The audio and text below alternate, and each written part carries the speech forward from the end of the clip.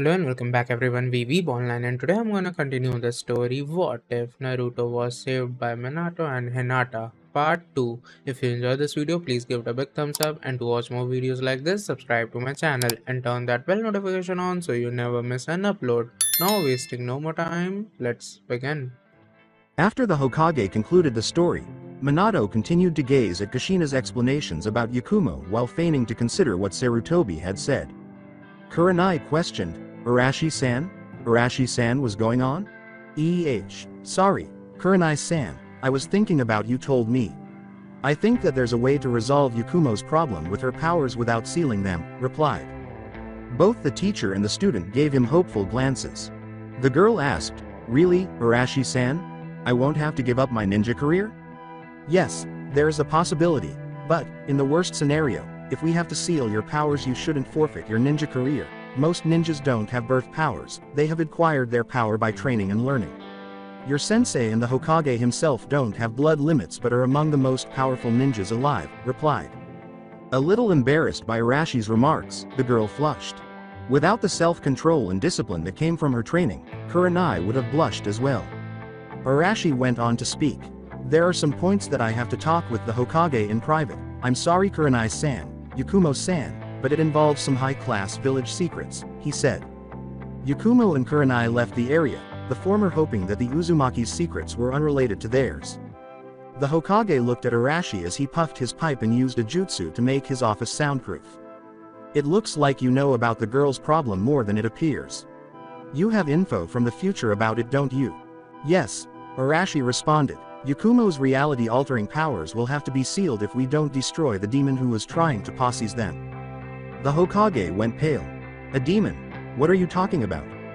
Although Arashi appeared to be staring out the window, he was actually viewing Kushina's final justifications for Yakumo.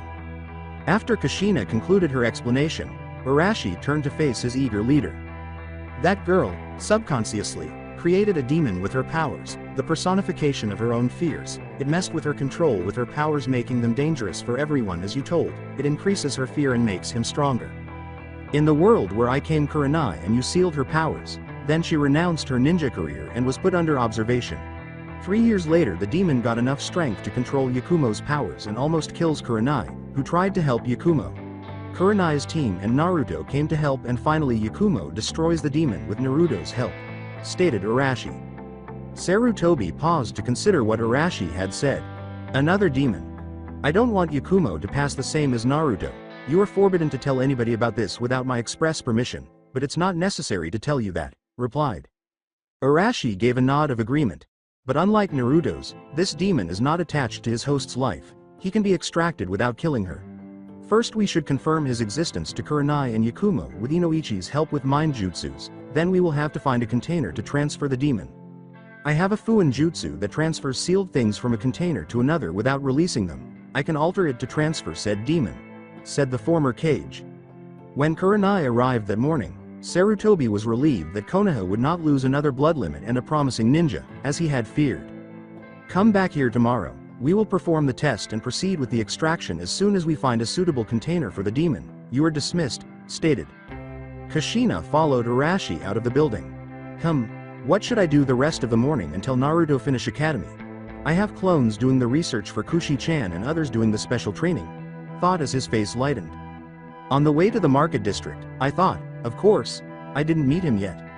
Still unsure of his thoughts, Kushina trailed behind him.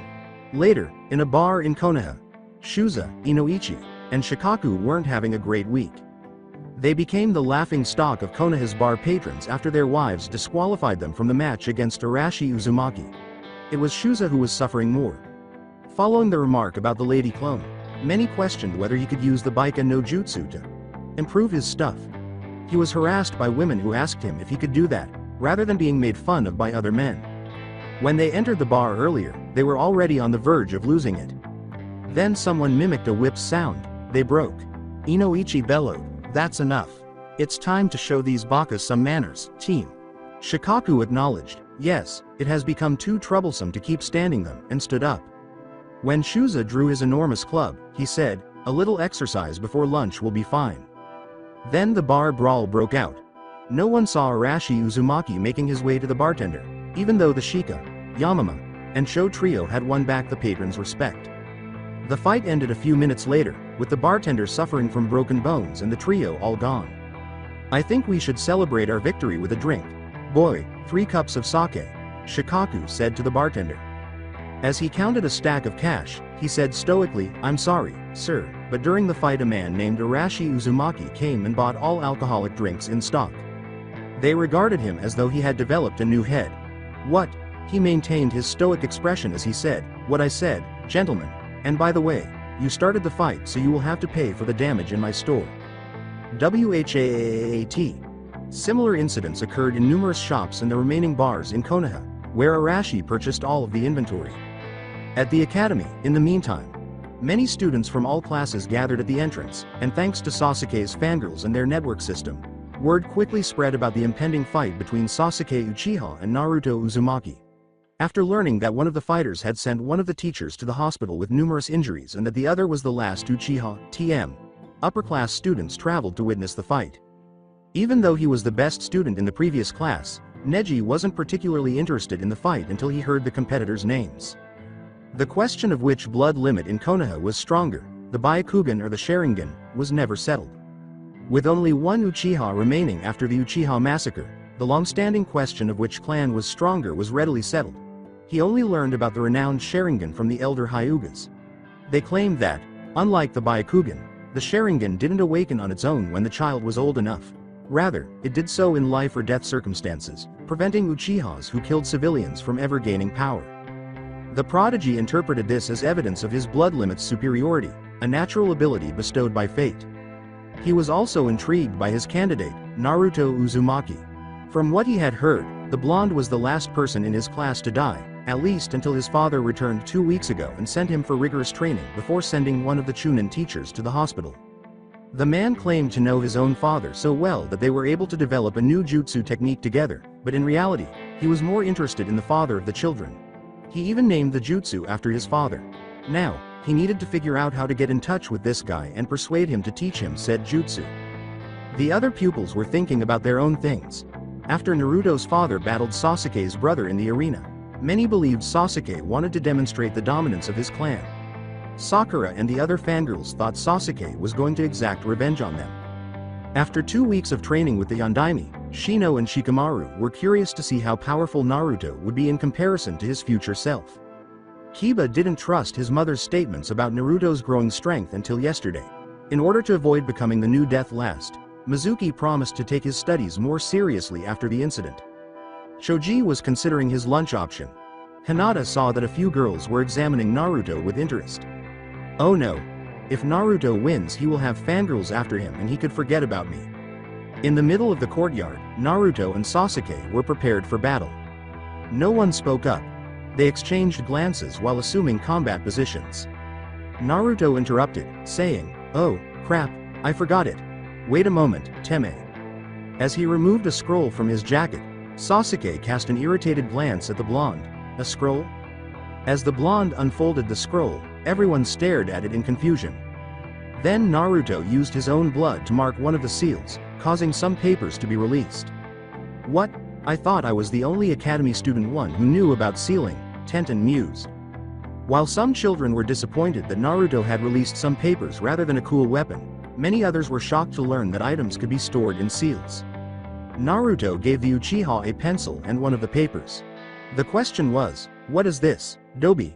It's a form where me and my family decline any responsibilities about the injuries you could get fighting me. My dad gave me them after Mizuki got into the hospital. We need your signature and your legal guardian's one, the brunette replied. Sasuke took the scroll after giving it a disgusted glance. The Hokage needed him to sign this document because he was the orphan's legal guardian. All right, Dobi. I'll fight you as soon as I get the signature, he said coolly as he left the area for the Hokage tower. Disappointed by the lack of a dramatic conclusion, the audience left the venue. Later, when it's time to leave, to make the other children even more envious, Arashi Uzumaki made a spectacular entrance to the school. Naruto ignored Neji's attempt to speak with him in order to embrace his father. Arashi smiled beneath his mask and asked, "Did you have a good day, Naruto? Did you pay attention at your teacher?" "Yes, Dad. But I prefer when you train me. What are you going to teach me today?" replied Naruto. Nothing. Today I'm going to introduce you to an old friend of mine, you'll like him, replied. They flew out of the place before Neji could speak to them. For the remainder of the day, he cursed his lot in life, but when he got home, he discovered a note in his desk. Neji Hyuga, please. You seem interested in speaking with me. After I said I knew your father, I'm not shocked.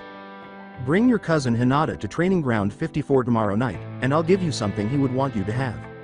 Enjoy your day. AUPD. Inquire with your uncle regarding a letter that your father left you. Note. To better appreciate what follows, read the previous chapter again if you can't recall the plot. Omake, Chapter 22, Alternate Endings. Select 1. Iruka exclaimed with excitement, really, you think that I will be ready too soon? Arashi thought, like Naruto and Obito. Arashi pointed to a red-eyed Kunoichi and said, yes, if you survive. Hey, look, here she comes. Iruka's excitement vanished, and the courageous educator went to his grave, with a sigh, I mean training. His face was undignified as he rose in front of the woman. What sort of dressing is that? You are giving a bad example to the younger girls. Get better clothes now, demanded. Kurenai gave him a disbelieving look before a smile spread across her face. Caressing his face, he said in a sensual voice, you know, you are right. Why don't you come to my house where you can help me changing my clothes? In reality, she intended to portray the Chunin as a hypocrite for not objecting to Anko's attire. Kurenai was tackled by a furious Anko before the blushing teacher could react. A catfight broke out as someone yelled, he is mine. You traitorous bitch, I'll show you for trying to steal other people's boyfriends. The anxious teacher sensed a fierce killer intent behind him before he could take any action to stop them. He turned slowly, his knives ready to inflict fresh wounds on an enraged Asuma. It's not what I wanted, but I think you will get a good training for this, Arashi said. And take 2. Really? Do you believe I'll be ready too soon? Exclaimed Iruka. Arashi thought, like Naruto and Obito. Yes, if you make it through. Look, he's coming, Arashi said, gesturing to a ninja sporting a bowl haircut. Iruka's excitement vanished, and the courageous instructor sighed as he made his way to his training. In front of the other man, he knelt. Please show me the wonders of youth, Gai-san. Educate me, he said, his eyes blazing. At last, a fellow ninja who desires for his youth's flames to burn brighter. Join me, Gai replied, pulling Iruka. 1 week later, Gai was waiting for Arashi, dressed in a green spandex suit, sporting a bowl haircut, and even sporting fake eyebrows as he trained in Iruka. Ah, Iruka-san, you've managed to turn into a new green beast in record time. You have a lot of youth in you, the green beast said. Gai-sensei, I couldn't have handled it without your assistance, Iruka replied. Iruka, Gai, Iruka, to the ex-cage's dismay, they gave each other a manly embrace while using Gai's new unbreakable sunset no jutsu. I didn't want this to happen when I told him to ask Gai's help, murmured. Arashi sensed a massive murderous intent on him. So you were at fault. You will be held accountable, a furious Anko said. Iruka didn't notice Anko thrashing Arashi because he was too thrilled to notice. It did not make the Hokage happy. He spent the remainder of the day addressing the grievances of numerous villagers regarding Arashi Uzumaki. It appears that the blonde ex-cage has been rifling through Konoha's bars, liquor stores, and other establishments that supply alcohol, as well as purchasing all of the city's supplies of sushi, ramen, dango, and other foods. While the store owners were obviously delighted, the general public was left without these treats until the store's stock was replenished.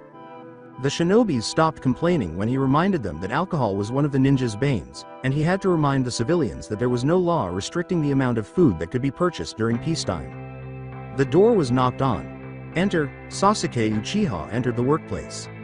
Sasuke said, "Good evening, Hokage-sama." Sasuke, "Good evening. What's up with you? Are you getting enough sleep? Do you continue to experience nightmares?" inquired with concern. After his brother killed every member of their clan, Sarutobi was worried about the Uchiha's mental health. The information Minato gave him about the future only made him more anxious. He ought to meet with him to talk about the future of the young Uchiha. "I slept well for months, until he showed up in the arena a week ago," he said, concealing his feelings. The Hokage gained the ability to read gestures that only the Hyugas could match after years of dealing with the council and ninjas. It goes without saying that seeing Itachi again might have ended months of therapy. Sarutobi placed a hand on the child's shoulder and smiled sympathetically at him. Sasuke. He will be held accountable for his crimes, so don't worry. Don't allow him to control your life. Go ahead and live your life. That's what your parents would have wanted, the speaker said. Sasuke was tempted to believe him for a moment, but he knew that revenge would not bring him or his family back, but at least he would not have to live with the thought of the man who killed everything he loved going free. He won't bring the clan back until Itachi dies. He didn't make any new friends that night and moved away from the ones he had because he was afraid of losing everything again after losing someone close to him to Itachi. This fear would weaken him and prevent him from defeating his brother. I understand Hokage-sama, but it is so hard to forget. Before things worsened, Sarutobi shifted the topic. As an aside, Sasuke. You want to see me, but why? Inquired with a smile. He was given the paper by Sasuke. Pointing to the signature area, he declared, I need your signature on this paper or I'm going to fight with Naruto. The Hokage's expression changed from amused to wide-eyed as he read the form, and then his pipe fell. Sasuke, I'm sorry but I can't sign this, replied. However, why? The perplexed Uchiha asked. These are duel documents. They are used in fight-to-death fights for free the duelist of any responsibilities about the other duelist. That includes crippled limbs or even death. Stated after further examination.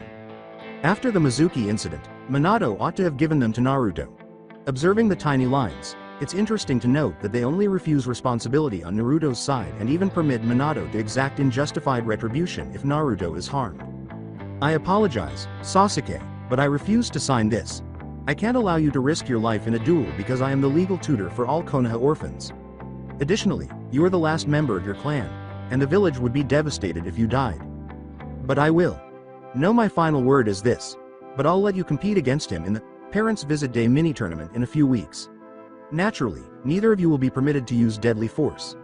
Before returning to his battle with his worst enemy, paperwork, he said in a fatherly tone, now, if you have no other requests, please, leave me continue my work. Hokage-sama, I get it.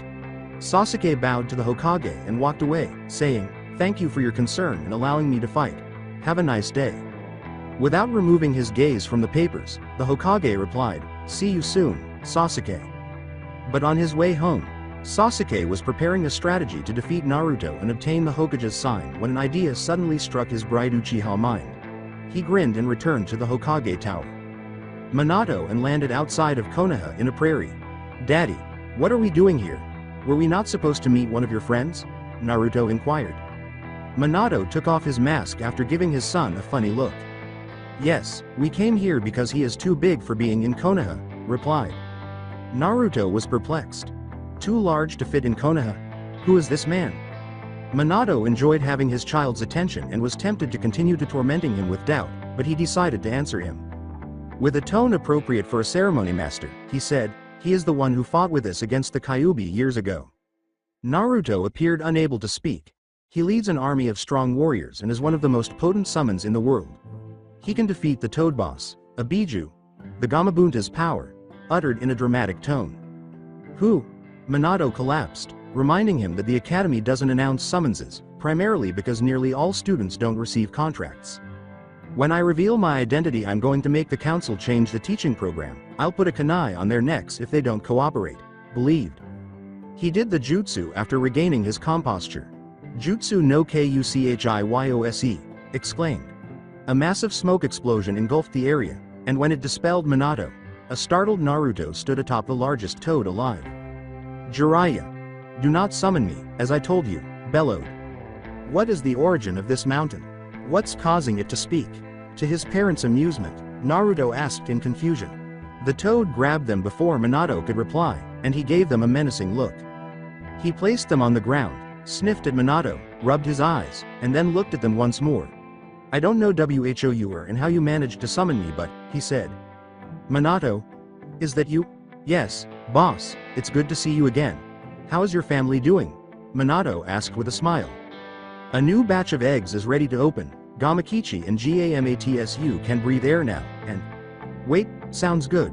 Why do you live? And is that kid who I think he is? Said, gesturing to Naruto. Minato gave him a forehead slap. I apologize for not introducing you properly.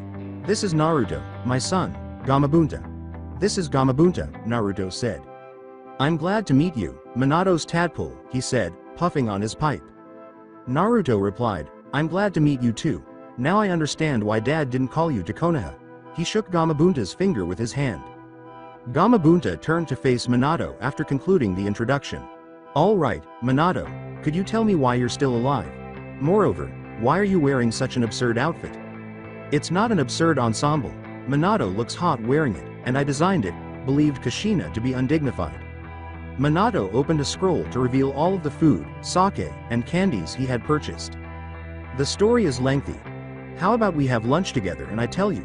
Asked, presenting a barrel of sake to the enormous toad. In contrast to Jiraiya Minato, who always accompanied his summonings with sake and candy, the boss grinned. Kushina smiled between them, hoping that one day she would join them for another picnic. Minato thought the same after taking a quick look at her. Naruto learned that there were other recipes that were nearly as good as ramen while Minato told his story and they took good care of the food. Minato concluded his tale. Gamabunta gazed thoughtfully at his barrel of sake. Travel time, I've heard even stranger tales. Do you have anything else to share with me? Yes, boss, I want Naruto to sign the Toad contract, if it's not a nuisance for you, of course, replied Minato. Will you show me how to call forth toads? Awesome. Let me sign it, please. Boss, I'll give the toads excellent care. Taking puppy dog eyes, Naruto asked. He glanced at Minato and said, I'll tell the other toads to tell him to come back to Konoha and let you sign as soon as he summons one. Sorry, kid, but Jiraiya is the one holding the contract. Do you want them to inform him of your return? Thanks, but no, I would like to surprise him, the former Cage replied. One he will not enjoy, was the cunning thought. Having to wait to be able to summon made Naruto a little sad. Minato bowed and said, thank you for your generosity, boss. Naruto also bowed. And Kushina thought, finally he is learning manners. Gamabunta's barrel was empty. It's nothing. I apologize, but I must depart. I gave Gamakichi instructions on how to play dice. Minato said, I hope to see you again, boss. Me too. They grinned at the joke when Naruto said, you'll be the first toad I summon when I sign the contract. Kushina grinned as well, but this time it was because she was aware that Gamabunta was the first toad Naruto would ever successfully call forth. In a puff of smoke, he said, I'll be waiting for that, you know. It's nice not always summoned for a fight. They examined the remaining food and sake. How should I handle this? He left so early, which surprised me, and he put his mask back and thought, someone is coming. What is happening, Dad? Inquired Naruto anxiously. Pointing to the grove by the prairie where they were, he said, we are going to have an unexpected guest. A man came out of the trees a few seconds later. My other rival, hello. I wanted you to change our 1-0 record to a 1-1-1. With a fighting stance, the green beast of Konoha uttered those words. Whoa. Never again, Minato thought. Naruto thought, it's the strange guy from the arena. With a sigh, Minato also assumed a combat stance. Hold on, interrupted Naruto, it would be better if we had some audience, he said while making some hand gestures. Jutsu no Demi Bunshin. Exclaimed. Each fighter was cheered up by a team of 10 clones, one with a mask like Minato and another with a haircut like Guy. Naruto, good job. Being able to execute this jutsu indicates that your chakra control has significantly improved, but the clones are nearly identical, so we need to keep making improvements, Minato thought. In your son, the flames of youth burn brightly. Looking at the ones who shared his haircut, Guy remarked, and he has good taste in the looks of the clones. Sweat fell from the Uzumaki family's eyes. The altercation began. Guy landed close to a full sake barrel, sending it flying, but Minato was able to avoid his flying kick. Everyone watched the barrel's flight until it landed on a student from the academy who was running and happened to be passing by at that moment. Half of the barrel's contents were likely now in the boy's stomach, and the blonde shinobi recognized him. The poor boy had half of his body inside the barrel, and Minato and Guy hurried to free him. It's Rock Lee. What did you look like, Ad? Trying to stay balanced, Lee stood in front of the two Jonins. Wait, young lad, don't get up, it will be worse for you after the amount of alcoholic you took. Yelled Guy, worried. Kushina's explanations of the boy's identity were being examined by Arashi. This is the one who will become Guy's mini-clone, and he also has the drunken fist gift. Minato's family was one of the oldest and most clandestine, known only for the earlier Hokages. They maintained their secrecy, ensuring that only their lords knew of their existence, much like the ancient ninja clans. After swearing allegiance to Konoha and their cage, they joined the Shodaime's Konoha in disguise as a civilian family. The majority of them maintained a facade as regular ninjas or worked as Anbu. Every generation, they also changed their family name, usually after getting married to someone from outside the clan. The fact that they possessed the largest collection of ninja knowledge, including details about bloodlines that the Hyugas were unaware of, was among their most amazing qualities. Minato recalled reading about the drunken fist gift in a dusty document. Although it was nearly as strong as bloodline, it was not passed down to the owner's offspring. Normally, when intoxicated, people's reflexes and fighting skills were diminished. However, the drunken fist gift owners were greatly enhanced. The more alcohol they consumed, the more powerful they became. Additionally, they were unique in that they could get intoxicated with very little alcohol and did not become resistant to it. The document also claimed that some of them could perform ninjutsu-like moves, though this was not verified. "Do you want to fig?" Lee asked the Jonins in a threatening manner. Minato had a thought. "Guy and I don't want to fight you, but I want you to have a spar with my son, Naruto." The Green Beast and the Jinchuriki stared at him in shock.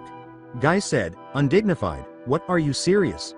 This boy is not able to keep in balance and less fight." Naruto exclaimed, "He is right, Dad. I can't fight a weakened opponent."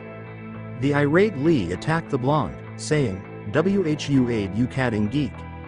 Minutes in Konoha. Prior in Konoha, Shikaku, Inoichi, Shuza, and the other patrons of their regular tavern were aimlessly searching for somewhere to get a drink. Regretfully, Arashi raided every tavern and stole every alcoholic beverage. Unsatisfied, he then went to the stores and stole every bottle. Inoichi and Shikaku were clearly upset, but Shuza was trying his best to discipline them. He brought them to his preferred eatery. "Don't get too angy with him. Remember that he saved our lives years ago, losing an eye in the process." One of the patrons exclaimed, "What? I saw him in the arena and he had 2 functional eyes." Shikaku remarked, "He grew it back with his bloodline." "I also heard of that bloodline." Hyuga replied, "It looks like that it makes him highly resistant to poisons. It could explain why he bought so much alcohol. He would need an insane amount of it for it taking effect." After getting that information, everyone started talking to each other. "Poor guy. We misjudged him. He only wanted to have a drink, we can't blame it." The waiter showed up. Shuza went to him. Before being cut off, I attempted to say, "Good to see you, we want." "I'm very sorry, Akamichi-sama, but this morning a man came and bought all our existences for takeaway. We won't have more food in 3 days," said shaking. Until someone calls them fat or steals their food, the Akamichis were regarded as the most peaceful and benevolent of all the clans in Konoha. After that, they become even more ferocious than the Kagayas. Shuza was remarkably composed. The waiter was asked, "Tell me, that man was wearing black?" "Why yes," said the frightened waiter. As he approached the waiter, he asked, "Did he have a cloak and a hood?" More frightened, the waiter said, "Why, yes." As he approached, someone asked, "Did he have a mask with red whisker marks?" "Yes," was muttered by the frightened waiter. Shuza yelled as she hurried out of the store after the oldest Uzumaki, "That's the last straw. He can defeat me and take my drink, but no one takes my food." The others pursued him in the hopes of saving enough Arashi to have him recovered in the hospital from the oncoming assault. Once more, Kakashi defeated that insane Chunin. He was baffled as to why he detested his books so much for putting him in danger. He had to evade the Chunin's attacks until he became ill and retaliated after being taken by surprise and losing the book the first time. A furious Shuza approached him. "You, bring me where Arashi Uzumaki is with your tracker skills." It took Kakashi years to stop having nightmares because he only ever saw Shuza angry when he was younger. Declaring, "All right. Kachiyose no Jutsu," called for Pakken. The other men joined them shortly after. Shikaku clarified, "We came to take the pieces to hospital." For his own amusement, Kakashi asked, "Whose pieces?" The small dog said, "Kakashi, I got his scent, he is outside of Konoha." They reached a prairie a few minutes later, where they discovered Guy in addition to Arashi, along with the food and alcohol that were the source of the issue. They were witnessing a brawl between Arashi's son and a year-old boy. Additionally, there were 2 groups of strangers supporting the boys. Arashi felt Chaoza's hand on his shoulder, stated, "Hey you, we must talk." Arashi remained focused on the battle. Pointing to the food and barrels, he said, "Can't we postpone it for later, after? Meanwhile, why don't you and your friends have a snack?" Naturally, Chao's opinion of Arashi evolved from that of a rapacious jerk to that of a kind companion. The other men did the same, scurrying for the free food and beverages. Before long, they were betting and cheering the boys on. Naruto was struggling mightily to defeat the inebriated boy. The most annoying thing was that it appeared he was attempting to maintain his balance when he consistently avoided his attacks at the last second. He also took a lot of blows from the boy as he stumbled and escaped one of his blows. "You can use ninjutsu, Naruto," his father exclaimed. "Good," I thought, grinning, "now I will show my power." Shouting, "Kage Bunshin no Jutsu," produced 20 clones. The Kage Bunshin was a forbidden Jonin technique, and the few who could execute it could only produce 4 or 5 without becoming exhausted, leaving the crowd stunned. Naruto had more bets in his favor. They surrounded Lee. Good, he took account of my advice and used them for reduce the space his opponent has for maneuver, Arashi reflected. Unfortunately, when they began attacking him simultaneously, the plan came to an end. In addition to avoiding and thwarting their attacks, Lee unintentionally caused 2 of them to attack one another. Arashi thought, unfortunately they attack as individuals, not coordinating their attacks, as he watched the clones get kicked in the ass. Naruto altered his approach after all clones were defeated. "What about this? Kage Shuriken no Jutsu," yelled. The shurikens were about to strike Lee when he fell to the ground. Those who watched were impressed by the boy's abilities. One person questioned, "Are they really academy students?" Another said, "They fight like chunins." Shikaku remarked, "They are supposed to be the death lasts in their classes." Another said, "Really? How strong are the best?" "I don't know, but I will take a look at the parents' visit day to find it out." Naruto attempted additional tricks, but they were unsuccessful. The Lee was using the hand to cover his mouth. "Ain't going to puke." Naruto said, exhausted, "We can stop the fight until you feel better." Blue RGH. Lee released a house-sized ball of fire. Naruto created a flurry of bunshins by using all of his chakra. All of the clones were creamed by the impact, and the prairie was left with a large black patch. After the effort of making so many clones and getting the memories of them being burned, Naruto was kneeling on the ground, panting. Lee dozed off and fell to the ground. Arashi assisted Naruto in standing up. An interesting gift, the drunken fist. Thought Lee as he slept and was watched over by Guy. He combined the alcohol he had left in his body with his chakra to create a superpowered Kaden Jutsu. If Naruto hadn't created so many clones, I would had to save him. Now that Lee doesn't have alcohol, he lost consciousness and is unable to fight. That's the main weakness of the gift. They made their way to Lee and Guy. Now he will sleep like a log, he is not able to fight. Same happens with Naruto, who is out of chakra. We can call this a draw. Stated. Despite their displeasure, some people accepted the match's outcome. The others joined the inebriated one who began to sing. As more Konoha residents arrived, the gathering quickly became a party. Guy arrived with Lee in tow. "I'm sorry, but we must put off our match. I'm taking this boy to his home. The poor thing will have a colossal hangover when he wakes up," said Guy with concern. "Don't worry about that. If what I heard about the drunken fist is true, he won't have hangovers or even diseases caused by excessive consume of alcohol," said Arashi. After having an idea, Kushina shared it with her husband. Dazed, Guy said, "Arashi-san, what happens?" "Oh, sorry. Did you say something, Guy?" he asked, oblivious to the meaning behind the statement. Guy yelled, "Arg! You too? Why my rivals have to be so cool?" He copied my phrase. Kakashi sulked, crying like an anime character. Ignoring them, Arashi went to Guy. Pointing to Lee, the speaker said, "Guy, there are more things you should know about this boy." After dragging a still slumbering Lee, Guy joyfully left the prairie a few minutes later. Naruto didn't touch his food when Arashi noticed that he was a little down. Concerned. "What's going on, son? Are you all right?" His son said, "I'm sorry, Dad." "Sorry for what?" "For not winning the match. I couldn't even hit him. You must be ashamed of me," stated. Arashi grinned at Naruto while placing his hands on his shoulders. "Look, everyone is talking about it," she said, pointing to the spectators. "I'm not ashamed of you. You didn't lose the fight and you made a very good match." After hearing some remarks, Naruto felt a bit better. Also, Arashi went on, "You must take account that you fought an exceptional adversary in exceptional circumstances." "What do you mean, Tusen?" Arashi gave him an explanation of the benefits and limitations of Lee and the Drunken Fist. Naruto had returned to his typical upbeat disposition by the time he was done. Although Kushina couldn't help but feel a little jealous of Minato for being able to lift Naruto's spirits, the emotion was banished by their son's smile. "I can't wait for my next match against Lee. That time I will manage to hit him," stated. "You'll have your chance in the parents' visit day in a few weeks, son. Perhaps at that time you will be able to perform the jutsu I will start to teach you tomorrow." Hyuga Hiyashi was nearly relieved for the first time in days when his nephew Neji approached him a few hours ago to inquire about a letter his father had left him.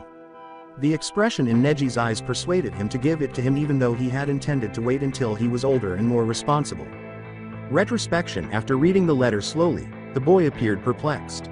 He defied his fate. "I thought he hated you, the clan for the seal and Konoha for let it happen," murmured. He knelt down in front of his uncle. "Hiyashi-sama, please, forgive me. I thought as you was the one who killed my father to save his life. I never imagined he would offer his life for yours. I thought he hated you," said. Hiyashi also kneeled in front of him, which surprised him. "No, Neji, I am the one who has to apologize. I decided to not tell you the truth about your father's death earlier because I was afraid you would hate him for leaving you. I preferred you to believe that I killed him to save my life." Neji stood in front of his uncle after they both apologized. "Hiyashi-sama, I waft to protect the clan, both main and branch families, but not because I am branch member but because I choose to do it. I'll write my fate," said with solemnity. Hiyashi returned his poker face and said, "Thank you, Neji. You have no idea what this means to me. I'll help you in your training and give you access to the best techniques of the Hyuga." "But, weren't they supposed to only for the main family?" Neji responded. "Yes, but that rule has proved to be contradictory to the purpose of the branch family. Protect the main one. Our supposed bodyguards should be the stronger possible. Holding back the branch members is a nonsenseness that weakens the whole clan," Hiyashi replied. "Thank you, Hiyashi-sama, I'm really grateful.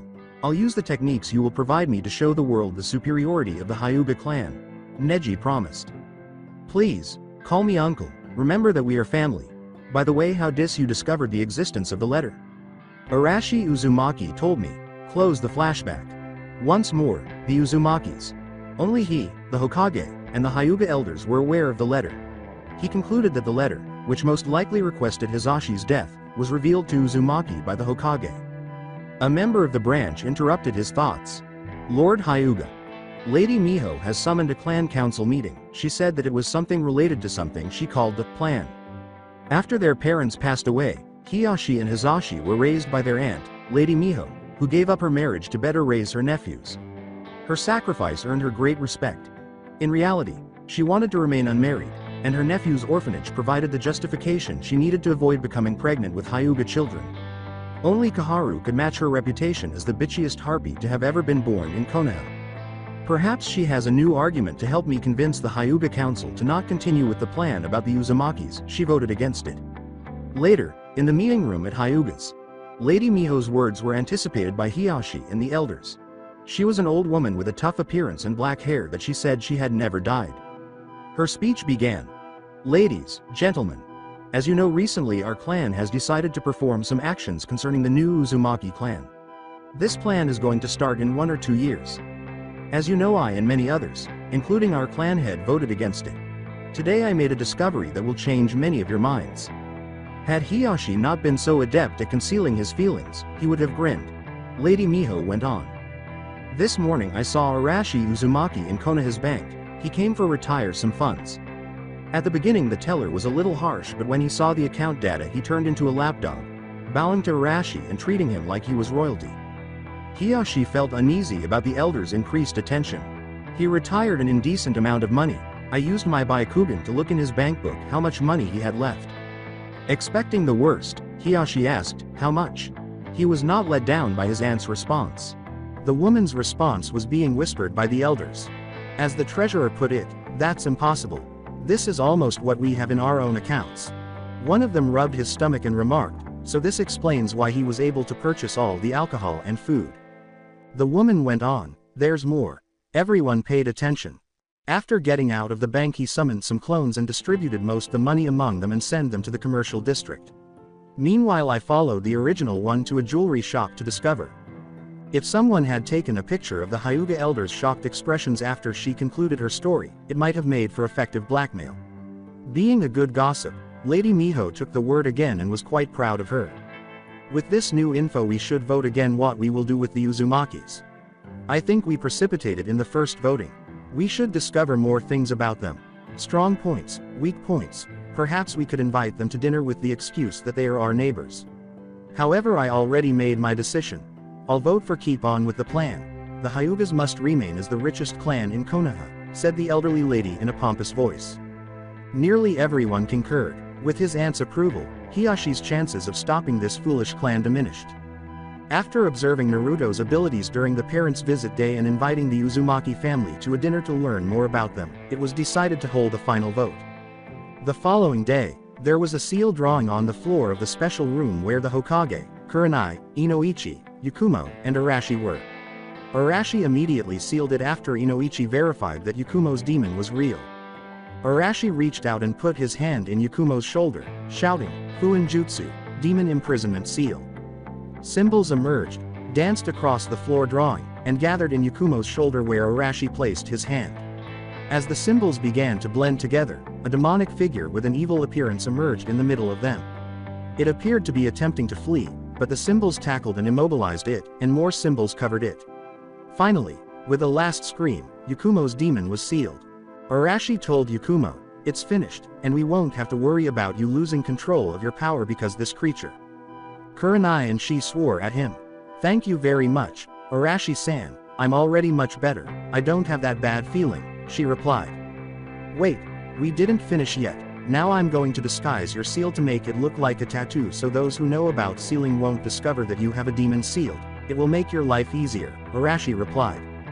The adults concurred that they understood what he was discussing. Nobody would have guessed that a demon was trapped by it after Arashi made some hand gestures and placed his hand over the seal, which changed into a butterfly. "This is only a temporal solution," the Hokage replied. "As soon as we find a suitable container we will transfer the demon to it. None of you is allowed to talk about this. It is labeled as a S-class secret."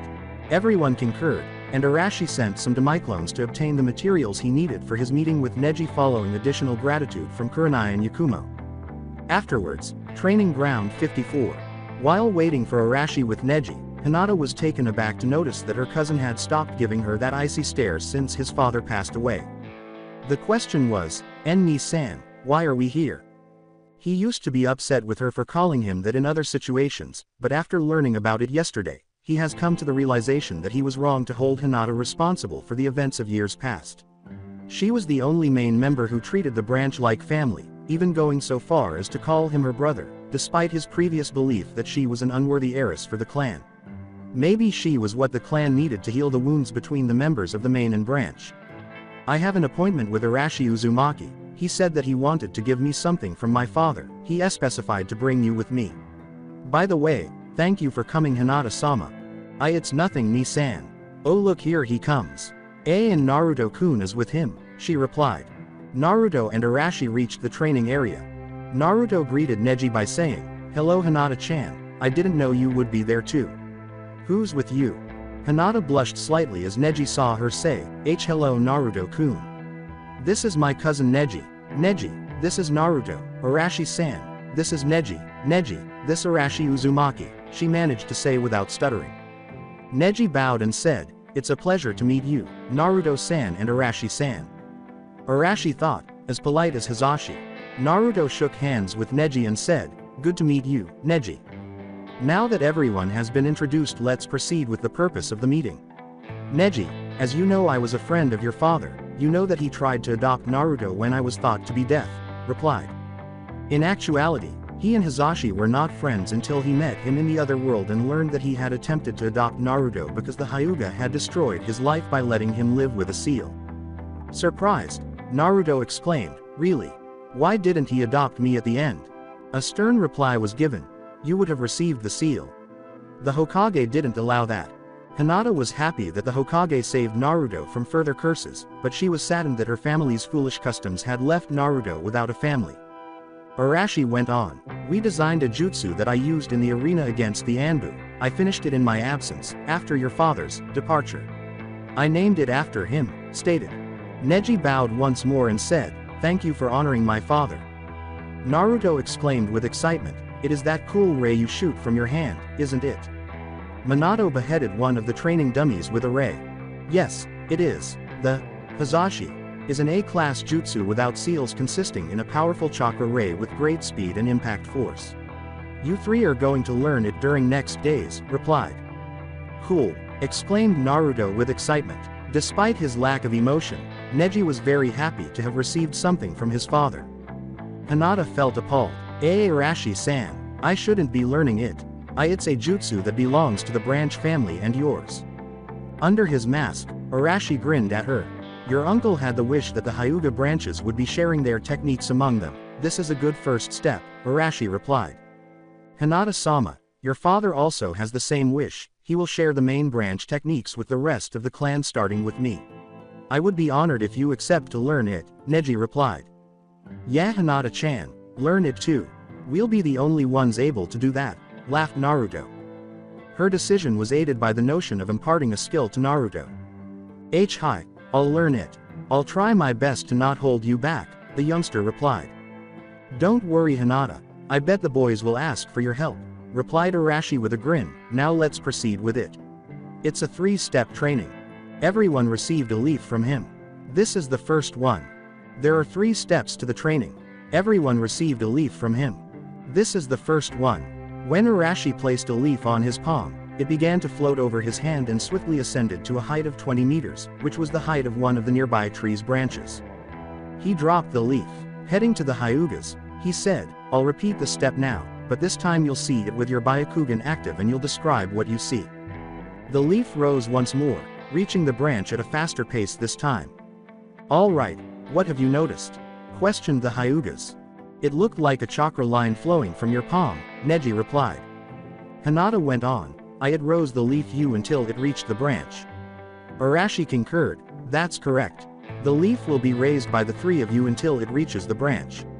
Until all 3 of you can complete this step, I won't teach you the second. Hinata was discouraged. The thought was, I will keep Naruto and Neji back. Arashi understood what Hinata was thinking. I think that Hinata will be the first one to perform this step. Her chakra control is very refined, they were surprised to hear. He went on to emphasize the resemblance between the first step and the Shugo Hake Rokuju Yansho, the jutsu that the future Hinata developed. I wrote the jutsu's name after consulting a guide, I didn't commit it to memory. Neji will be the first to complete the 3rd step and master the jutsu, while Naruto has a greater chance of completing the 2nd step. As anticipated, Arashi's remarks gave Hinata a boost. The 1st and 2nd steps won't be completed by me first. Well, Neji thought, at least I'll be the first to learn the jutsu. Arashi made a mark in their palms with a marker. It will facilitate the process and allow your chakra to flow exclusively from that location. Now get started. Directed. Hey, they replied. As Arashi had predicted, Hinata was the one who performed it better, rising the leaf 3 meters on her first attempt, while Naruto was unable to raise the leaf more than 50 centimeters before it veered off course. The 3 children began to concentrate chakra in the spot for the leaf's ascent. Naruto was tempted to use his Kage Bunshin trick, but his father forbade him from doing so because they were too busy training and studying for this jutsu. Hinata eventually completed the exercise at the end of the day, while Neji and Naruto each reached 10 and 5 meters. Please return here by 8 o'clock tomorrow. I informed Iruka about this training, and your absence won't be taken into consideration. Arashi said, he will tell your family that you were training together after class, which is true. We are just changing the topic of the class and the location. Neji and Naruto resumed their training the following day, and Hinata used her Byakugan to observe the chakra line that Naruto produced while offering some advice to Naruto. Thin it out. Remain calm. It will make things easier. Hinata-chan, thank you. He remarked, I thought I had a good chakra control, but yours is amazing. It's nothing. Since we can walk, we Hyugas are trained in chakra control, she replied, blushing. In the end, Naruto reached 15 meters, while Neji was able to complete the 1st step. Good, Arashi uttered. We will begin with the 2nd step tomorrow, and I wager that Naruto will be able to complete the 1st one. After an hour of trying, Naruto was able to complete the 1st step on the 3rd day. Arashi opened a scroll to reveal a box. Now that the 1st step is mastered, we will start with the 2nd step. He gave each other 3 thick rubber gloves after opening the box. Arashi placed the rubber gloves on his hand and said, "As you can see, I gave each of you 3 for the same hand. You must wear them at the same time, one over each other." Arashi added that the children somewhat oddly obeyed his commands. Quote, "The second step is this." They watched as a bulge developed in Arashi's palm before the gloves that were placed on top of it exploded there. Quote, "This step, which is more difficult than the first one, requires you to explode the rubber glove's palm. It is more dependent on the force you exert on the chakra in your palm than it is on your ability to control it.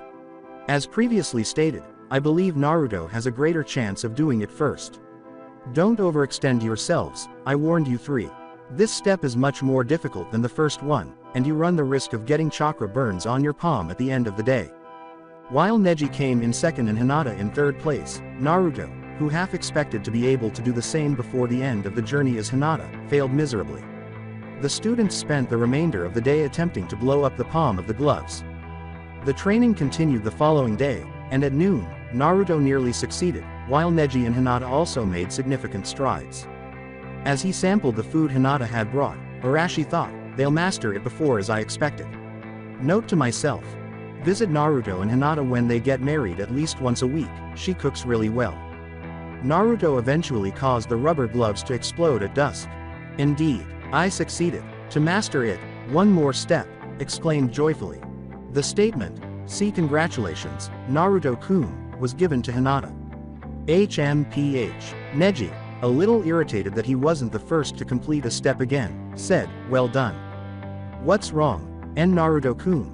Hinata inquired, worried by the peculiar expression on Naruto's face.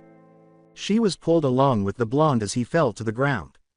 They paralyzed the bewildered girl. "Naruto, that part is premature." Kushina found this amusing. "How are you treating my cousin?" Neji yelled in his newly discovered big brother persona. Arashi claimed that he fainted from exhaustion, and that I told him not to overextend himself. "Oh, she appears to have fainted as well. She worked really hard during the training as well. You should take her home, and we'll resume tomorrow." Neji brought his cousin home after Arashi moved Naruto away, and the genius was already determining the true cause of his cousin's fainting. On the 5th day, the Hyugas proceeded as Naruto used his left hand to replicate the steps. Neji eventually caused his gloves to explode at noon. "Father, soon I'll be able to do your jutsu," said. As Hinata continued to attempt the steps, he continued to replicate them with his left hand. Later, as she was driving home, she thought, "I hope I will be able to do it tomorrow." She was still unable to do it at noon on the 6th day, and the depression caused her to lose her appetite. "Now they are probably seeing me as the failure I am," believed. Neji was meditating about the jutsu deducting the 3rd step, while Arashi was looking at what Kushina had told him. Naruto, on the other hand, hoped that the training with the Hyugas would last longer so he could have more of Hinata's food. "Can you show me your palms, Hinata?" the former Kage inquired. Reluctantly, the girl nodded and revealed that she had burns on her chakras. "I see, with that burns you shouldn't keep trying until you are healed. In fact, I'm surprised you almost made it with that wounds. You can be as stubborn as Naruto," replied. "Being stubborn is not a bad thing.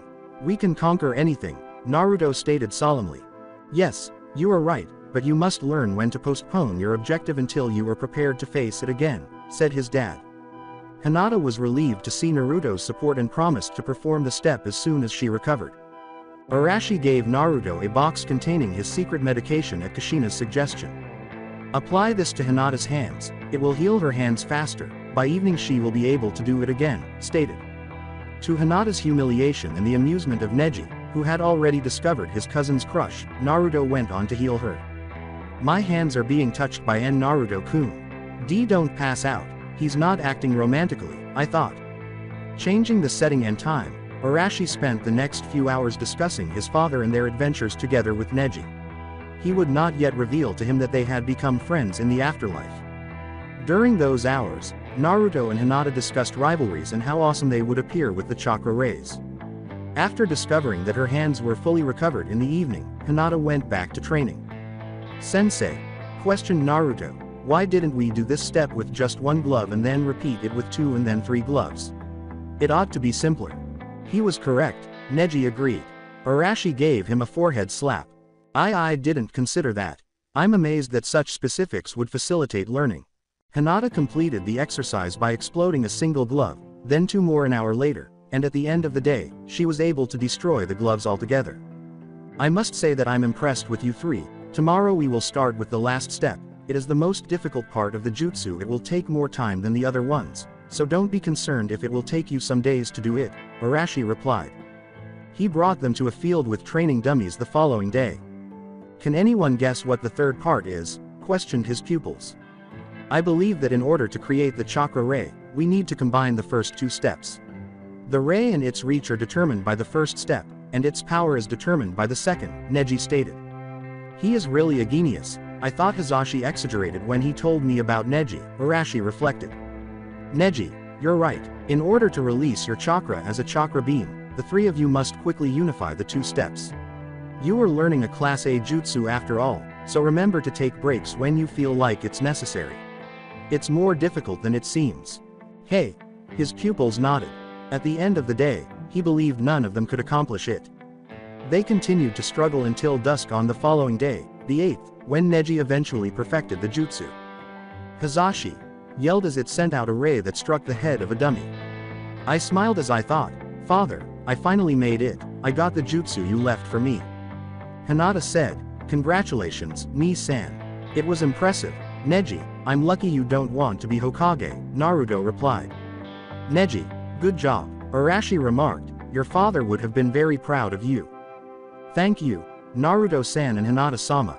And a special thank you to you, Arashi-san, for sharing the jutsu with my cousin and me instead of keeping it for yourself, he said with a bow.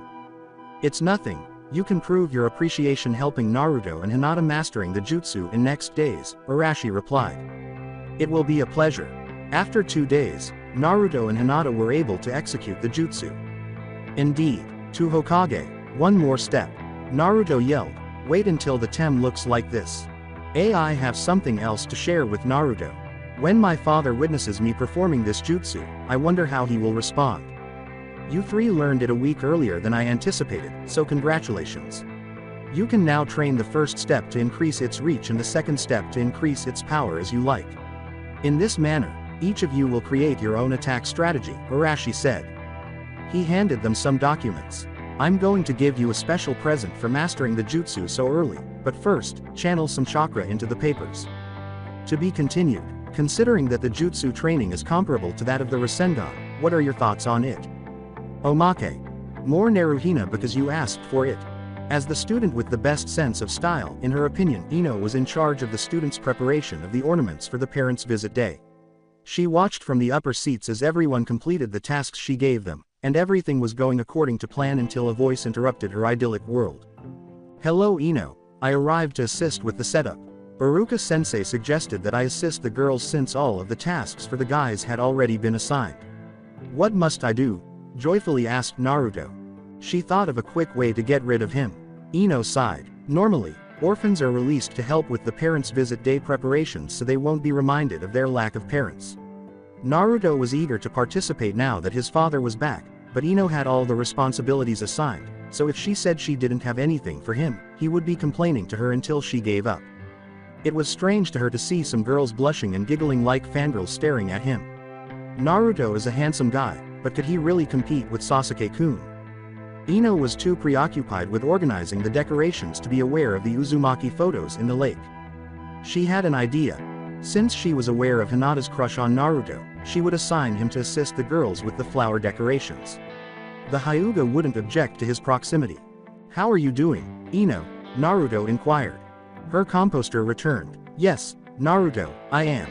The bossy blonde said, you will assist Hinata with the flowers, don't interfere with it, they are limited. Without her noticing, Naruto made his way to his friend. Hinata-chan, hello, what's up with you? Naruto said, putting his face close to Hinata's. She brought to mind the times he passed out over her and when he bandaged her hands. The shy girl had to will herself not to faint. Fortunately, she was growing accustomed to Naruto's presence and no longer stammered as much around him. Hello, Naruto-kun, I'm happy to have you there. Is there anything I can help you with? Asked, flushed as usual. Ino instructed me to assist you in your task regarding the flowers. What are we supposed to do with them? Naruto inquired. Hinata and Kushina thought, thank you Ino-chan. Ino Pig, You're cursed, the new Naruto fangirls thought. Hinata remarked, we need to use the flowers to make some ornaments. In essence, we have to arrange them so that they look good. Disoriented and unsure of how to arrange the flowers to make them look nicer, Naruto recalled everything he knew about flowers and what his father had told him the day they went to the cemetery where his mother was buried. Retrospection. What are the most exquisite flowers, Dad? Naruto inquired. The most exquisite flowers, those adorning a girl's hair. You ask, but why? Minato remarked. Close the flashback. Come on, Hinata-chan. Of all the flowers, ours will look the best, Naruto declared.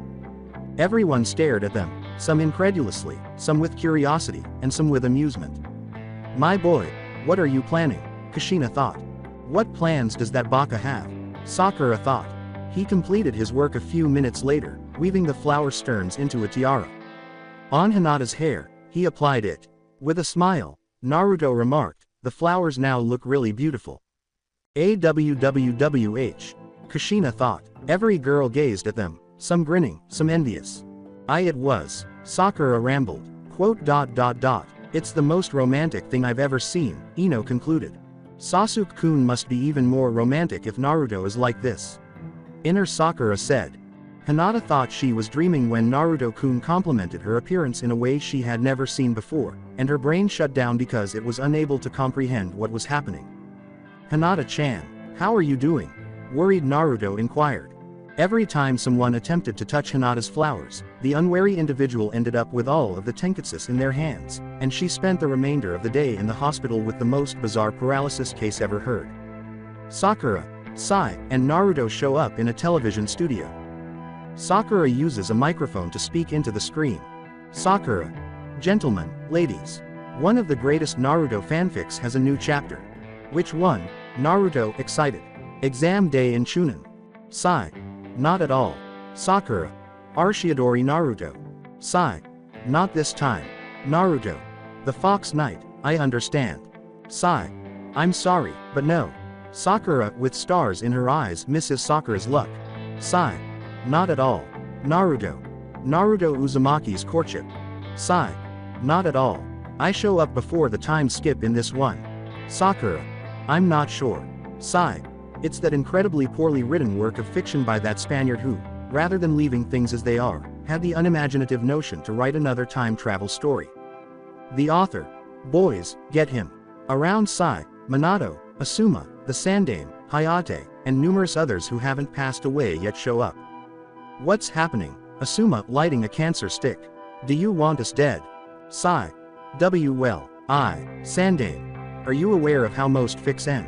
I can count on one hand the number of years I've survived. Hokage-sama, said Sai, still wearing his poker face. Cough, cough, cough, Hayate. Why am I paired with that bearded chimp once more? While the others gather around Sai, Sakura and Naruto make their way to the screen. Both of them.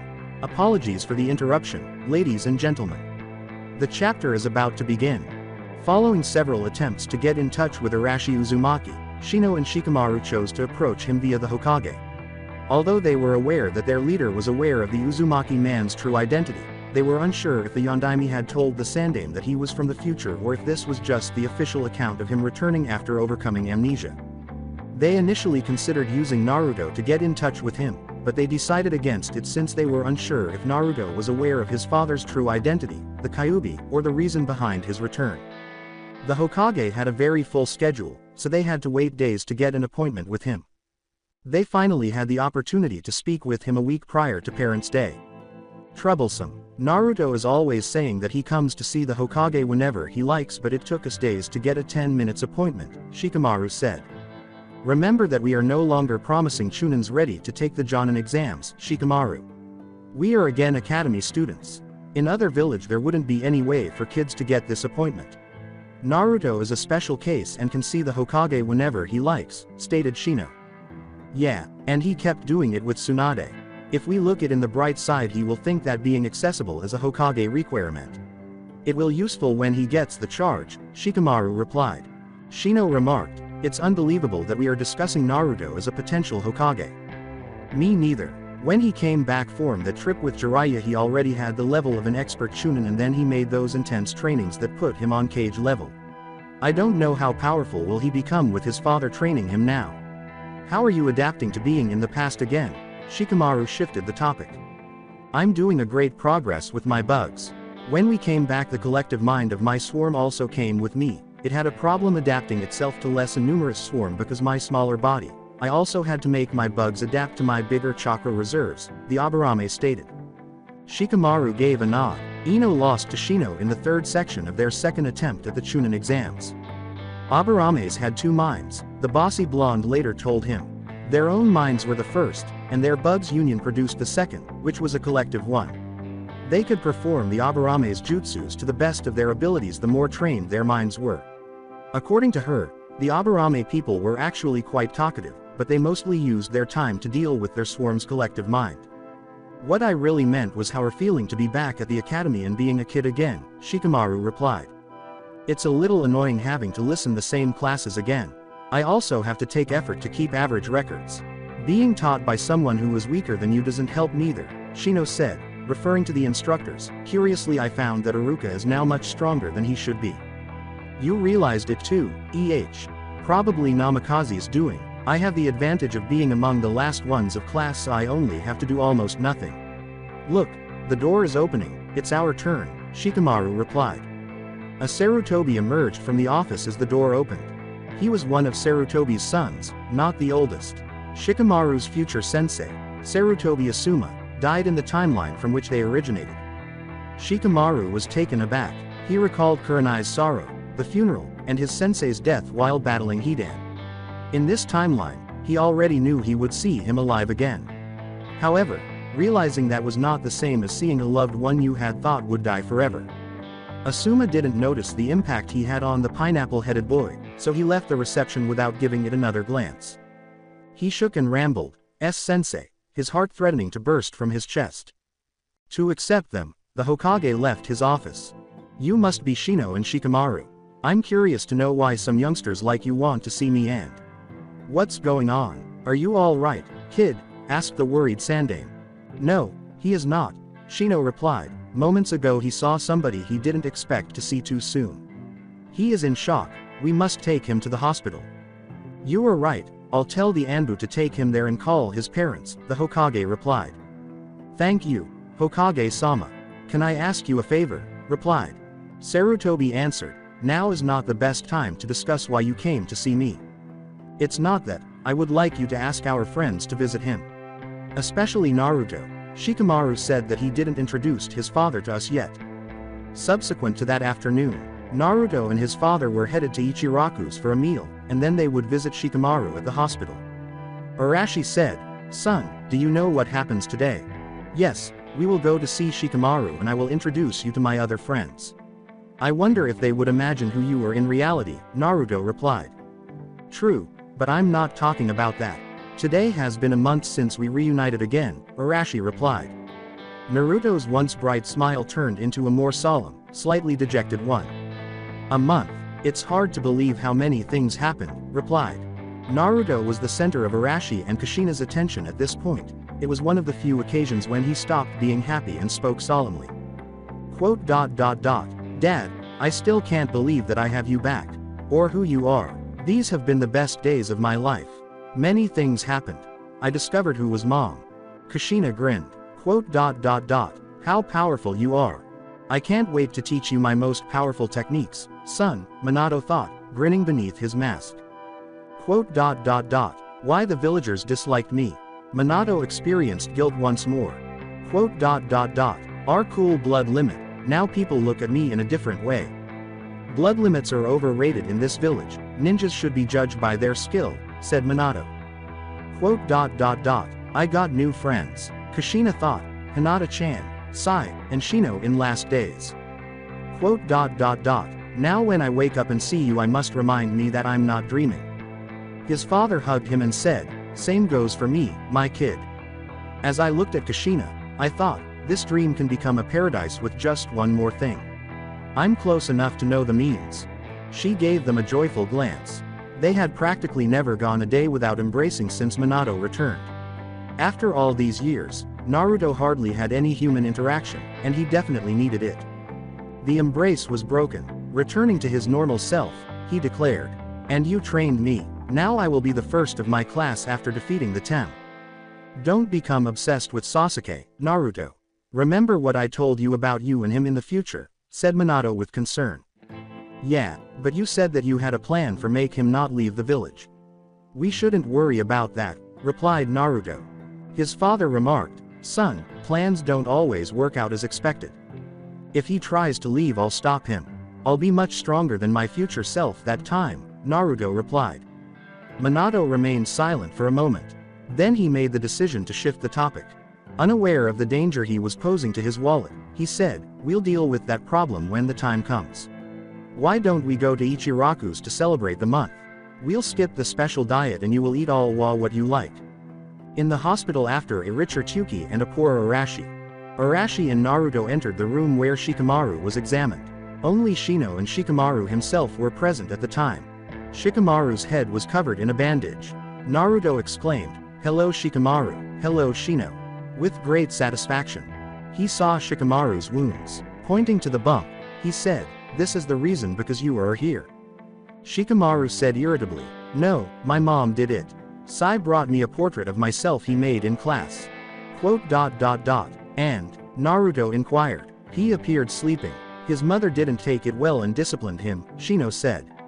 Naruto and Kushina rolled on the ground in laughter. After they were done, Naruto stood up and told his friends about his father. Dad, these are Shikamaru and Shino. Shino, Shikamaru, this is my father Arashi Uzumaki, replied. The greetings were, glad to meet you both, and a handshake. Shino said, it's a pleasure to meet you. Shikamaru said, same for me. I apologize if I don't get up.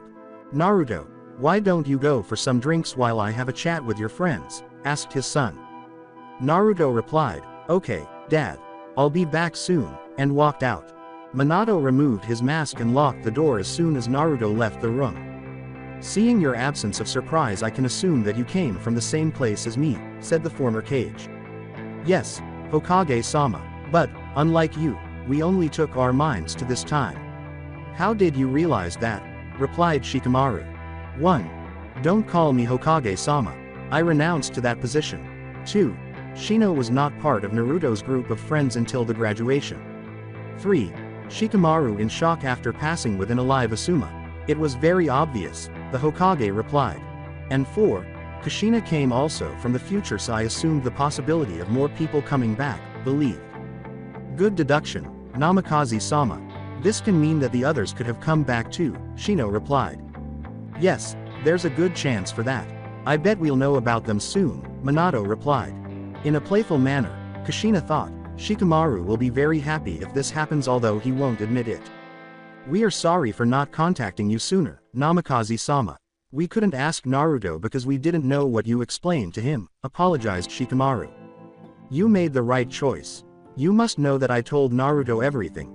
Who I am, that I came from the future, the fox, the invasion, Akatsuki, Sasuke's betrayal, and who is our true enemy, Minato replied. How did he take it? Shikamaru inquired. Pretty well. He says that our enemies won't last longer than a stake in front of Kiba's house, laughed.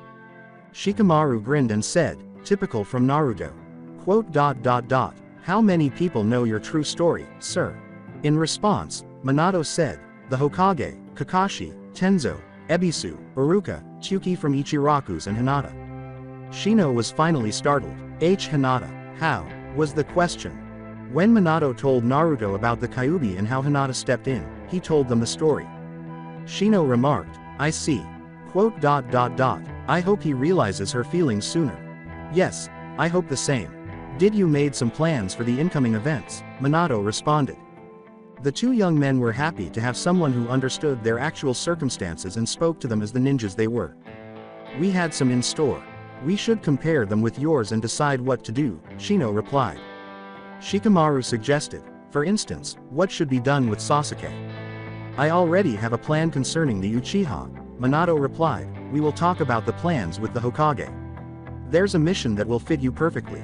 Meanwhile, in Kanata's outer reaches, disguised as a traitor with a plan, Madara entered the city. The new Uzumaki clan was the target of the plan. At Sasuke's apartment later that night, after entering Sasuke's house, someone went to his room. A plank in the floor that had not been intentionally repaired made a noise as soon as the person entered, waking the final Uchiha, who had hidden the kunai under his pillow in preparation for the surprise attack. But when he saw his unwanted guest, he was the one who was taken aback. The man in the mask, who had one Sharingan eye, said, "Not bad, Sasuke. You have potential." The parents' visit day is the next chapter. A week has passed since Minato contacted Shino and Shikamaru. They shared their time travel condition with the Hokage and the others who were aware of Minato's true identity.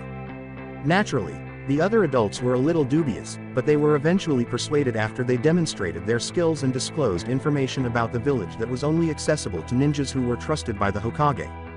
Parents' visit day was observed today, when students' families come to the academy to observe their kids' classes and introduce themselves to the other students and parents. Up until half of the classes were finished, the first few hours were like any other class day. After that, the student will introduce their parents to the class and give an explanation of their occupations. Following that, there will be a mini festival with lots of games and competitions for parents and students. The mini tournaments between students in the same class were the most popular. In order to make the academy appear as though it had been opened, the students decorated and cleaned the entire building in the days prior. The Hokage himself and the teachers welcomed the families as they entered the building. The Uzumakis arrived with the sound of something crashing violently to the ground. Iruka thought, this must be Yondaime-sama and Naruto. Arashi and Naruto entered the structure. Naruto wore his now famous orange jumpsuit as usual, and his father did the same, except that Arashi's jacket was now fully closed. "I apologize, ladies." The Hokage smiled and said, he. No more exhibition of the goods. Those women really scared you, Minato. The Leafs leader couldn't help but feel a little envious of Minato because Naruto hadn't paid him a visit since he returned. Even though they were now making up for lost time, he knew he shouldn't feel that way, but it still hurt. The first person to greet was Naruto. "Good morning, Iruka-sensei." "Good morning, old ma, I mean Hokage-sama," stated. The Hokage said, "Good morning, Naruto. It appears that your father has been teaching you some manners." "Yes," Arashi replied, "he will need them for the day he will wear your hat." "Good morning, Hokage-sama." "Good morning, Iruka-san." The Uzumakis went to Naruto's class after Iruka and the Hokage greeted him. This time, Naruto will have his father by his side on a day when everyone should be happy, which made Kushina very happy for them. Naruto skipped the following classes after she brought up how lonely he felt the first time he attended one of these days. The majority of the students and their families were already present when they entered Iruka's class. The heads of the Yamanakas, Abarames, Inazukas, Naras, Akamikas, and Hyugas greeted him, and Arashi recognized them. He returned the greeting. MMMH, no wonder why Naruto's generation is considered the most promising in the future. The heirs of the most powerful clans are all in the same class. They and Sakura are only ones who will pass the true Genin test, believed. He was not bothered by Sasuke's absence from class. He found it odd that Hiyashi arrived there accompanied by Lady Miho and several of his clan's elders. "She's the old woman who followed me the other day to the jewelry shop," Arashi reflected. "She must be Hizashi's aunt. Why the hell so many Hyugas came here? Well, they won't be disappointed with Hinata and Neji." With Sai and Hinata by his sides, Naruto sat down. According to Kushina, Sai is turning more social thanks to Naruto and his friends' influence. "Perhaps I should reveal myself to Danzo. His spy network can compete with Jiraiya's." He was thinking when he heard someone laughing. He saw the looks from their husbands and realized that some of the women were his previous flying mission clients. Kushina yelled, "Make do with your own husbands, sluts." Her emotional state determined her appearance as a ghost. If anyone could see her in that state, they would all believe she was the Kyuubi in human form. Iruka and Mizuki entered the classroom as the final pupils sat down. Mizuki reminded Helga with a chill, "The Kyuubi boy and his father came too, Good, I'll have my revenge showing Naruto's ignorance, that will show you." Classes started. As their parents watched, the students were obviously very formal. Shikamaru had to work very hard to avoid dozing off in class or risk his mother's wrath. Iruka and Mizuki occasionally asked the students questions during class. Mizuki asked Naruto the majority of her questions, and to everyone's surprise, he answered them all correctly. "Really, you think I didn't notice your intentions, bastard?" Arashi thought. I used the Cage Bunshin training method to make him memorize the pages of most academy books and some from our own library one by one. Thanks to your trickery, Naruto's situation among his classmates will get better. But it won't left you without my rightful revenge. Sasuke entered the classroom as the door abruptly opened. You were late, Sasuke, that's not yourself. Please take your seat, Iruka replied. The Uchiha sat down without saying anything. He was joined in class by a ninja. Good morning, I'm sorry we're late. You see, I'm Sasuke's new tutor. In our way here we had to help an old lady carry her groceries in. Iruka identified the newcomer as his unwelcome teacher, Hatake Kakashi. The teacher was identified by Kakashi as the one who had attacked his priceless books. You, they both exclaimed, gesturing to one another. Mizuki's fake smile said, you know each other. That's interesting, but now we are in class. You'll be able to talk after we finish. As the lesson went on, there were occasional rumors among the girls about Sasuke's new tutor. Shino and Shikamaru recalled their most recent conversation with Minato. Retrograde, are you sure about that? Asked Shino. Putting Kakashi to train Sasuke can be disastrous if he later becomes our enemy. Minato gave a nod. I understand your worries, but the risk is worth of it. Sasuke in our timeline left the village because he thought that he would become stronger with Orochimaru. He left the village because power. The answer. Give him power. Kakashi is the best one for train him because their similarities.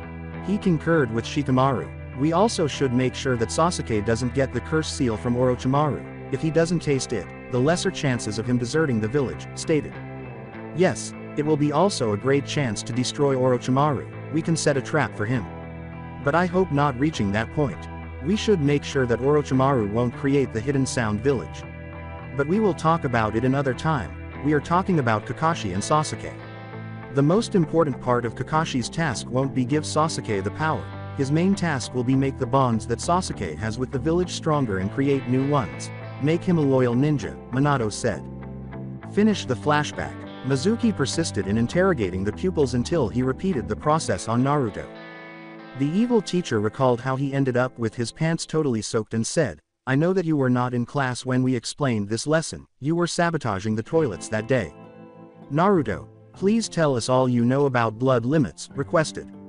One thought was, you probably only know about yours. Naruto's knowledge of blood limits, including the most crucial ones in Konoha and other villages, infuriated him. When did Naruto learn that? I know his father is helping him in his studies, but he shouldn't have had time for studying that much, Sakura pondered. 3 categories of blood limits exist. Dujutsus, blood limits based on the eyes, such as the Byakugan of the Hyugas or the Sharingan of the Uchiha. Physical ones, such as the Uzumaki's perfect healing or the Kagaya's bone pulse, which are based on a bodily power. The blonde boy added, and lastly, chakra-based, where the user's chakra has a special power like mixing 2 elements to create a new one, like the Hyoden from Water Country or the Mokuden of the Shodaime's family. When he started drafting information from the books in his home library, everyone was impressed, but nothing compared. The genes with the blood limits are highly dominant. The offspring of a person with a blood limit and a normal person will always results into a person with the blood limit, Naruto said. That's one of the reasons why we are so overprotective of the Byakugan and the relations of our members with people outside the clan. Any bastard would have our power, said Lady Miho. Naruto went on, because that, the offspring of people with the same type of blood limits don't inherit any of them, the genes counter each other with the result of a normal person, stated. It was that, so, that's the reason because all attempts to mix the Byakugan with the Sharingan failed, Sasuke mused. That fact was not discovered until years ago. The son of the Shodaime Hokage married a woman with a now disappeared chakra blood limit with the hope to make their blood limits stronger, but their children, Tsunade and Naoki, didn't inherit any of them. That countering doesn't happen on people with different type of blood limits, so their children inherit both of them, stated Naruto. Everyone was now quite impressed. The thought went, that means that if Naruto and I have children, they'll have the Byakugan and the perfect healing, before pulling out a bright red tomato to reflect on that. Kushina made fun of the other mothers by thinking, ha, ha. My son is smarter than yours, harpies. Naruto was completing his remarks. After the losing of the Mokuden, the Hokage and the council decided to create a law that allows the last user of a blood limit to practice polygamy for preserve it, concluded. Tenzo, who had the day off, sneezed in another part of Konoha. A stunning woman named Akemi asked, "Are you alright, honey?" The same woman, Aoki, said, "You work too much, dear." When Tenzo embraced both of his twin wives, he said, "I'm perfectly fine, somebody must be talking about me." Sasuke fangirls in the academy, meanwhile, recognized that Sasuke would profit from that law. The Uchiha were also aware of it. The unaware blonde thought, I impressed everyone. The girls look really happy and Sasuke is staring at me, obviously with envy. A furious Sasuke thought, now they will coordinate their efforts instead of hamper among themselves. Dobi, you'll pay for this. Don't you believe that Madara was the man who paid Sasuke a visit? He has other ideas. Let's move on to the omake, which is your favorite part. Rereading the first section of chapter 20 is advised, as is familiarity with Death Note and Bleach. If not, check out these manga and anime series, you'll love them. Omake. Summoning the Shinigami in Minato resurrection attempts. Initially, the original Minato's blood was used to create the summoning circle, and the Minato clone used that blood to draw all the necessary lines. Why hadn't they considered it earlier? It would be the god of death himself who could bring Kushina back to life. Everything was ready for the summoning after hours of preparation. Kuchio's no jutsu, the Shinigami. After a cloud of smoke cleared from the room, a tall, slender, winged humanoid figure wearing a notepad and black feathers appeared in front of him. The man looked suspiciously like Kisame with those teeth. A little agitated, "Who are you? Where's the Shinigami?" "I'm a Shinigami," the other man declared. "No, you are not, this is not the manga my kid reads, Beach or whatever is called, there's only one Shinigami, please go back home, I'm busy," said the clone of Minato. "Where I come there are many Shinigamis, we take people's lives writing their names in our notepads, we can detail the terms and time of the death, tell me somebody to kill, the details of his/her death," Ryuk said. Death notes. That's stupid, this demon is obviously insane and believes that he is the Shinigami. I'll follow his game to make him leave, the replica thought. The Minato clone said, "And you only will ask for my soul, don't you?" "A soul? Why the hell I would need a soul? I would be satisfied with a basket full of apples," the Shinigami replied. The clone thought, really insane. The demon received a basket full of red apples from one of Minato's clones a few minutes later. The Shinigami said, "Oh, yes. Just what I wanted. Who do you want me to kill?" When the original Minato had to give a flight to Tora, the wife of the Lord of the Land of Fire, that morning, the clone brought back memories. All over his body, the foolish feline left claw marks. Tora, the cat which belongs to the wife of the Lord of the Land of Fire, have it devoured by angry dogs, the replica said. The note contained some writing by the Shinigami. "Okay, you won't have to worry about that cat. See ya," Ryuk said before vanishing. The clone resumed his job. Death notes. Stupid. If such things were real I would have asked the guy to kill all the Akatsuki and Orochimaru, believed. All genin teams sent to retrieve Tora over the course of the following days failed miserably. Kakashi's dogs were also oddly joyful. Second try, everything was ready for the summoning after hours of preparation. This time, he included some unique seals to return the undesired summons to their original location. Kuchio's no jutsu, the Shinigami. There came a man in samurai garb. In addition to having the strangest hairstyle Minato had ever seen, spikes with bells at the tips, he also had a large scar on the left side of his face and a patch over his right eye. "Oh my fucking god," Minato moaned. "This guy has a hair cute worse than guys. Does this freak know what mirrors are? He looks like a buffoon." After misinterpreting Minato's response, Kenpachi Zaraki remarked, He. It looks like you are impressed by my power at first sight." Minato uttered the words, "Who the hell are you? You are not the god of death." In severe distress. The captain suggested, letting out some of his overwhelming power, "So you are the one who brought me there against my will, You should compensate me for that. What about a duel? You look pretty powerful." The Yondaime drew his three-pointed battle kunais and thought, what power? He reminds me of Kisame. If I hold back against this guy I'll lose. Holding his battered sword, Kenpachi exclaimed, "Come on Blondie. I'll use only one hand and give you a free attack for make things more interesting." Later, Kenpachi's limbs were severed in half by a Hiraishin and a few wind chakra-powered blade slices. Minato dispatched the startled captain with the unsummoning seal. What idiot, Minato thought, fighting one-handed, with a rusty sword and giving me the first attack. True, he had the power of a Biju. But without skill for use that power nobody lasts long in the ninja world. On the floor, he saw the man's eye patch. Kakashi will like this. A third try, this one won't fail, he will come here and with everything with him in a 2-meter radius. Kuchi Yao's no Jutsu, the Shinigami.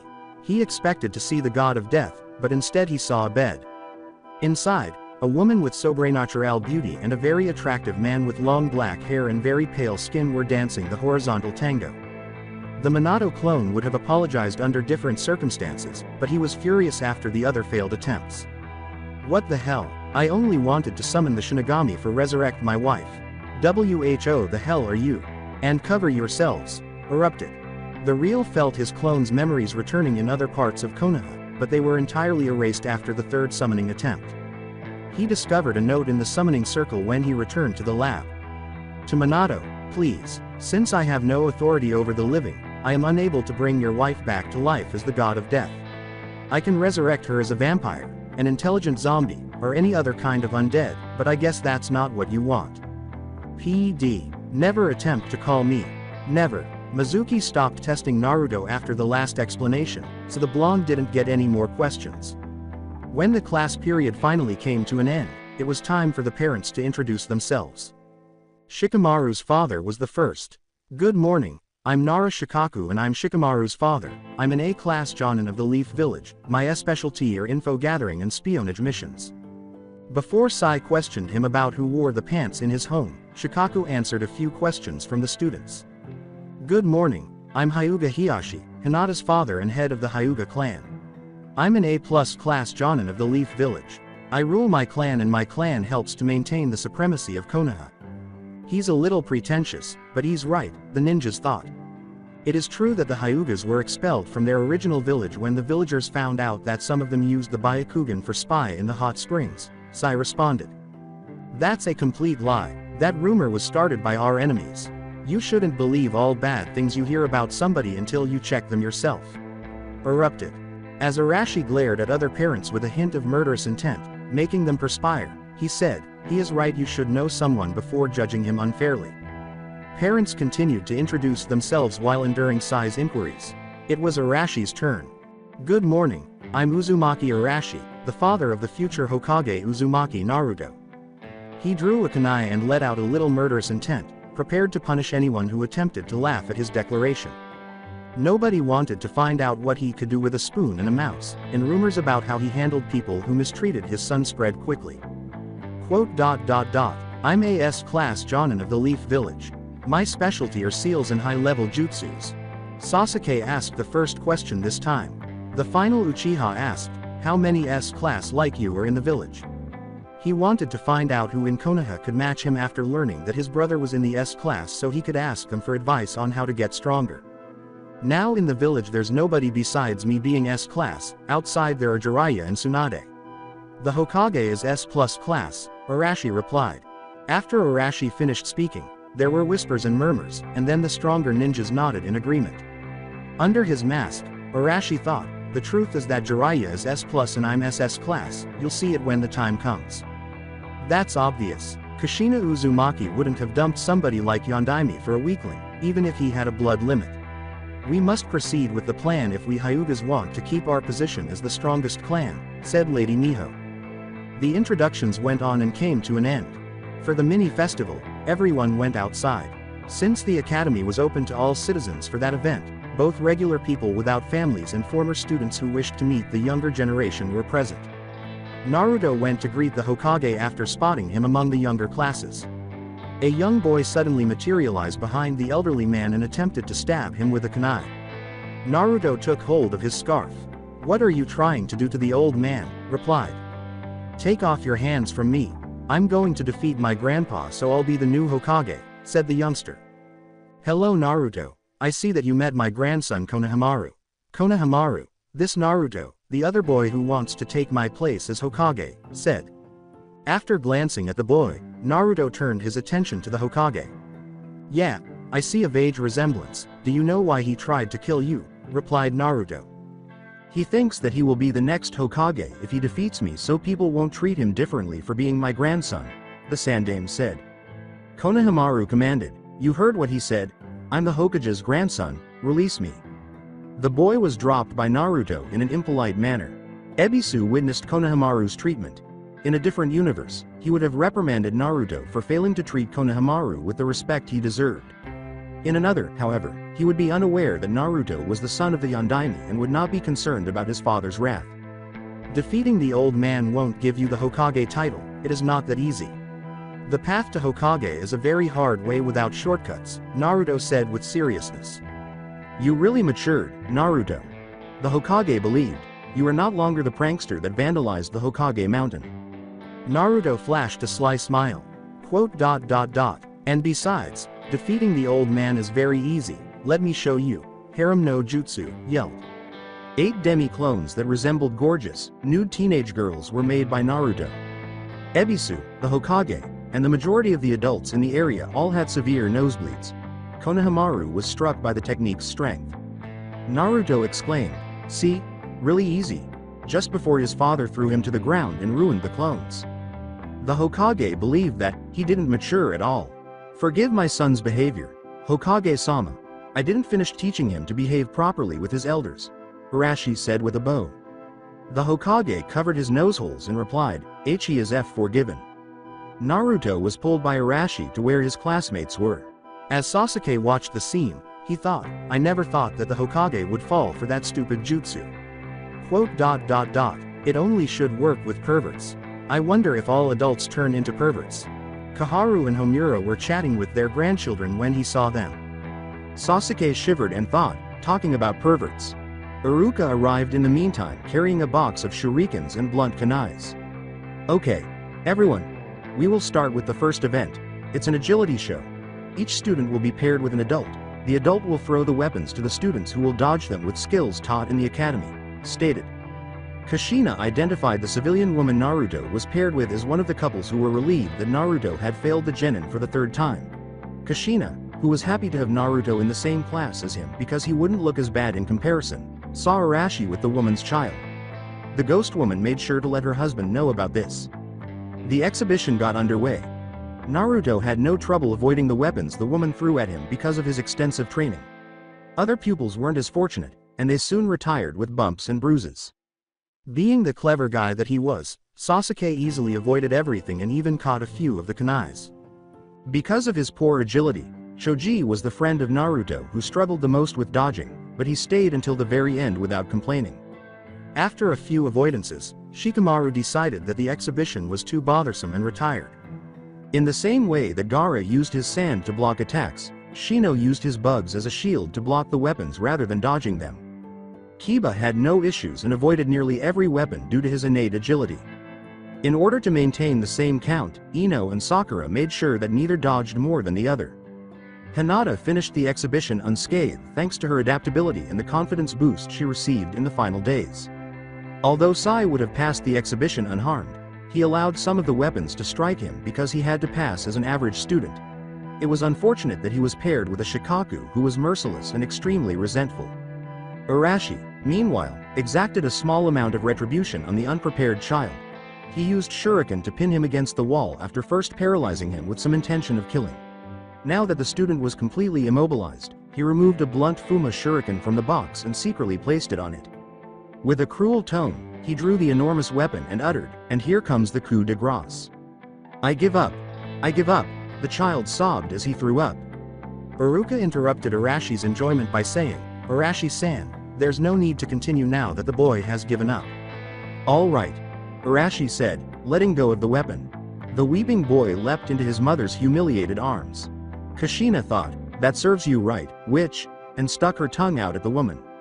Iruka thought, "What the hell is doing this Fuma with the shurikens?" Someone covered his eyes from behind, interrupting him. "Who am I?" Anko inquired in a happy voice. "Anko-chan, you came. I was expecting to introduce you to my students, let me see you," Iruka replied. He was rendered speechless by what he saw. Anko's curves were accentuated by the floral pattern, extremely tight green kimono she wore. Additionally, that kimono exposed one leg and featured an extremely ample cleavage. Her hair was styled in a very sophisticated way. He rambled, trying to stop a nosebleed. Why you, look, dazzling, and failed to notice some of his students coming. Sakura and Ino questioned, Iruka-sensei, who's this lady? She is was the attempt to reply. Anko joyfully grabbed his arm and declared, I'm Iruka's girlfriend, to ensure that everyone heard her. As the other men gazed at him with jealousy, the boys followed with whistles and the girls with AAWHS. Unaware of Arashi's terrible destiny for him, Mizuki thought, how the hell that idiot managed to get a woman like that. The white-haired Chunin then witnessed Arashi's retaliation against Helga, the woman who had been the source of his nightmares in his final days. Yuhu Mizuki-kun. I was looking forward to our next encounter, ya, she exclaimed as she ran toward him, her arms spread wide. The teacher attempted to flee, but Arashi ensured that this demiclone would be swift and powerful, allowing her to capture him. She smothered him in her embrace. Everyone gave them a weird look. One of the teachers thought, I thought he had a better taste. Iruka thought, I didn't know he left his girlfriend. Lucky bastard. A man who enjoyed such women thought. A stunning woman yelled, Mizuki, how could you have done this to me? Regretfully, Mizuki was too preoccupied with breathing to reply to her. The woman who was leaving said, I see, you prefer her. Okay, we are finished, we won't meet again. Naruto met the woman when the traitor and the stupid brothers broke out of jail, and Kushina identified her as Mizuki's girlfriend. She'll be all right, Kushina thought. After the prison break incident she started dating Genma. This guy is crazy, the other men thought. Damn you Arashi Uzumaki. When I get free of your gorillas I'll plot my revenge, Mizuki promised. Iruka focused the spotlight on himself. Now we will proceed with the obstacle course. The students must reach the finishing line in the less time possible. The traps are not lethal, of course, but I recommend you to advance with caution. The children continued the course. A passage with hanging obstacles, a stream of water with rocks for jumping, some of which were fake, hidden pits, and even a section where a huge rolling rock, made of paper match, of course, chased the student were all present. Everyone who attempted was able to finish the course with varying degrees of success. Because of his rigorous physical training over the past few weeks and his use of tree climbing and water walking to avoid most of the traps, Naruto surprised the other students, apart from Shino, Shikamaru, and Hinata, by finishing it faster. Even though Sasuke didn't learn the water walking technique, people weren't shocked when he used tree walking to get over many of the obstacles. Kakashi already taught him the tree walking technique. I wonder how many things Sasuke learned during the last week with him. Arashi reflected. Shino and Shikamaru should have been the first ones if they didn't have do the course without the techniques that they aren't supposed to know yet. The score of Sai and Kiba was comparable to that of the time travelers. Using his new jutsu, the human boulder, Shoji stunned everyone by turning into a rolling ball that destroyed a lot of the obstacles. His score was the fourth highest. Because the tree climbing and water walking skills were a part of the regular Hyuga's training, Hinata had the highest score among the girls. Only Naruto and Sasuke were higher. Sakura and Ino scored 8th and 7th, respectively. Arashi gave his son a congrats. He ruffled his hair and said, Naruto, you did a great job. I'm very proud of you. Everyone is impressed by the results of your training. Yup. But where I want to make an impression is in the mini-tournament. It's a pity I won't be able to fight Lee or Neji because they are in a different class. I only hope to have a match with Sasuke, Naruto replied. I bet you'll have your chance against him. Arashi replied. Now the only ones of your class able to defeat Sasuke are you or Shino, Shikamaru and Sai. I still can believe that Sai is an Enbu sent to spy me. At least I know that eventually we will be close friends. Laughed. But what really surprised me are Shino and Shikamaru coming from the same time as you. There are lots of things I want to ask them, but they are reluctant to tell me. You already know more than you need to know, Arashi said. The Hokage, meanwhile, requested a moment's attention. Ladies, gentlemen, students. I hope you are enjoying this event as much as me. Now let's proceed for the part you were waiting. Let's start the mini-tournaments. Naruto will finally get the chance to demonstrate his new abilities to the others in the upcoming chapter. Additionally, there will be some unique surprises. Omake. Edo Tensei, Minato's resurrection attempts. Hours were spent by the Yondaime clone studying the hand signals of the prohibited technique.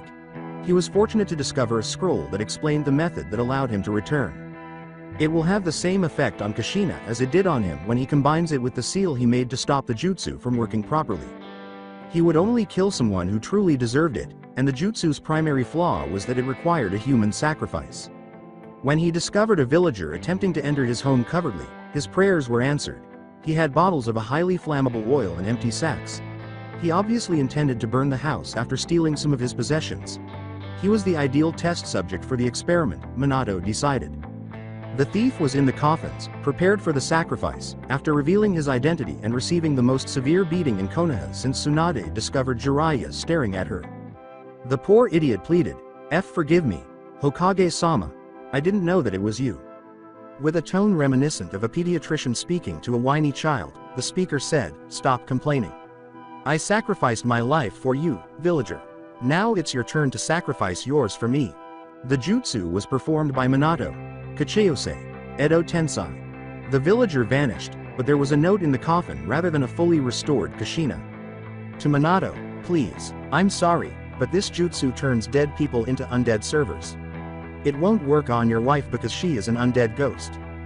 We'll pass it this time because your intentions were good, the man you sacrificed deserved it, and you didn't bring anyone back.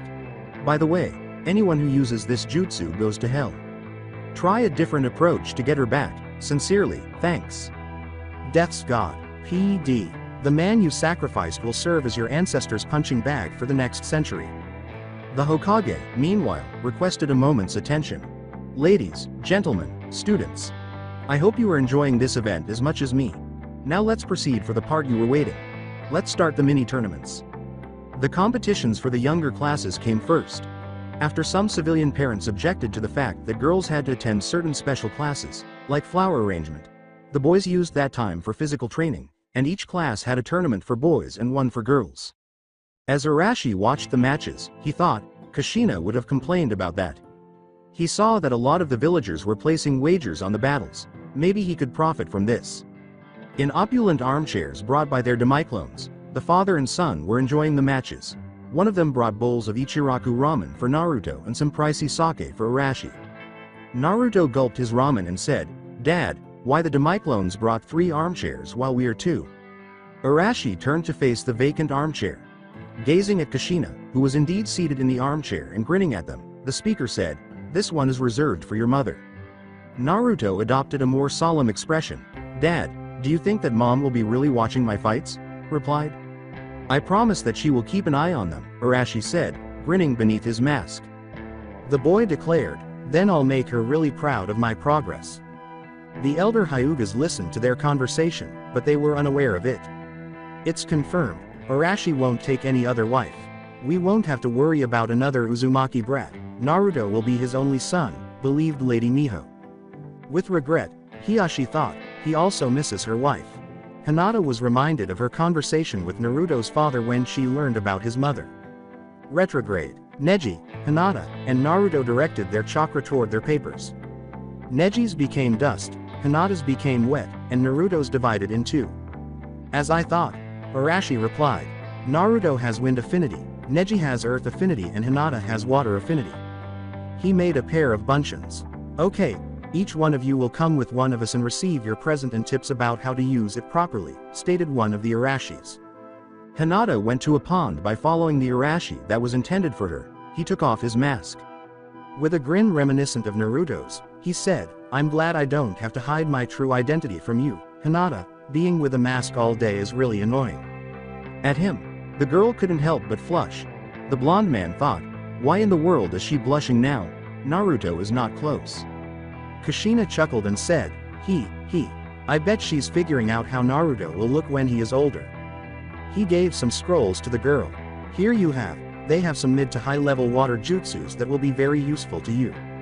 They also have some tips about taijutsu for water users that I think will make your Juken stronger. Most people from your clan are earth type and the Juken was created based in that premise," the man replied. Hinata was taken aback, which may have contributed to her difficulty picking up her family's fighting techniques.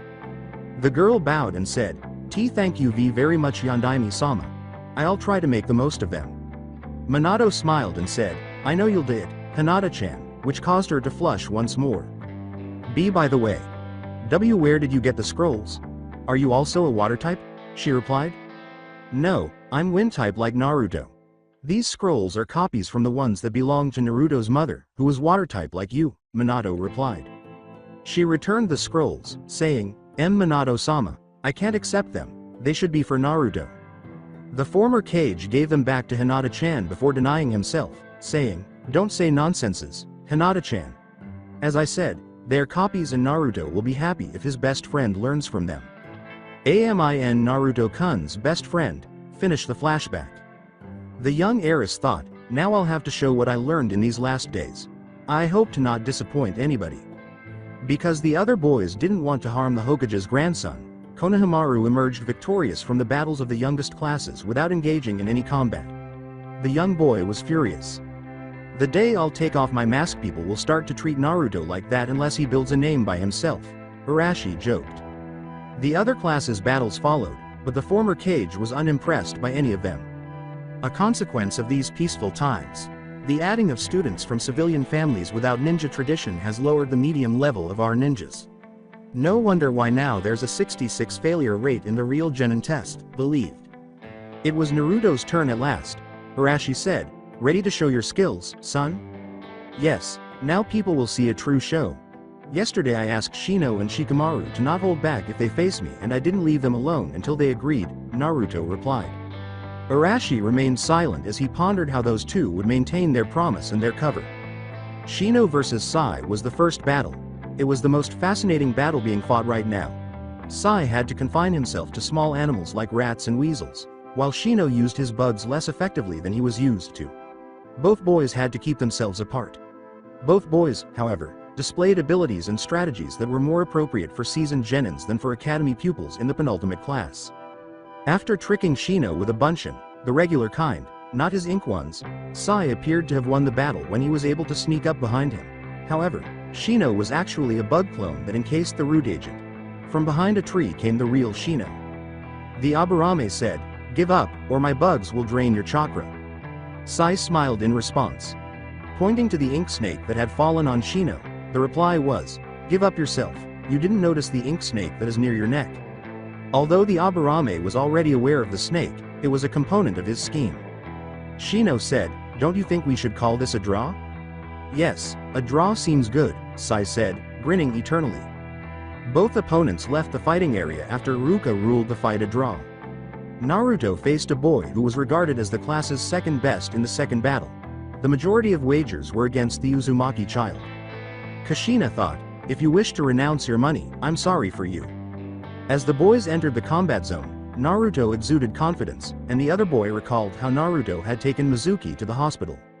Second match, begin. In an attempt to knock Naruto down before the blonde used the jutsu, the boy hurled some blunted shurikens at him. But as was previously observed, avoiding range attacks from an opponent who advanced at the same rate as Naruto was a crucial component of his training. He executed his counterattack with ease, dodging every shuriken. They yelled, Kage Shuriken no Jutsu. The poor man ended up with bruises all over his body because he was too shocked by the unexpected attack to defend himself. Naruto was proclaimed the victor by Iruka. In order to immortalize the faces of the adults who watched the match, Arashi regretted not bringing a camera. He advised Naruto to avoid using that jutsu in the future unless he was up against someone like Sasuke. The next battle pitted Shikamaru against Choji. The clever fighter continued the battle while concealing his actual abilities until he was able to use his Kage main no jutsu to incapacitate his friend. After a minute of silence, Shikamaru let go of Choji and gave up, claiming to be out of chakra. My partners from the future saved their cover, Arashi thought. As the combats are arranged, Naruto and Sasuke will meet in the finals. After a few battles, Sasuke's turn against Kiba finally arrived. Arashi and Naruto were joined by Kakashi. How strong is your protege, Kakashi? Arashi inquired. The Hitaki said in a mysterious tone, more than you expect, but it's better to see it. The Inuzuka used his family's trademark jutsu, which improved his physical prowess and senses and gave him more bestial features. With confidence in his speed and taijutsu abilities, he charged at the Uchiha. A pair of red eyes with a single tomo in each were the last thing he saw before being struck in the stomach. Kiba looked surprised at Sasuke's eyes as he quickly regained his equilibrium. One thought was, these must be the famous Sharingan eyes. Not more than the former Kage, but everyone was imprisoned once more. Arashi cried out, the Sharingan. He was not supposed to awake it too soon. A particularity of the Sharingan is that it can awake after a traumatic situation. Kakashi said. I think Sasuke awoke his after seeing again Itachi in the arena. Arashi concurred, yes, that must be the reason. In actuality, the closet incident in the Hokage's office was what caused Sasuke's Sharingan to activate. Kiba put up a good fight, but the Uchiha easily defeated him. The girls' first series of fights came before the boys' second. They were inferior to them. In fact, only Ino and Hinata were able to shine. Speaking of the shy girl, she shocked her family by using different Juken strikes and concentrating more on hitting her opponent than performing the strike the conventional way. She appeared to be dancing rather than fighting, and the outcome was both sophisticated and powerful. The battles between the girls and boys went on. Using mostly taijutsu, Naruto defeated the other opponents. The clones trained for several months under the supervision of a cage, making Naruto one of the academy's best fighters. The original body only engaged in physical exercises. The Sharingan was not necessary for Sasuke to defeat his opponents. Choji was defeated by Naruto, who was much faster. Naruto and Sasuke will face off in the boys' finals. The three girls who stood out the most were Sakura, Ino, and Hinata.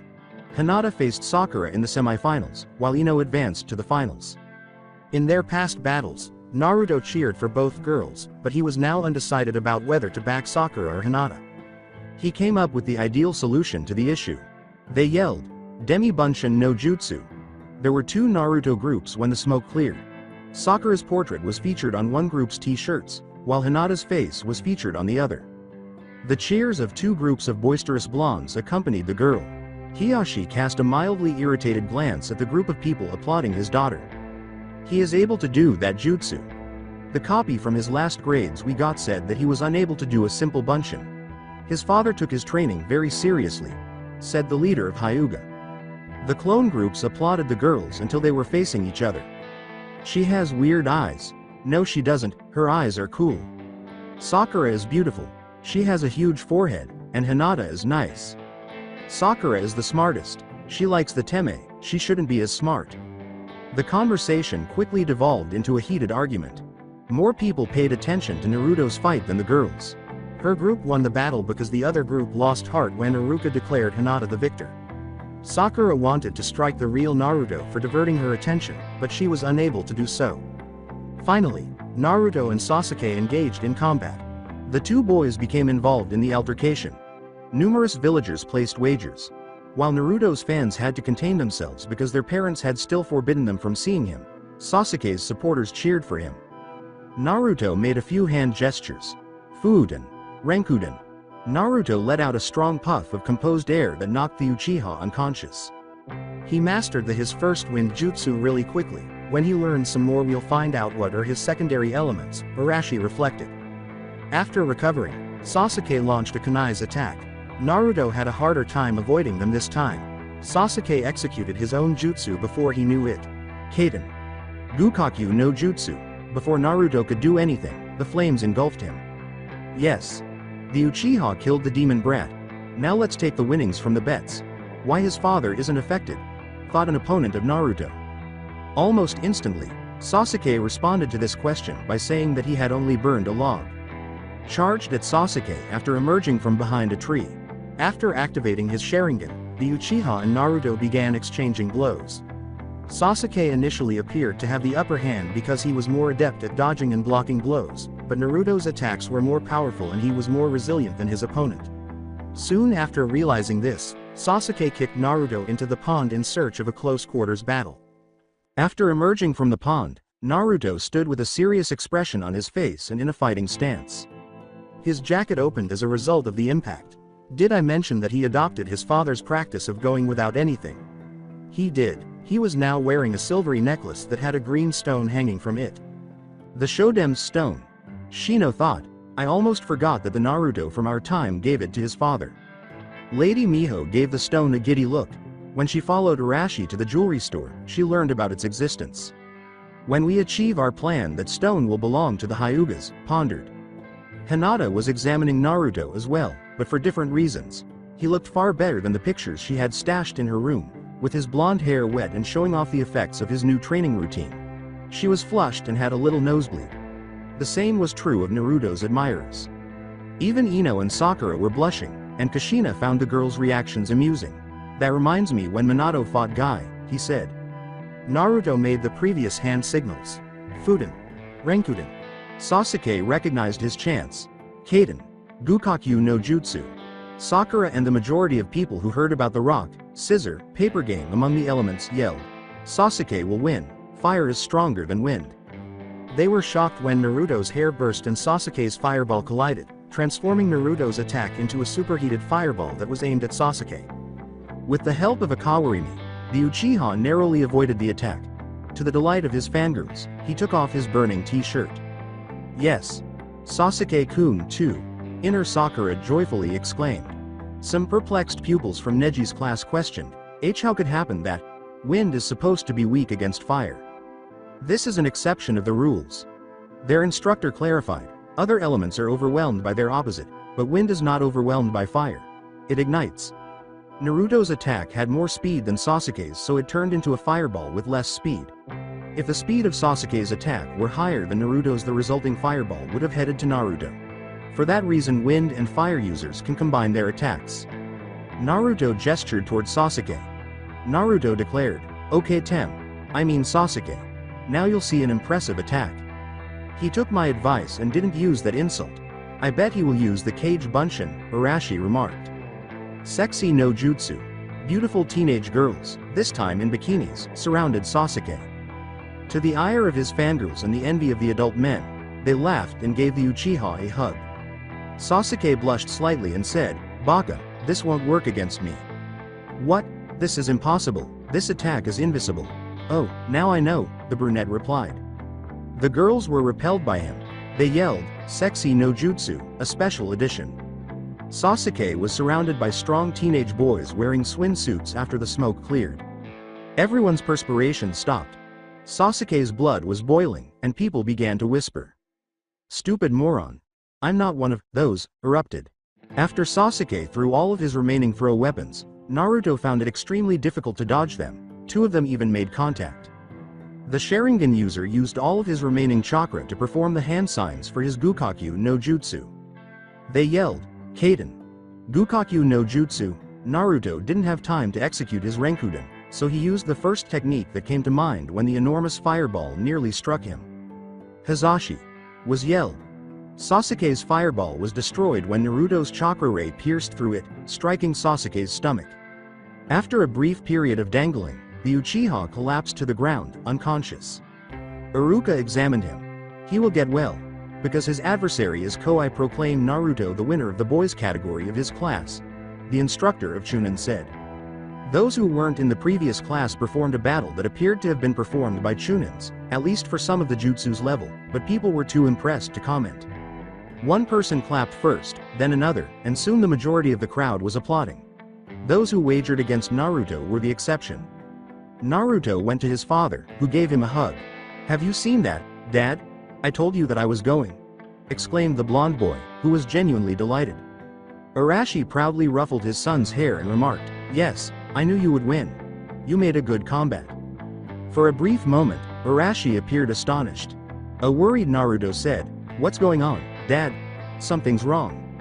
Arashi regained his composure and said, "There's nothing wrong, son. Come on, let's see how Hinata wins." Naruto said, "Okay, Dad," as he left to watch Hinata and Ino's match. In actuality, though, Arashi was quite agitated. His clones have just given him some memories. He was eager to return home and begin his duty, even though the preparations would take months. He finally figured out how to bring Kushina back to life. The majority of those who placed wagers in support of Naruto in his battles were those who traveled to Arashi. After giving him the cash, they vanished in a cloud of smoke. As Kakashi counted the money, he said, "I sent some Demai clones to make bets in my place because I knew Naruto was going to win." The people who wagered against Naruto were incensed because the demon brat's father had profited at their expense. That cost them money. They became even more enraged because Arashi was too preoccupied with how to bring his wife back to life to notice their glares. The battle between Hinata and Ino began. Hiyashi observed her daughter's current fighting. In other situations, he would be upset with her for not employing the proper movements, but she was demonstrating that her new fighting style, which was a modified version of the Juken, was more appropriate for her. She briefly reminded him of her wife. While he was pleased to see that her daughter was finally beginning to perform well among her peers, he was also concerned about the effects that Hyuga's plan would have on her.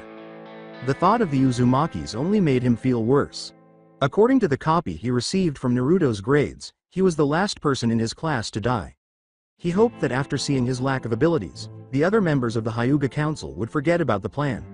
However, the boy easily outperformed all of his opponents. He was more of an experienced genin than a student, and Neji should be the only student to beat him.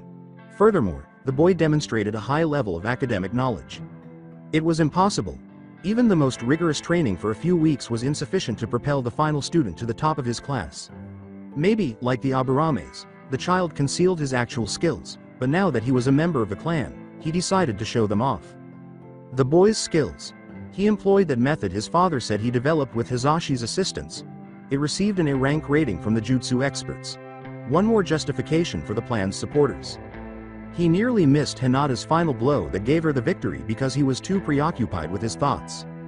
Everyone applauded the two girls' battle. As the Hyuga girl apologized to Ino for hurting her, Naruto hurried to congratulate her. Hisashi noticed that Hinata turned a deep shade of red due to the admiration she was getting from everyone. He was unaware that Naruto's compliments were the only reason she blushed. A hand was placed on his shoulder as he approached his daughter. With a faint smile, he said, "You did well, my daughter. That was to be expected from our clan's heiress." With a "Thank you, father" response, Hinata was pleased to have met her father's expectations for the first time in years. The blonde boy said, Excuse me, sir. Are you Hinata's dad?" The man replied, "Yes, I am. Hisashi Hyuga, leader of the Hyuga clan." According to Naruto, who extended his hand, Naruto Uzumaki, from the Uzumaki clan and future Hokage. They exchanged handshakes. "If you keep like this, perhaps someday you will achieve that ambition," Hisashi concluded. "And because that, more reasons for the plan," pondered. "The combats of the last class are about to begin. I want to see how Neji fights," said Naruto.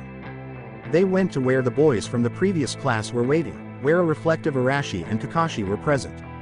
When the green beast showed up, Naruto was about to ask his father what was upsetting him. Guy exclaimed, "Ah, my youthful rivals are here." He was greeted back by Arashi and Kakashi. "Kakashi, I heard that you took the young Uchiha under your wing. That's amazing. Now you will revive the flames of youth in his pained heart," exclaimed. He was ignored by both masked people, Arashi with his thoughts and Kakashi with his books. "Did you say something?" the Hitaki inquired. "Arg.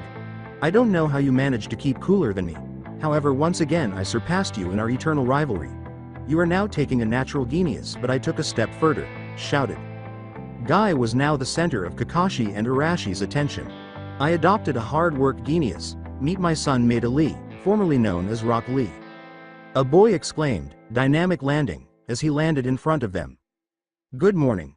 I'm Maida Lee, the adopted son of Maida Guy. It's a pleasure to meet my father's rivals," stated. Their eyes were white, and everyone's jaws were lowered to the ground. With the same spandex training suit, orange warmers, bowl haircut, bright smile, and eyebrows, Lee now resembled a miniature version of Guy. "True bless him." Shikamaru rambled. To make sure his eyes weren't deceiving him, Shino removed his glasses and replaced them before anyone could see. I won't go into detail about Shino's eyes because they appear in a filler chapter. "It was unexpected," the Aburame remarked. Guy thought, "Everyone is impressed with the youthful spirit of my son," as he shed tears. A ninja remarked, "He is the boy who fought Naruto that day."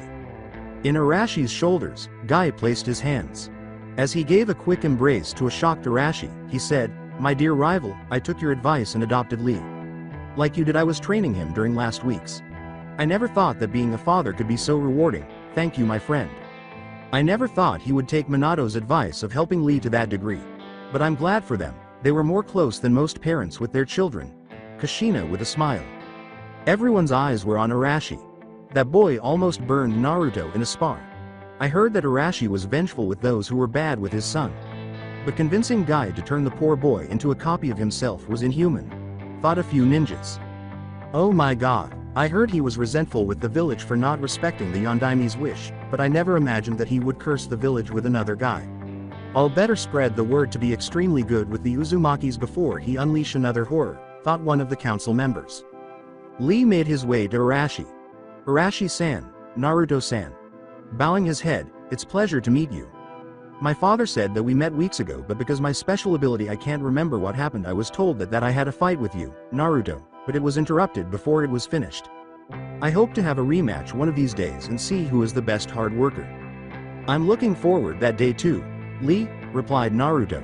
"That time things will be harder for you. Isn't it wonderful, Arashi? Our sons are now great rivals. Perhaps this is the beginning of a friendly rivalry between our families, from generation to generation," said Guy. The Uzumakis won't be the only ones carrying that burden, as Arashi scowled at the idea of his grandchildren being harassed by Guy mini-clones and promised to find Kakashi a girlfriend. "Father, I'll show my opponents the results of these weeks of training. I'll make you proud," Lee yelled. Guy exclaimed, "I'm already proud of you, my son," while crying. "Father, son, father, son." They gave each other a macho embrace. Everyone was horrified when a sunset with waves and a coast appeared behind them. All ninjas attempted, but failed miserably, to dispel the strange genjutsu. Some stopped their chakra flow, but it didn't work. One stopped it too long, causing the lucky bastard to become unconscious. The embrace was broken by the green pair. "What was that?" Arashi inquired. "Something I copied from you and your son the day you came back, my friend. It looks wonderful, isn't it?" replied Guy.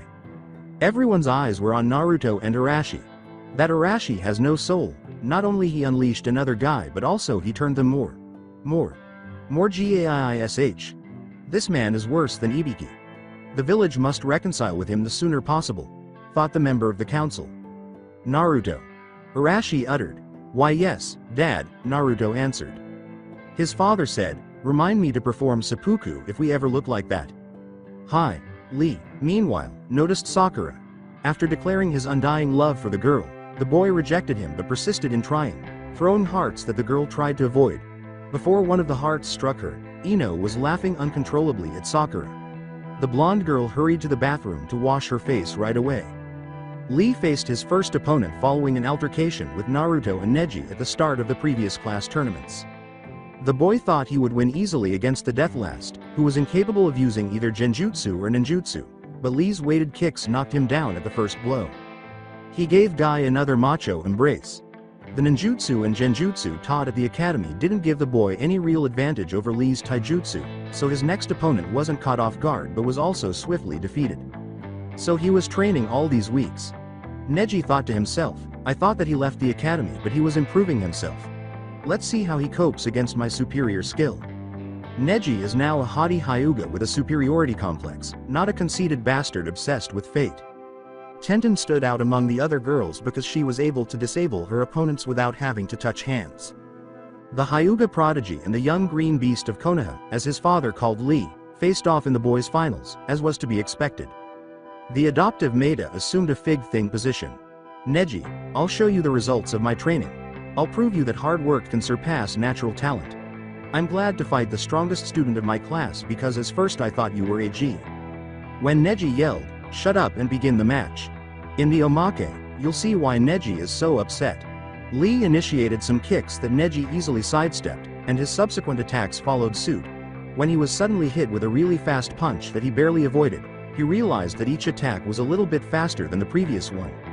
The clever retaliated by attacking Lee's stomach with a palm attack. Because he didn't want to harm his opponent, he didn't concentrate too much chakra. Lee swiftly recovered the composter and charged the Hyuga. Lee continued to attack this time, and Neji used his Juken in retaliation. Lee's classmates were impressed by his progress while he was away, but nobody was able to stop Neji until that point. However, it was clear that Neji was winning the battle. "MMPH, not bad, it looks like you trained a little but you are still no match for me," Neji said. Lee took a bottle of sake from his belt and said, "Thank you, Neji. However, I haven't yet demonstrated my full potential." He immediately passed out after drinking all of the contents. Arashi thought, "Now it will get interesting." Puzzled, Neji approached the unconscious Lee. Why the hell he did that?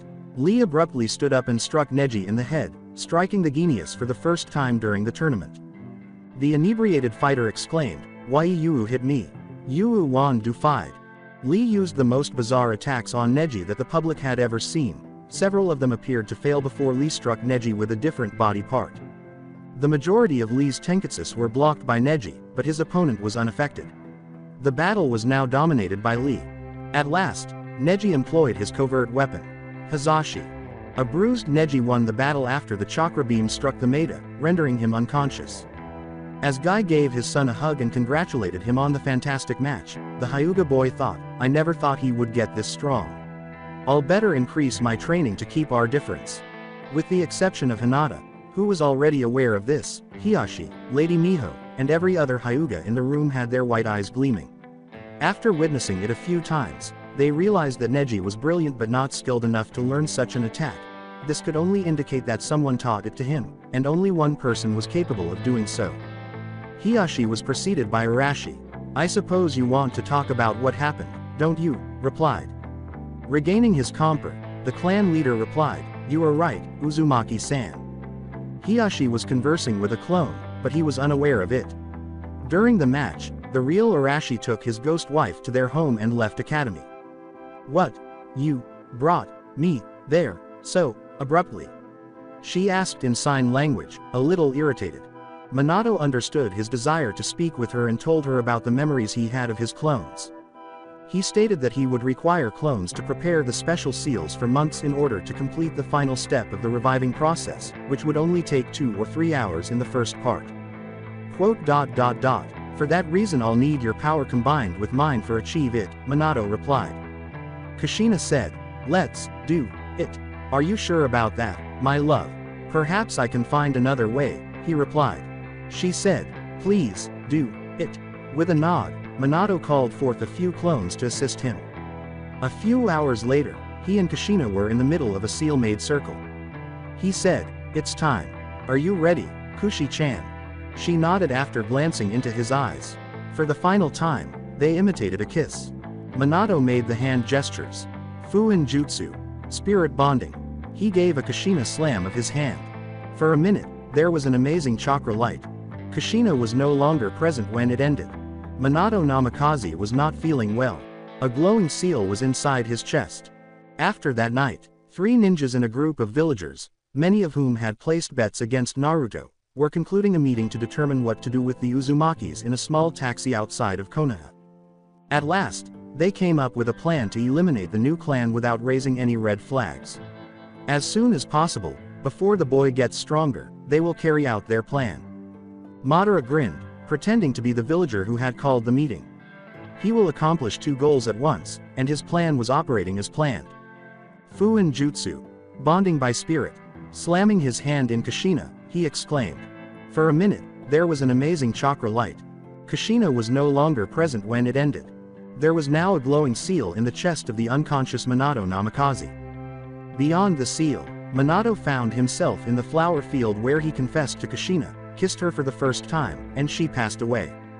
My subconscious mind made this to look like our favorite place, believed. He turned when he sensed someone behind him. Kushina was standing in front of him, clearly irate, and she seized him by the jacket lapels. "When you told me that you had to seal me within yourself, you never mentioned that it would be so painful and stated."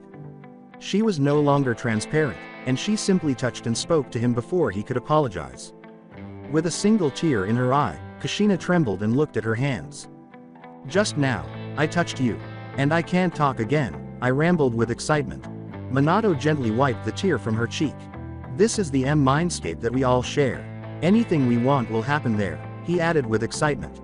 They had been waiting for this moment ever since Minato learned that he could see Kushina but not speak to her or touch her, but now they were at a loss for words. After a moment of staring, Minato reached out and touched her face, and she closed her eyes, grinned, and took his hand in hers, relishing her first human touch since her passing. With a little giggle, she opened her eyes and playfully ruffled his golden, spiky hair, as if they had just started dating. When he found her, she claimed to be happy for Naruto's return, but it was clear that she was still upset about her circumstances. At last, she appeared content for herself. For Minato, hearing her laughs again was like hearing the music of the angels. He gave her a tender embrace as if he were afraid of shattering her, and she gave him a firm embrace in return. "Min-kun, don't be concerned. I won't break," she said with a smile. He returned her smile. "I understand, my dear. It's because ever since I learned that I wouldn't be imprisoned in the god of death's stomach for all eternity, I have been dreaming about the day I would hold you in my arms once more. I felt like I died again and thought you hated me when you didn't show up in the kingdom, she said. I observed our Naruto there. She looked into his eyes and said, I would never hate you. I now understand. Will I ever get your forgiveness for that? He inquired. Min-kun, there was never any offense. She placed her hands in the back of his neck and said, there's nothing to forgive. Kushi-chan, my whirlpool princess. Min-kun, my cage. Their faces drew nearer to one another. Their mouths meet. And their thoughts merged. After missing her most recent sewing class, Kushina, then 5 years old, was playing outside her home with some other children. She didn't know why she couldn't attend school like other kids, but she did know that her father was the nephew of the Whirlpool country lord, who was also the leader of the Uzumaki clan. She would be brought up as a lady of high society and marry another noble when the time came. Kushina, return here right now, you're not going to miss class, a woman with red hair who resembled her said. But I don't want to sew, Moon. Like our ancestors, I aspire to be a ninja, the young girl pouted. Grinning, the woman embraced her daughter. Kushi-chan, after we took control of the Whirlpool country, the Uzumaki clan turned out to be ninjas. Everyone who wished to remain a ninja broke away from the clan and established new ones in the elemental countries, he said with a smile. As in the people who visited Fire Country, the girl inquired. Her mother said, yes, like them. How about we work out a deal? You commit to continuing your education, and we'll take you to Konoha, where you'll get to meet actual ninjas. The young girl became happier. Really, I swear that I will never again skip class, cried out. As they made their way back home, her mother grinned and kissed her forehead. Minato, who was 6 at the time, completed the burial by burying his pet bunny's body in the hole. A bearded blonde man watched his son perform the ceremony silently. His expression was emotionless, but he felt a twinge of guilt that stabbed him. Minato, you realize why I made you do that to your pet? Inquired. The boy gave a nod. Yes, Dad, you made me kill Byakumaru because it was part of my training, he said, trying to hide his sadness. A ninja must get rid of his emotions and the sources of emotions. His father ruffled his hair, a rare gesture. I'm quite pleased with you. Come on, son, you'll feel better after some training. We'll go see Dan after that, as he invited us to dinner, smiled Arashi Namikaze. After feeling better, Minato went to the training grounds with his father. Kushina and Minato had returned to their shared mental landscape. What was that? I saw a memory from my homeland and then I saw that memory you told me years ago, Kushina inquired bewilderedly. Minato looked at his hands and said, I was so excited with the idea of touching you that I forgot about that. These are merely mental avatars, not our actual bodies. Because of this, when I touched you, I sensed your emotions. For a brief moment, a more profound and personal touch, such as a kiss, united our thoughts and allowed us to see each other's memories. However, they were distinct. I sensed your presence with me when I returned to Whirlpool, Kushina remarked. Yes, I also felt your presence in the burial, feeling you with me lessened the pain of that moment, he replied. Your dad was a really attractive man. However, he appeared depressed, she said. He was, indeed. He would have been overjoyed to see that I had found a woman like you, so I wish he had met you. You and your mother were equally gorgeous. I see now that it runs in the family, he said. When he complimented her, Kushina blushed, as she still did, and then he said something unexpected. If a close contact merges our minds, we will have to wait until Kushi-chan gets a new body if we want to make love, Minato said. She smiled mischievously and said, don't worry, Min-kun, I'll make the waiting worthwhile. What, did I just say that out loud? He asked, flushed. Hello, she continued to smile mischievously as she said, this is our shared mindscape, and we cannot hide our thoughts from each other. All right, I'm fortunate that I have nothing to conceal from you, he replied, placing his hand behind his head. He sensed Kushina holding him. Min-kun, I'd like to do it once more. Before we meet, I would like to learn more about your past. How did life go with your teammates? Relive our time spent together. She buried her face in his chest and asked, how was your life in the other world? He gave her a hug in return. Me too, I'd like to know how my Whirlpool princess evolved into the woman I'm holding. Relive our most joyful times. Experience what it was like to watch for our son, he said, lifting her face. Once more, their lips touched. An hour ago, Minato, who was now 9 years old, watched his father's grave with sadness and felt a comforting hand resting on his shoulder. It was the property of a man with long silver hair and a broad smile. I got a letter from him that explained everything. Minato, do you not understand why he did what he did? Dan said. Yes, Dan-san, he killed himself because he didn't want me to become a heartless murderer, Minato said piteously. Dan gave a nod. Indeed, that was his motivation. You have to realize that he did it out of love for you, wanting you to maintain your feelings and live the happiest life possible, Dan said. But why did he have to commit suicide? He didn't have to die to do it, Minato protested while crying. Dan gave him a melancholy smile. He knew that the curse could recur as long as you two were alive.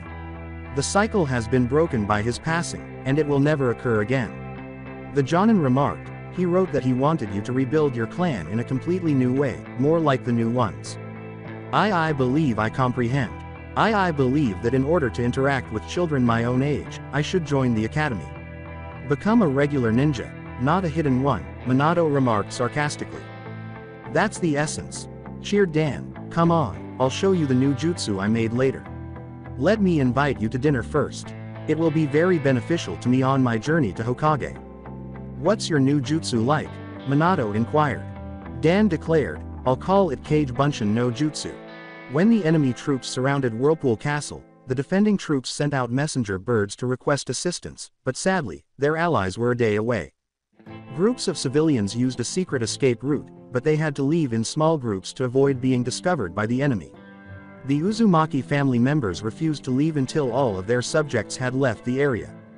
Dad, Mom, I would like to remain with you, a tearful Kushina said. Her parents gave her a look. Kushi-chan, don't worry, we'll see you again in the next escapee group. We have to remain there now in order to motivate the troops. The enemy won't find the escape route as long as they concentrate their efforts inside the castle, her father stated. Her mom gave her a hug. Rest assured, Kushi-chan. Since Konoha is the strongest ninja village, we will meet you there and live there contentedly. Her mother said, we will be well received there. Why you swear? Kushina inquired.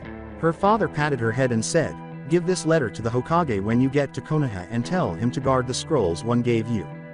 She gave a nod. Before she left with the group to Konoha, her parents gave her hugs. She would never again see them. She was informed a week later that the Uzumaki clan, who ruled the Whirlpool country, had been killed and that the castle had been overrun. There was no more Whirlpool country. Now, she was alone in Konoha. A few days later, Kushina, are you certain about this? The Sandaime Hokage inquired. Yes, without a doubt. The girl declared, I want to join the academy and become a Konoha ninja. Sarutobi let out a sigh. After spending days crying and locking herself in her room after learning that her entire family had been murdered, Kushina emerged from her room a completely different person.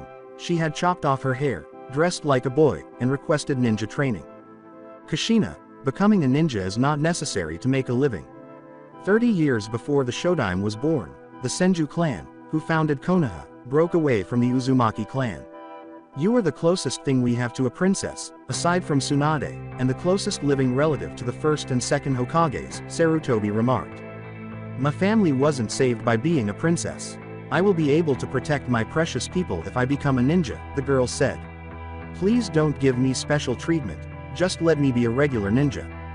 Another person would have used her family name to gain a good position in Konoha, so Sarutobi was taken aback by the girl's attitude.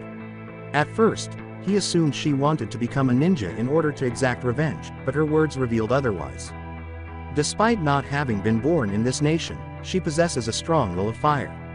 She'll make a fantastic kunoichi, Sarutobi thought. Okay, I'll force you to enroll in the academy. You're lucky that not many Konoha residents are aware of the aristocratic families outside of Fire Country. Unless they conducted research, they would be unaware that the Uzumakis were a noble clan. I will not conceal the information about your family in any way. Sometimes exposing something is the best way to hide it. The Hokage reasoned that with all the refugees who arrived in Konoha after numerous small nations vanished, no one would bother to conduct research on an orphan girl. Hokage-sama, thank you so much, the girl said, beaming for the first time since learning of her family's passing. Your ninja ancestors' techniques are contained in the scrolls you gave me. The old man said, as soon as you grasp the fundamentals of the academy, I'll give them to you. Hokage-sama, don't worry. I'll quickly learn how to make kunoichi. Have faith. That Dan, was this the same Dan who dated Tsunade? And the cage bunshin was made by him? Astonished Kushina asked. He was, indeed. My father was friends with Dan, who helped me deal with his passing. I vowed to become Hokage in his place after he died from the wounds he received while defending Tsunade and the rest of his team, Minato said. Naruto is a distant relative of the Shodaime and Nadaime, but I won't reveal this to him just yet. Until he gains more maturity, I don't want to boost his ego further. They saw more memories after she nodded. Minato collided with someone else in a corner while he was sprinting toward the academy. Sorry, Ups, how are you doing? Inquired. Yeah, I'm fine. What made you run that way? Kushina inquired. I am getting late for my classes at the academy. By the way, I'm Minato, the boy said, extending his hand. She shook his hand and said, hello, I'm Kushina.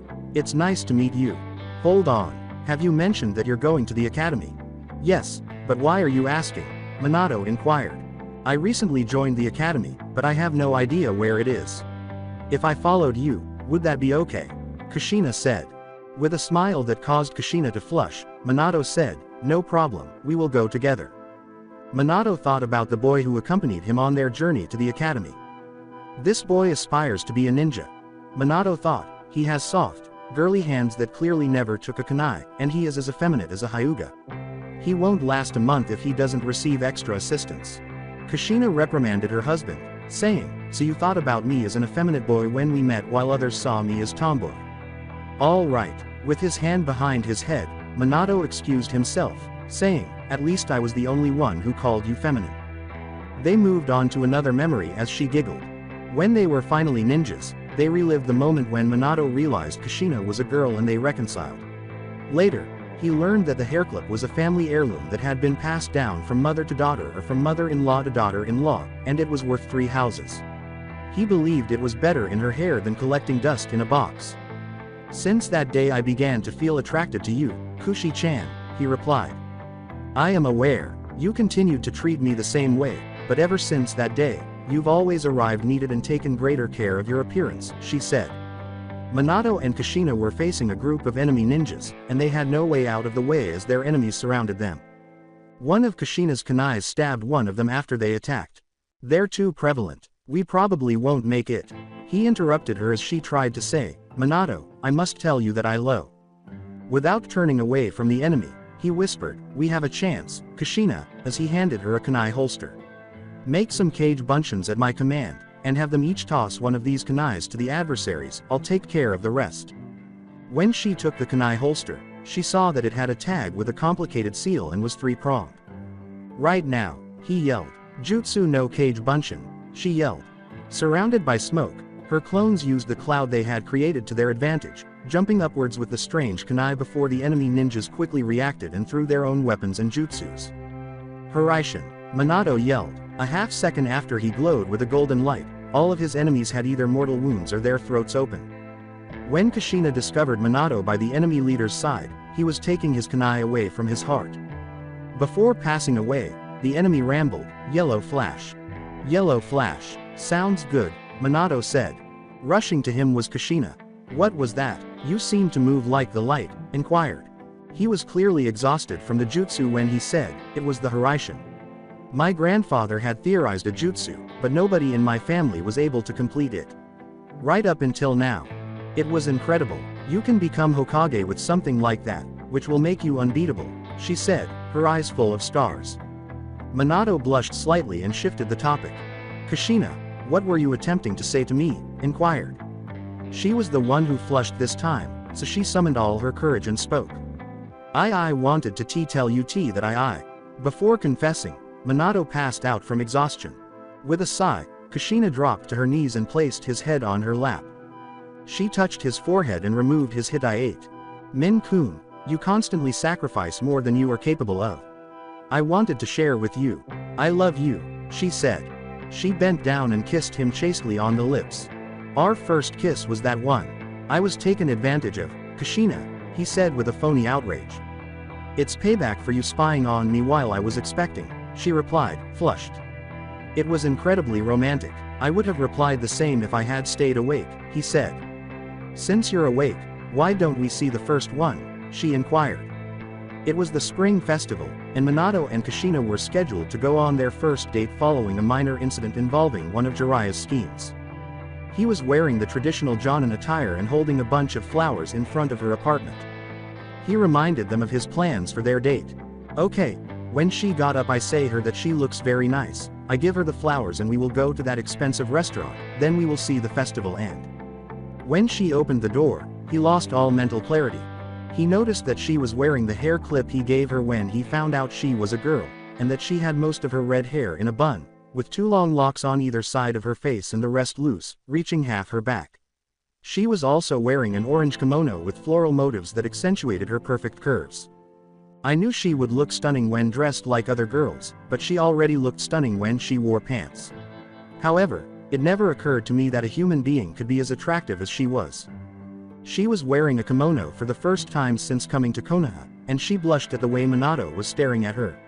Although she initially felt a little uneasy, Minato's expression made her realize that she had made the right decision. Min-kun, how do I look? Inquired. As he handed her the flowers, he rambled, L like a goddess. I apologize, but they can match you.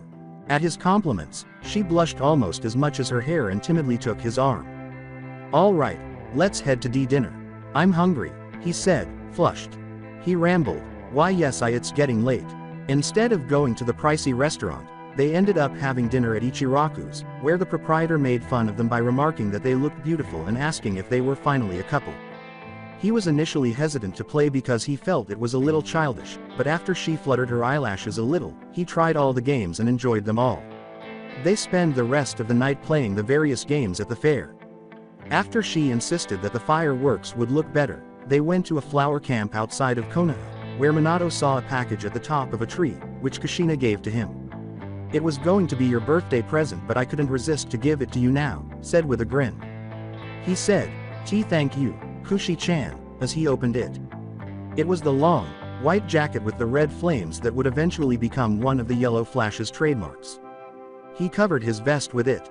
It's just right for me, Kushi-chan. Where did you purchase it? Inquired. I created it on my own. When I replied, I was the first years of my life learning things like that, she blushed. He looked very dapper wearing it, but then she noticed that he was grinning at her. They only had eyes for one another when the firework began, so they didn't look. Then he grabbed her hands and said, Kushi-chan. Yeah, Min-kun? She inquired. Since the day I found out you were a girl, I wasn't sure what I was feeling. I've always been really naive about these things, and I only recently realized that I fell in love with you that day, he admitted. Now, Kushina was the happiest girl alive. She said, I always loved you. Their lips met as the fireworks, large end came into view. She said, somewhat dejectedly, it was wonderful, we were so happy. We will have more moments like that, I promise you, he replied. When they sensed the memories of the clone left with Naruto, they were about to see another memory. Naruto has returned. We ought to postpone it until later, he said. She said, I'll look forward it, my love. Now that you are inside of me, we will spend all of our time together and be conscious of one another's thoughts and feelings. A level of intimacy that other couples can only imagine, he said before returning to reality. The brightening seal in Minato's chest dimmed and eventually vanished as he awoke in the ceiling room. Is Kushidi-chan present? He inquired. Her voice inside his head said, yes, I am. We seem to have no other senses in common, which is odd because I can see and hear through you. How are Naruto and the fox connected? No, they are unable to communicate with one another unless Naruto's mind enters the seal. Our seal is different, he said. She thought to herself, it is a relief. Naruto was watching TV in the living room when Minato and their son got back together. He gave his head a pat. You are no longer the death last, Naruto. How proud I am of your progress is beyond words. People will soon view you as a potential Hokage, so you'll need to have the skills and knowledge of a Kage, he said. Naruto blushed slightly at his father's praise, particularly when he was told that he was no longer the dead last. I'm grateful, Dad. Does that imply that you will share another of your awesome methods with me, hoped? Minato gave a nod. Tomorrow I'll show you your future self's favorite technique, with the cage Bunshin's permission stated. On the palm of his hand, he formed a blue chakra sphere. Quote, I'll teach you the Rasengan tomorrow. In the meantime, the demon brat and his father will soon be history, as Madara and the evil villagers had finished their plan against the Uzumakis. Kushina and Minato show up. Minato. Hi everyone, this is to inform you of the outcome of the Omake votes. Kushina. I would really like to play a significant part in the chapters that tell the story of how we scheduled our first date. Minato. I agree, Kushina. Naruto and you are the primary characters. In this FIC, you have the majority of the lines. Minato. You're misinterpreting me.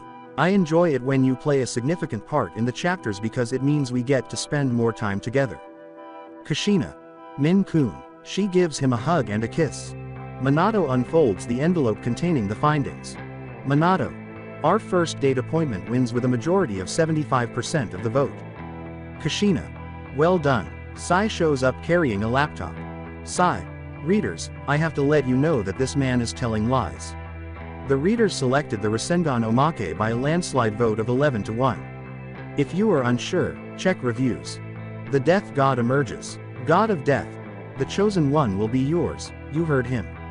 In a later chapter, you will have your favorite Omake. Minato. Muttering, alright.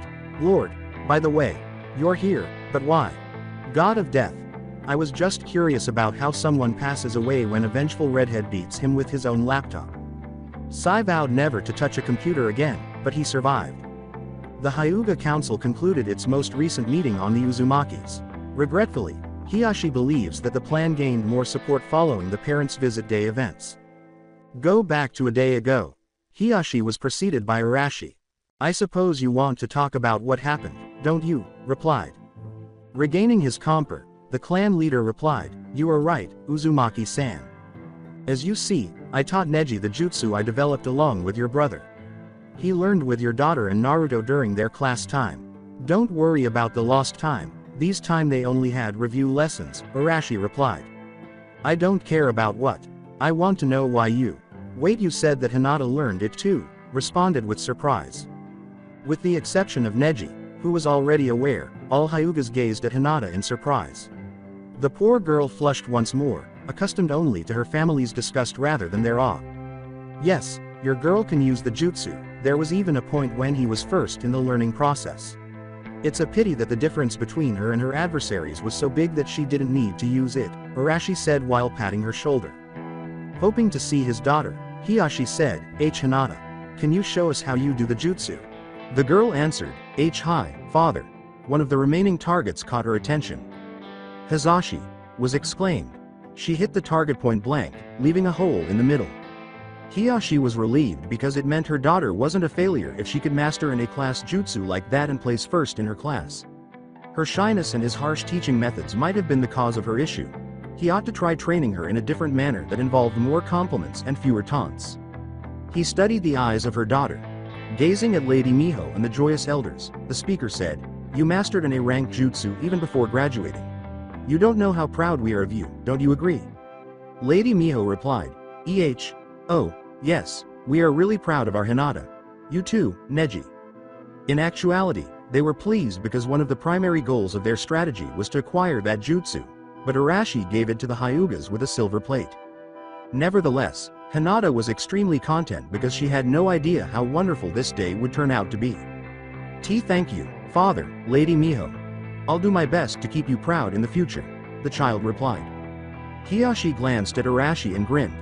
What I really wanted to ask you is why you taught Neji and Hinata the jutsu, replied. Why shouldn't I? I taught it to Neji because it was his birthright as Hizashi's son.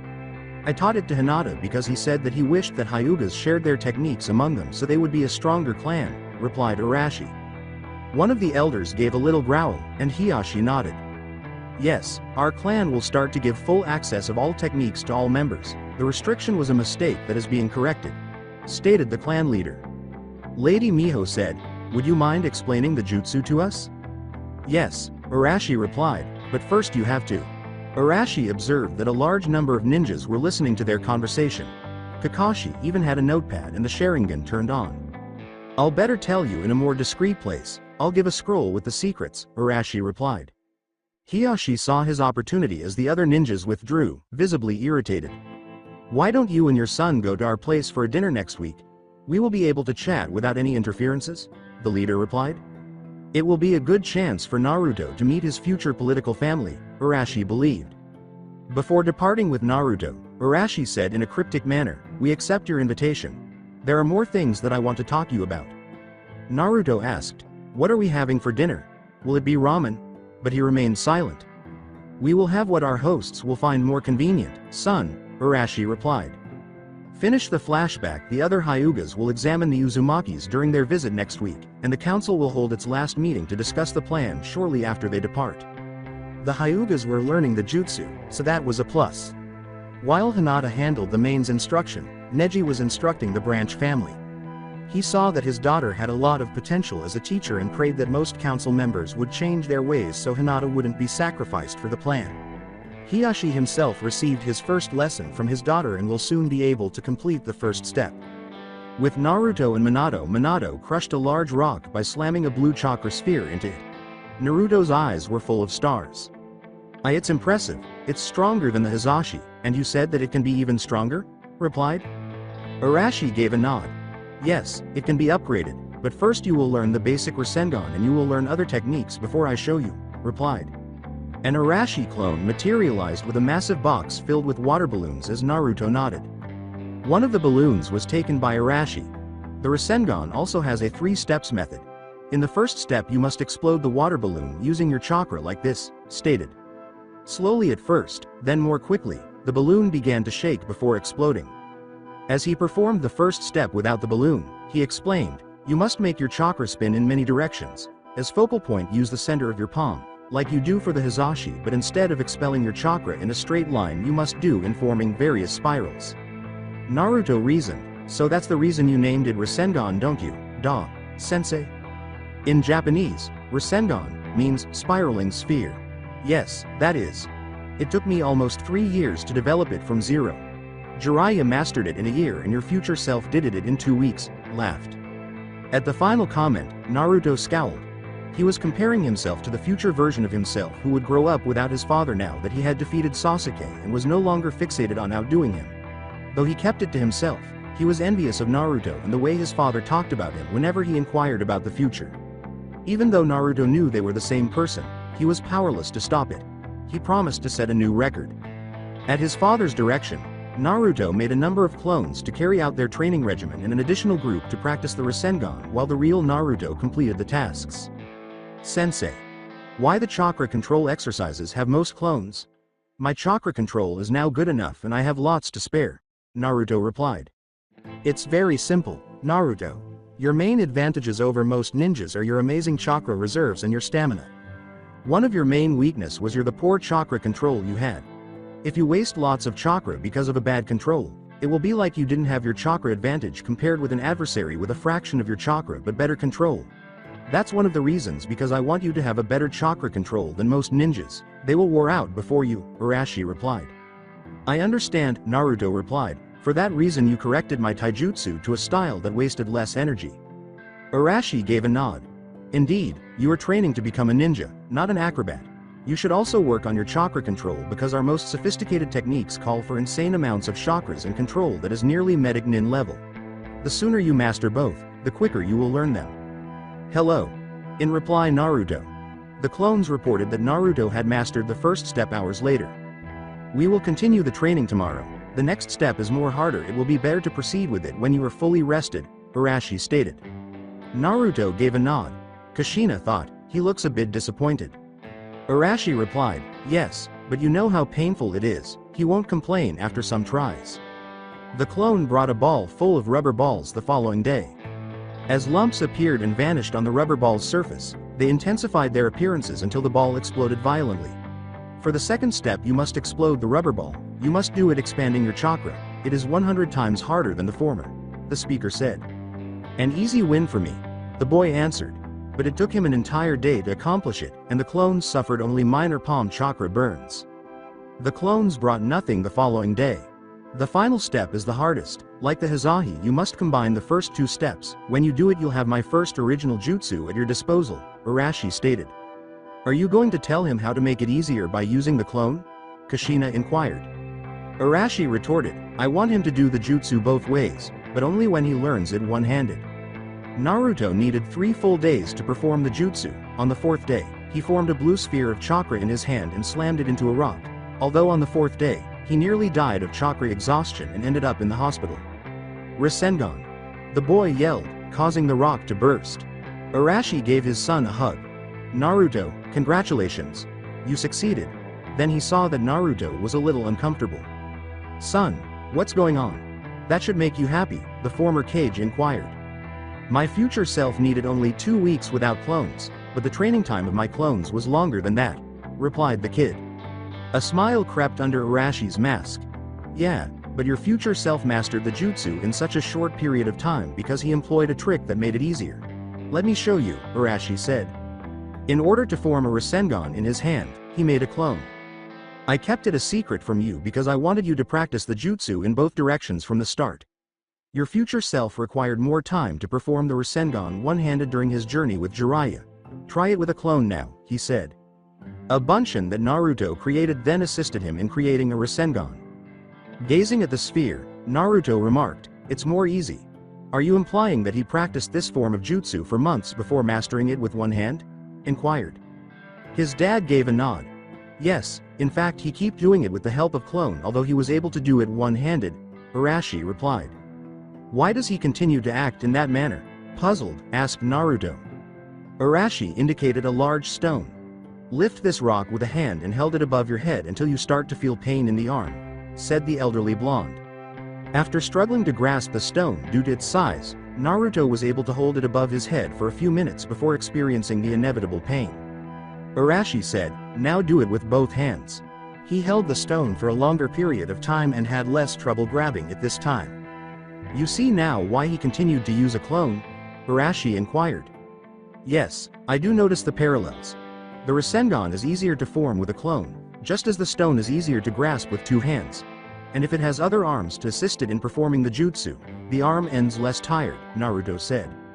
Arashi remarked, yes, you realized it immediately, no wonder why you both are the same person. Arashi recalled the moment the future Naruto showed him the Rasen Shuriken and said, the clone method also opened the way to make the Rasengan evolve into stronger jutsus. Then Naruto had an idea for a new Rasengan evolution and was about to tell his father about it when they heard footsteps approaching. An Anbu showed up. The Hokage has summoned all Jonin to an urgent meeting, Uzumaki-san. The Anbu declared, I came here to escort you there. Arashi made a duplicate. All right. Before departing with the Anbu, Naruto said, my clone will bring you back home, and I'll be at home for dinner. When Naruto and his clone were out of sight on their way to the tower, Arashi used a kunai to stab the Anbu in the back. The Anbu transformed into a waterfall nin with a scratched forehead protector and a puff of smoke. You really believed I would fall for that trick?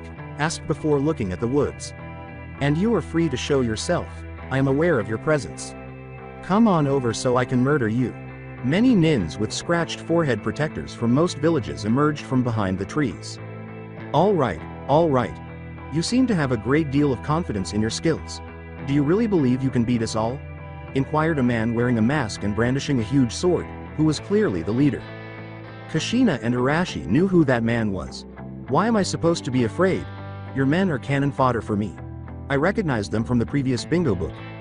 The only person who could be viewed as a challenge is you. Momochi Zabuza, the Mist Demon. Years prior, the last thing Hattori remembered was the time he and his friends were going to kill the demon boy when he used his cursed power. He found himself in a futon on the floor of the remains of his house, all wrapped in bandages. After visiting the village yesterday and learning that the boy was not his son, he hurried to the farm in a fit of rage after learning that his wife had cheated on him. After searching the entire area, he eventually located them and learned the truth about his purported family. Someone sitting in the shadows of his nearly destroyed house interrupted him. The other man said, it was about time for you to awake. Hattori responded with all his strength. Have you rescued me? Inquired. The shadowy man gave a nod. Thank you.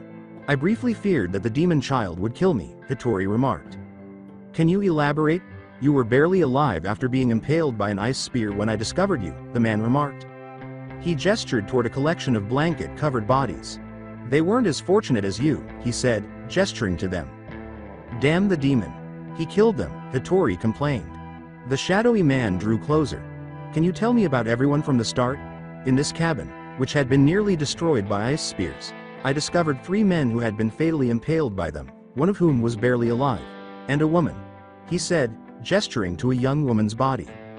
The woman in question should have been incredibly beautiful when she was alive, but her beauty was marred by facial bruises that were most likely caused during her murder.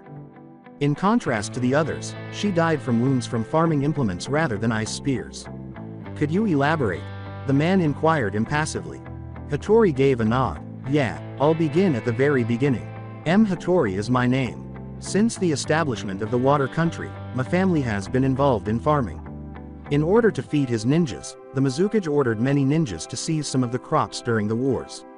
Naturally, this left us farmers with less to eat and trade, which caused us to face numerous financial difficulties, the statement read. The man in the shadows brought back memories of the last war, when he was still a young boy and had to fight. Quote, The war finally came to an end. Then we learned that those ninja clans with what they called bloodlines were to blame. Yeah, demon inheritance, I say, Hattori uttered. The man in the shadows remained silent, but he disagreed. The ambitions of the country's rulers, not the ninjas, were what caused the war. In reality, the Mizukage blamed the clans with bloodlines of being demons to deflect attention from his failure, and his plan worked better than expected, leading the entire population to blame the war's clans. The Mizukage did nothing to protect them, and he forbade the other ninja from doing either, fearing treason charges. Some clans, such as the Yukina, who used the Hyogen, were nearly wiped out, and the remaining survivors hid their abilities among the populace. Other clans, such as the Kagayas, who used the bone pulse, were persecuted until they were forced to flee the country. Hattori went on with his tale. Pointing to her, he remarked, Years ago I met that woman. After falling in love, we were married a few months later. Everything was going well at first. We had a son who resembled her a lot, almost like a girl. Despite some difficult moments, we persisted and led happy lives in the end. Hattori's voice became harsher.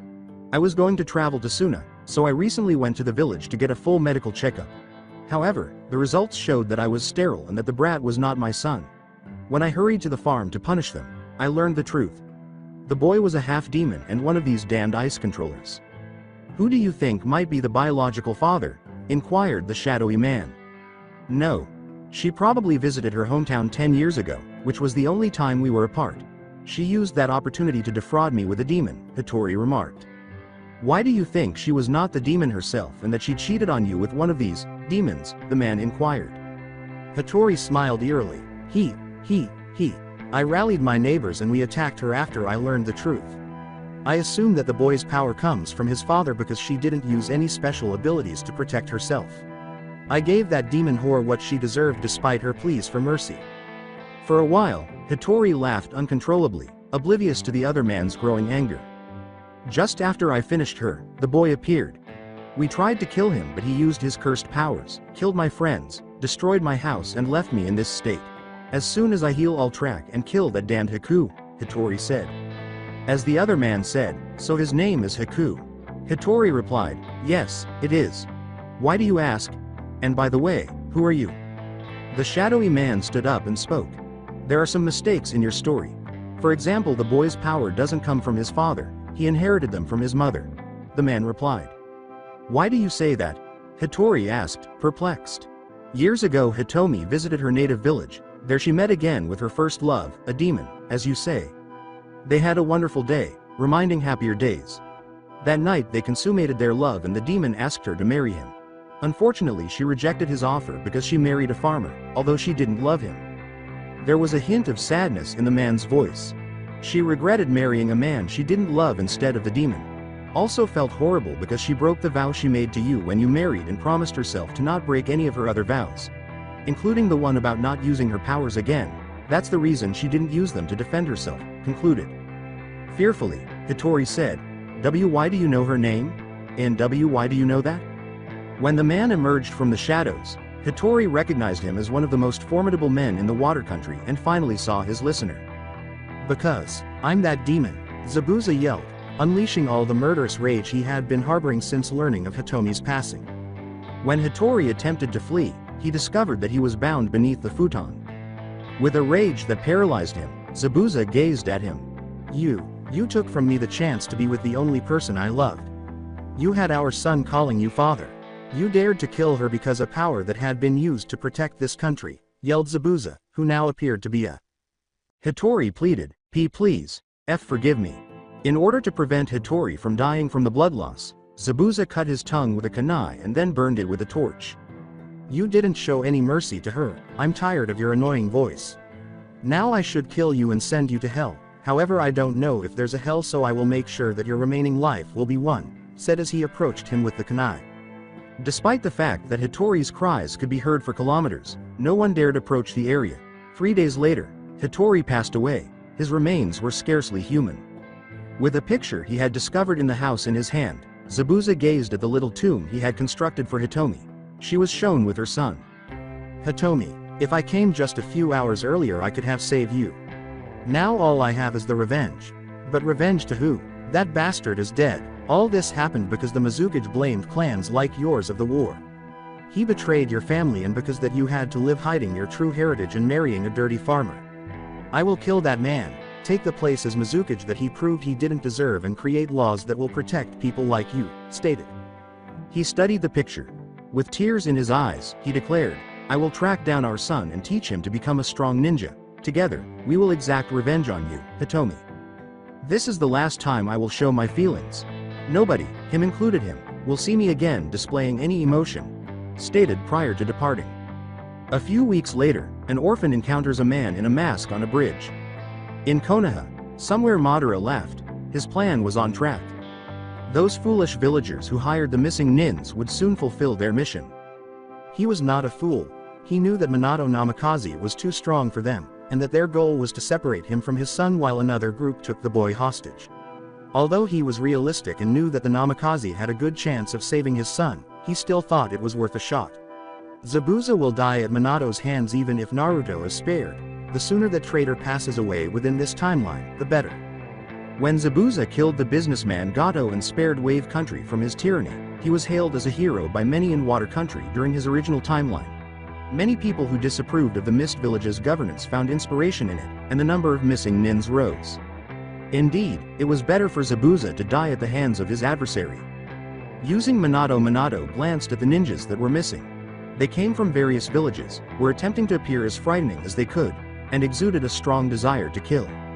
Under his mask, he laughed. Aside from Zabuza, none of them had advanced past the medium Chunin level. It was also clear that they were not accustomed to cooperating. Most likely, they were unfamiliar with each other's tactics and jutsus, which made them more likely to obstruct one another rather than pool their resources to attack him. Only Zabuza and his apprentice were worthy of being viewed as a threat. Kushina remarked, Minato, Haku is hiding behind that tree. Minato gave a mental nod.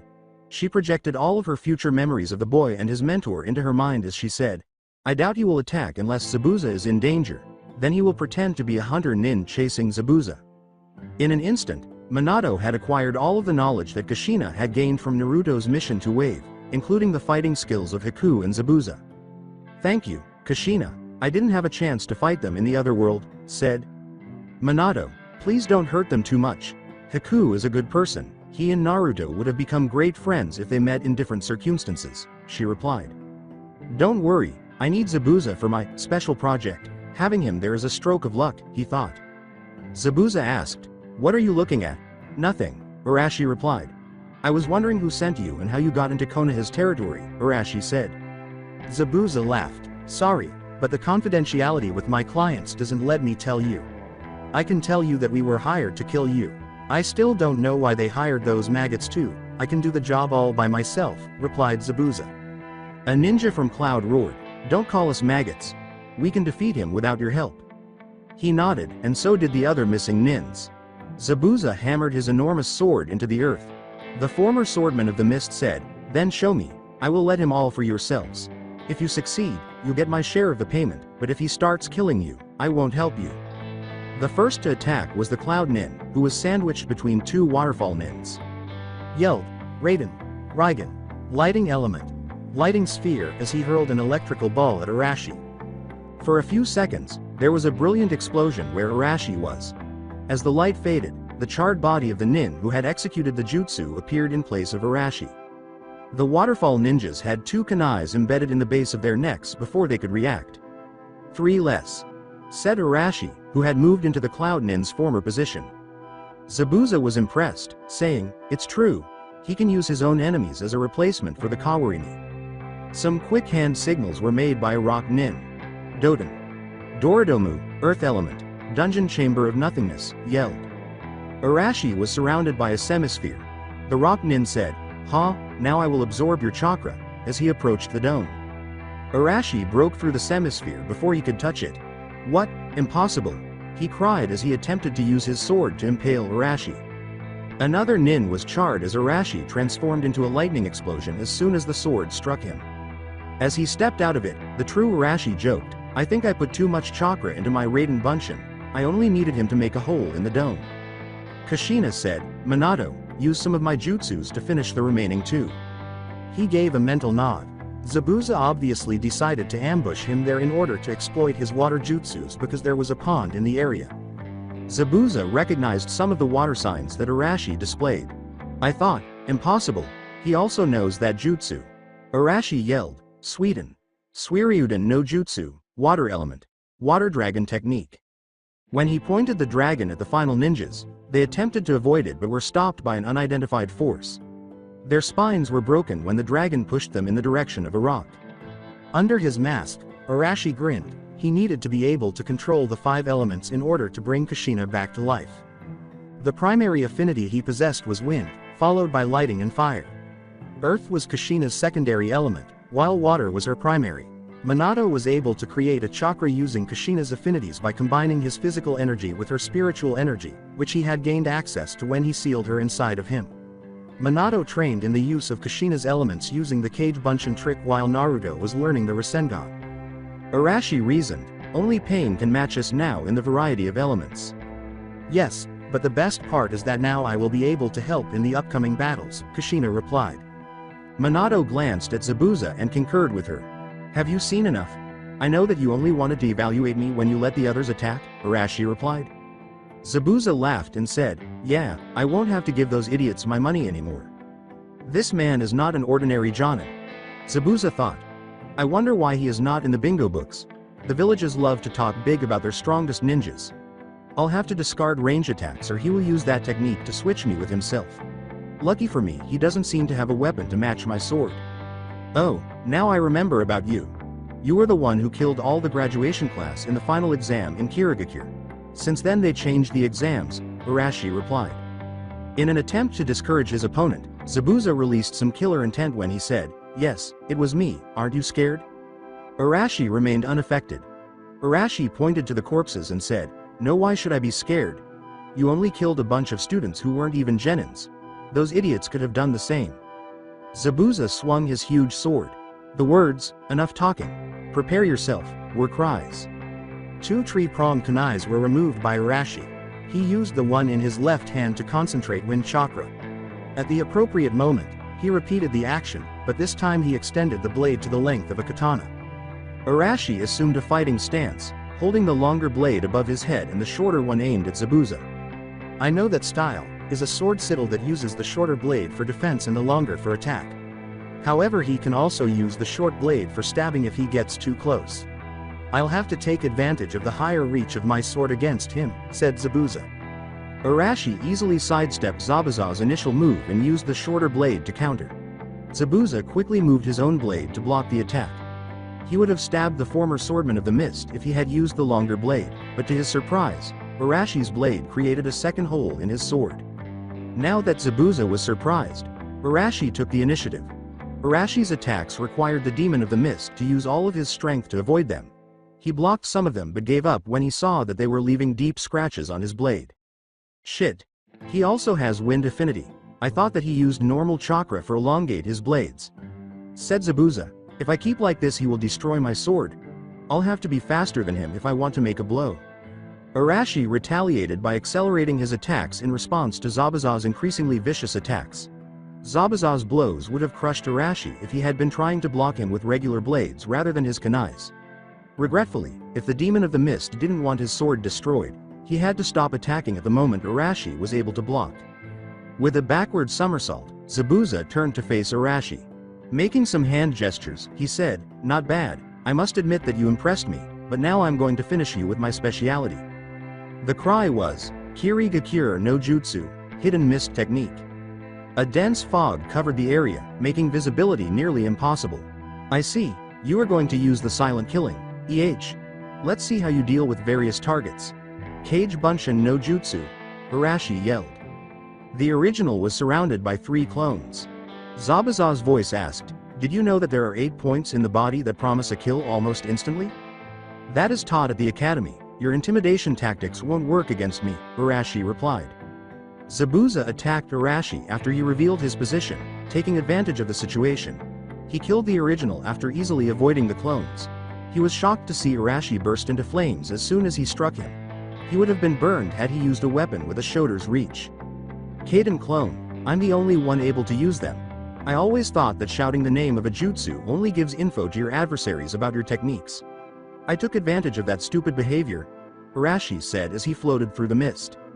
Arashi exploited the mist by using the Hiraishin to escape. The mist itself obscured his jutsu's yellow flash effect. Contrary to popular belief, the Hiraishin was neither a teleportation nor a high-speed technique. The Hiraishin created a tiny time breach that produced the well-known yellow flash effect by speeding up the passage of time between 2 points. Arashi moved at his normal speed while everyone else moved in slow motion. For the others, he moved at crazy speeds. In order to construct a network of time breaches that allowed him to attack numerous opponents, Arashi also made kunais with seals derived from his blood that served as markers. The Hiraishin didn't produce a wind gust that would have warned Zabuza that he was emerging from the fog because it wasn't a speed technique. When the other clones attacked, Zabuza struck one of them, hoping it would burst into flames. He seized the sword while it was still embedded in him, preventing the clone from detonating. Gazing at the wound, Zabuza saw that the clone was composed of dirt and that it was a Doden clone, a kind that could withstand some severe blows before being destroyed. After Zabuza destroyed the clone and swiftly eliminated the others, he realized that Arashi was able to use all 5 elements while his opponent had used a Raiden clone, a water dragon, blades with wind chakra, a Kaden clone, and Doden clones. Dispelling the mist to find his enemy, he discovered that he was floating over him. Zabuza tried to conceal his mounting panic as he said, "Who are you? There's no way that somebody like you could be classified as an A-rank nin." Arashi felt degraded. "Those who hired him said that I was a rank." Kushina stated that, "You'll be able to discuss the matter with them soon." Haku was terrified because the man treated the other nins as if they were inconsequential. He then battled Zabuza, who retaliated against all of his strategies and was now hovering over him. Since he was clearly above their level, it was time to pose as a Kiri hunter, stage Zabuza's death, and depart. The Senbon needles he threw to Zabuza's vital points halted in midair just as they were ready to strike him. There was a wind-like sound after it. Arashi looked at his hiding place and remarked, "It was a food and clone. It stopped from moving those fools who were killed by my water dragon and I assigned him to watch over you while I dealt with Zabuza." Haku displayed himself by posing as a hunter nin. "Congratulations, your skills are really impressive. I was after Zabuza for days and I found him fighting you. I was waiting for the perfect moment to kill off him and," stated prior to being interrupted. "Stop pretending yourself, you are not a hunter nin. Real hunters wouldn't use senbons as assassination method. I think that you are Zabuza's backup plan," Arashi replied. Sweating, Haku said, "No, I'm a hunter nin, really." Zabuza was incapacitated by the other 2 Fuden clones that Arashi had on hand before he could speak. Arashi formed a Rasengan on his hand and said, "If you are a true hunter, you'll let me kill Zabuza and then you'll destroy the body." With great speed, he charged at Zabuza, aiming for the heart. Haku made an ice mirror so he could teleport before Zabuza and take the attack in his place, just like in another timeline. At the last second, Arashi knocked Haku down with a punch, removed his mask, and dispelled the Rasengan. He then surprised Zabuza by driving out the clones, freeing him. He leaned the boy against a tree and remarked, "He was ready to die in your place, you are really precious to him." "He is my tool. This is his purpose," Zabuza declared while adopting a combat stance. "There is no need to fight. Obviously your client lied about me and you expected to fight a weaker opponent. There's no reason to keep on with your contract," Arashi replied. In agreement with him, Zabuza returned his sword to his back. Now, will you tell me who hired you so we will make him a visit? I also have a proposal for you and your apprentice, the brunette replied. Before making his decision, Zabuza took a few moments to examine the other nin. Before Arashi got the memories of the clone he left with Naruto, he said, the others and myself were hired to kill you while other group led by the demon brothers abducted your son and Naruto is alone with the enemy. He cried as he made his way back to where he had left Naruto, but not before leaving a clone to protect Haku and Zabuza. He never anticipated feeling a powerful and malevolent chakra source again, so he accelerated his pace while traveling. The chakra of the Kyuubi.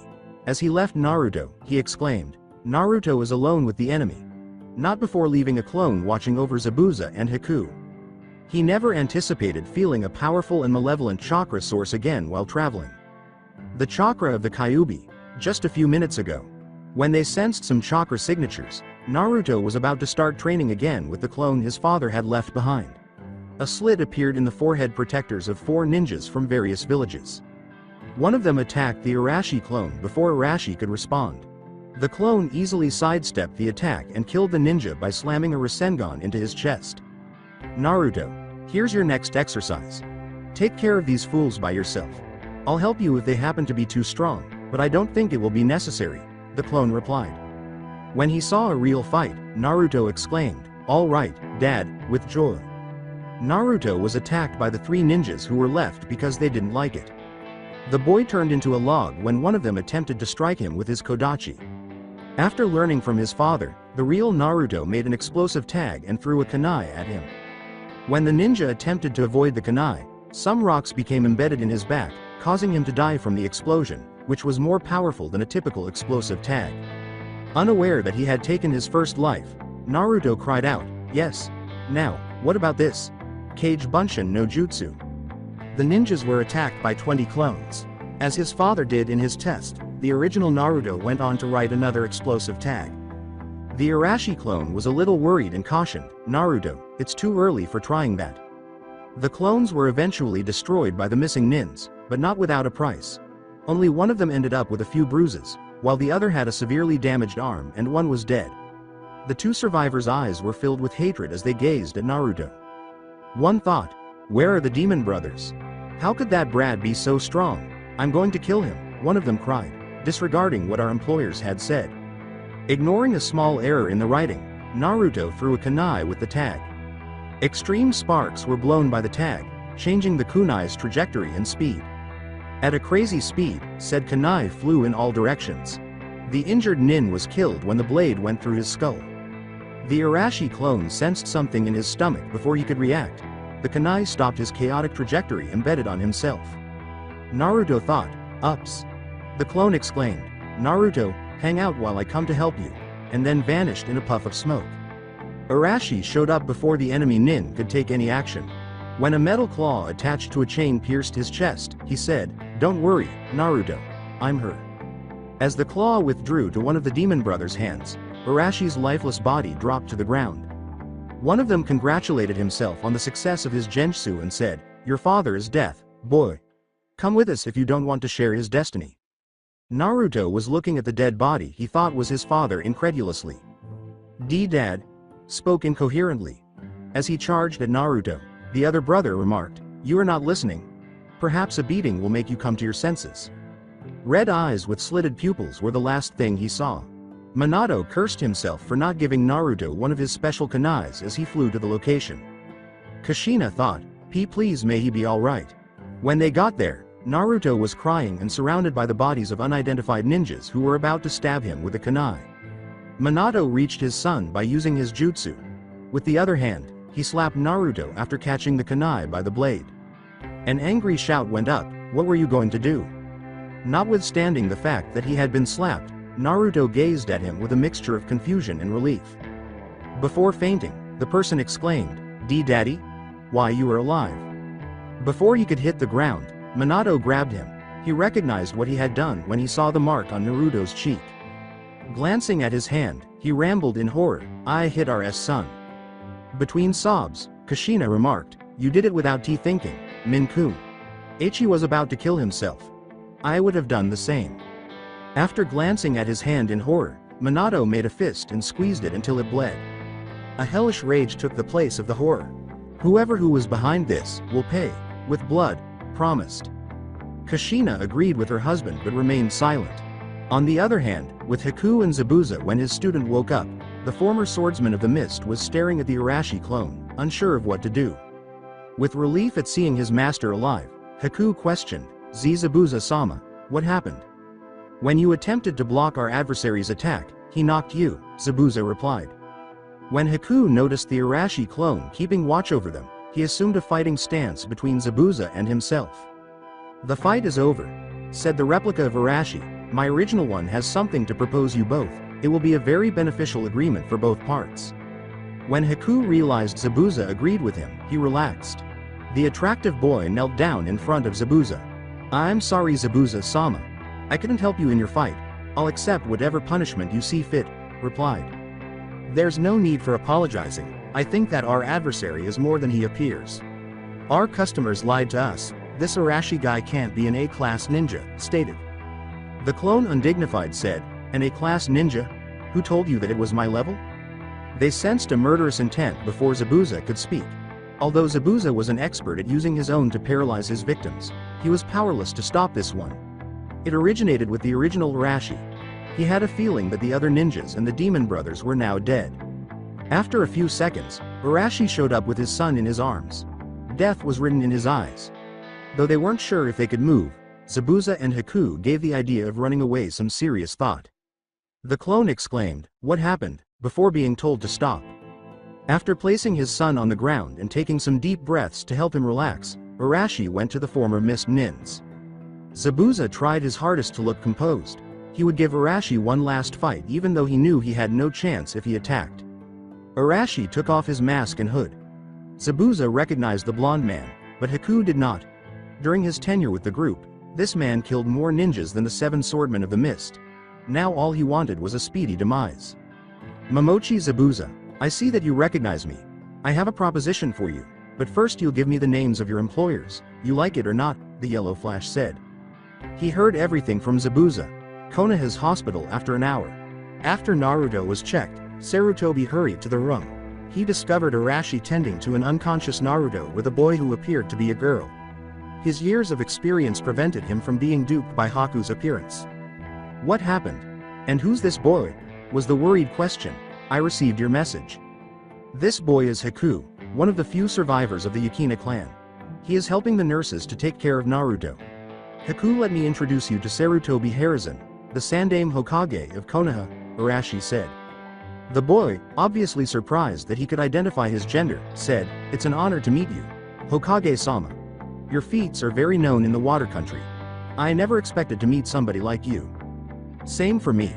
I'm very sorry for what happened to your clan. They did the best for their country and they were betrayed for those they were protecting, said the Hokage with sorrow. I would love to have a talk with you, but I must discuss a very important matter with Arashi-san. Please can you leave for a while?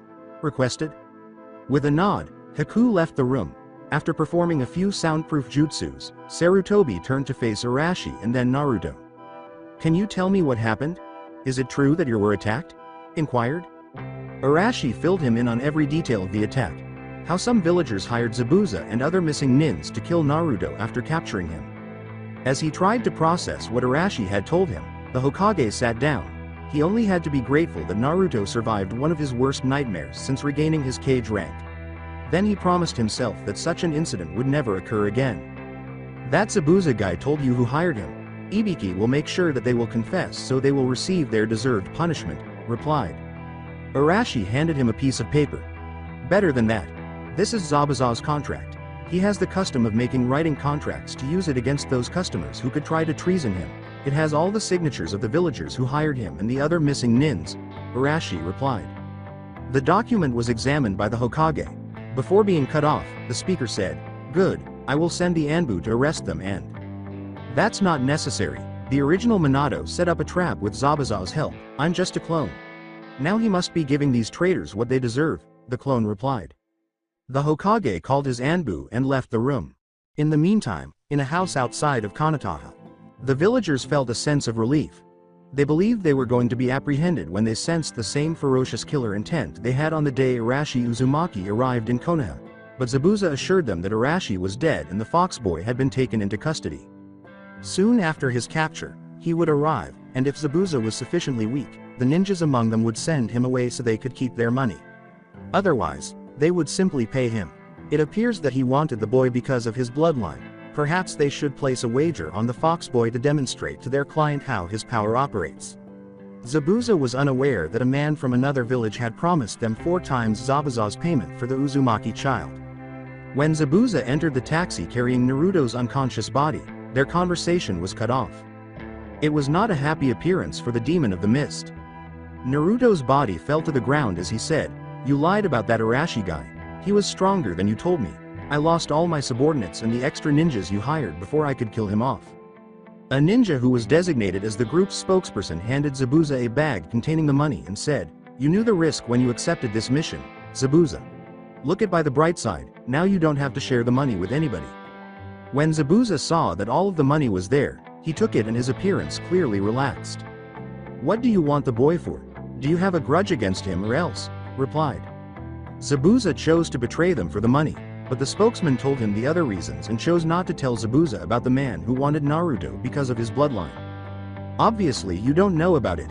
The official story of Konoha says that the Yondaime Hokage died killing the Kyuubi a decade ago. That's not true. He died sealing the fox into a baby boy. This boy, Naruto Uzumaki, is the reincarnation of the fox. The Sandaime was a fool and wanted him to have a life the most normal possible, so he made a law forbidding everyone to tell the truth or harming the boy," the ninja replied. One of the villagers clarified, "He is not the fox's reincarnation. They're 2 different entities. I only want him dead because killing him will kill the fox as well. I don't want to take the risk that someday the fox would be able to destroy the seal and get free," another ninja replied. "It's better to kill both of them now that the seal works. I only want him dead because I lost my money betting against him and his father," another person said. Before being paralyzed by the most heinous killing intent they had ever experienced, the remaining villagers and the ninjas explained why they wanted Naruto dead. Naruto stood up and revealed himself as Arashi Uzumaki, dispelling the henge. "I heard enough. You are a bunch of ungrateful traitors. Your mere existence is an insult to Konoha," shouted. When one of the ninjas attempted to attack and ended up with his head severed from his body, some of the villagers swore. Arashi called forth some Kage Bunshin, who swiftly impaled the traitor's hands with kunais and dangled them by the hands to the hut's walls. One of them, confused by the pain, rambled, "Zabuza, why did you betray us?" Heading to the door, the former Mist Nin declared, "You lied to me about my mission. The adversary was beyond my abilities. The contract is void and I take the money as compensation for the troubles and the loss of my men. I'll see you in the hospital. Remember to close the door when you leave. I have something to discuss with this scum," Arashi told Zabuza. Zabuza gave a nod and walked out. Arashi turned to face his captives. "All you are guilty of high treason against Konoha, letting a group of missing get inside the village's territory, endangering all the population. And worst of all, you hired them for assassinate 2 fellow citizens of Konoha with the aggravation that you owe the life to one of them, my son. For that abhorrent crimes you are everyone sentenced to death," said the enraged father. One of the ninjas rambled, "Wait. Oh, only the Hokage can sentence to death." Arashi showed the traitors who he really was by taking off his hood and mask. A chilly voice said, "I'm the Hokage, the one whose last wish you betrayed." They were all stunned for a few seconds, too shocked to feel the pain, until they realized they were in serious trouble, at which point they began to pitifully plead for their lives.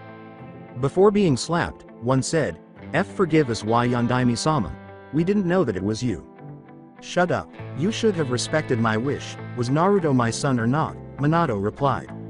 Another pleaded, Please, Hokage-sama, they forced me into this." Minato punched him in the gut and retorted, "Those who desert his comrades are worse than trash. I won't let scum like you be part of Konoha. My son won't be the ruler for those who would try to hurt him if they had the chance," stated the former Kage. The ninjas were Minato's destination. "You are the worst ones of all. You dishonored the heroes who died defending the village from the fox, conspiring to kill one of them. As Hokage, I strip all you of your ninja rank," coldly replied. He called forth a group of clones who tore off the ninjas' vests and reduced them to rags, which were then used to tap the civilians' eyes. "They will hear the executions, but not see them. Their imagination will do a better job scaring them," Kushina believed. He then took off their forehead protectors. Based on Kushina's recollections, he was aware of how difficult it was for Naruto to obtain his.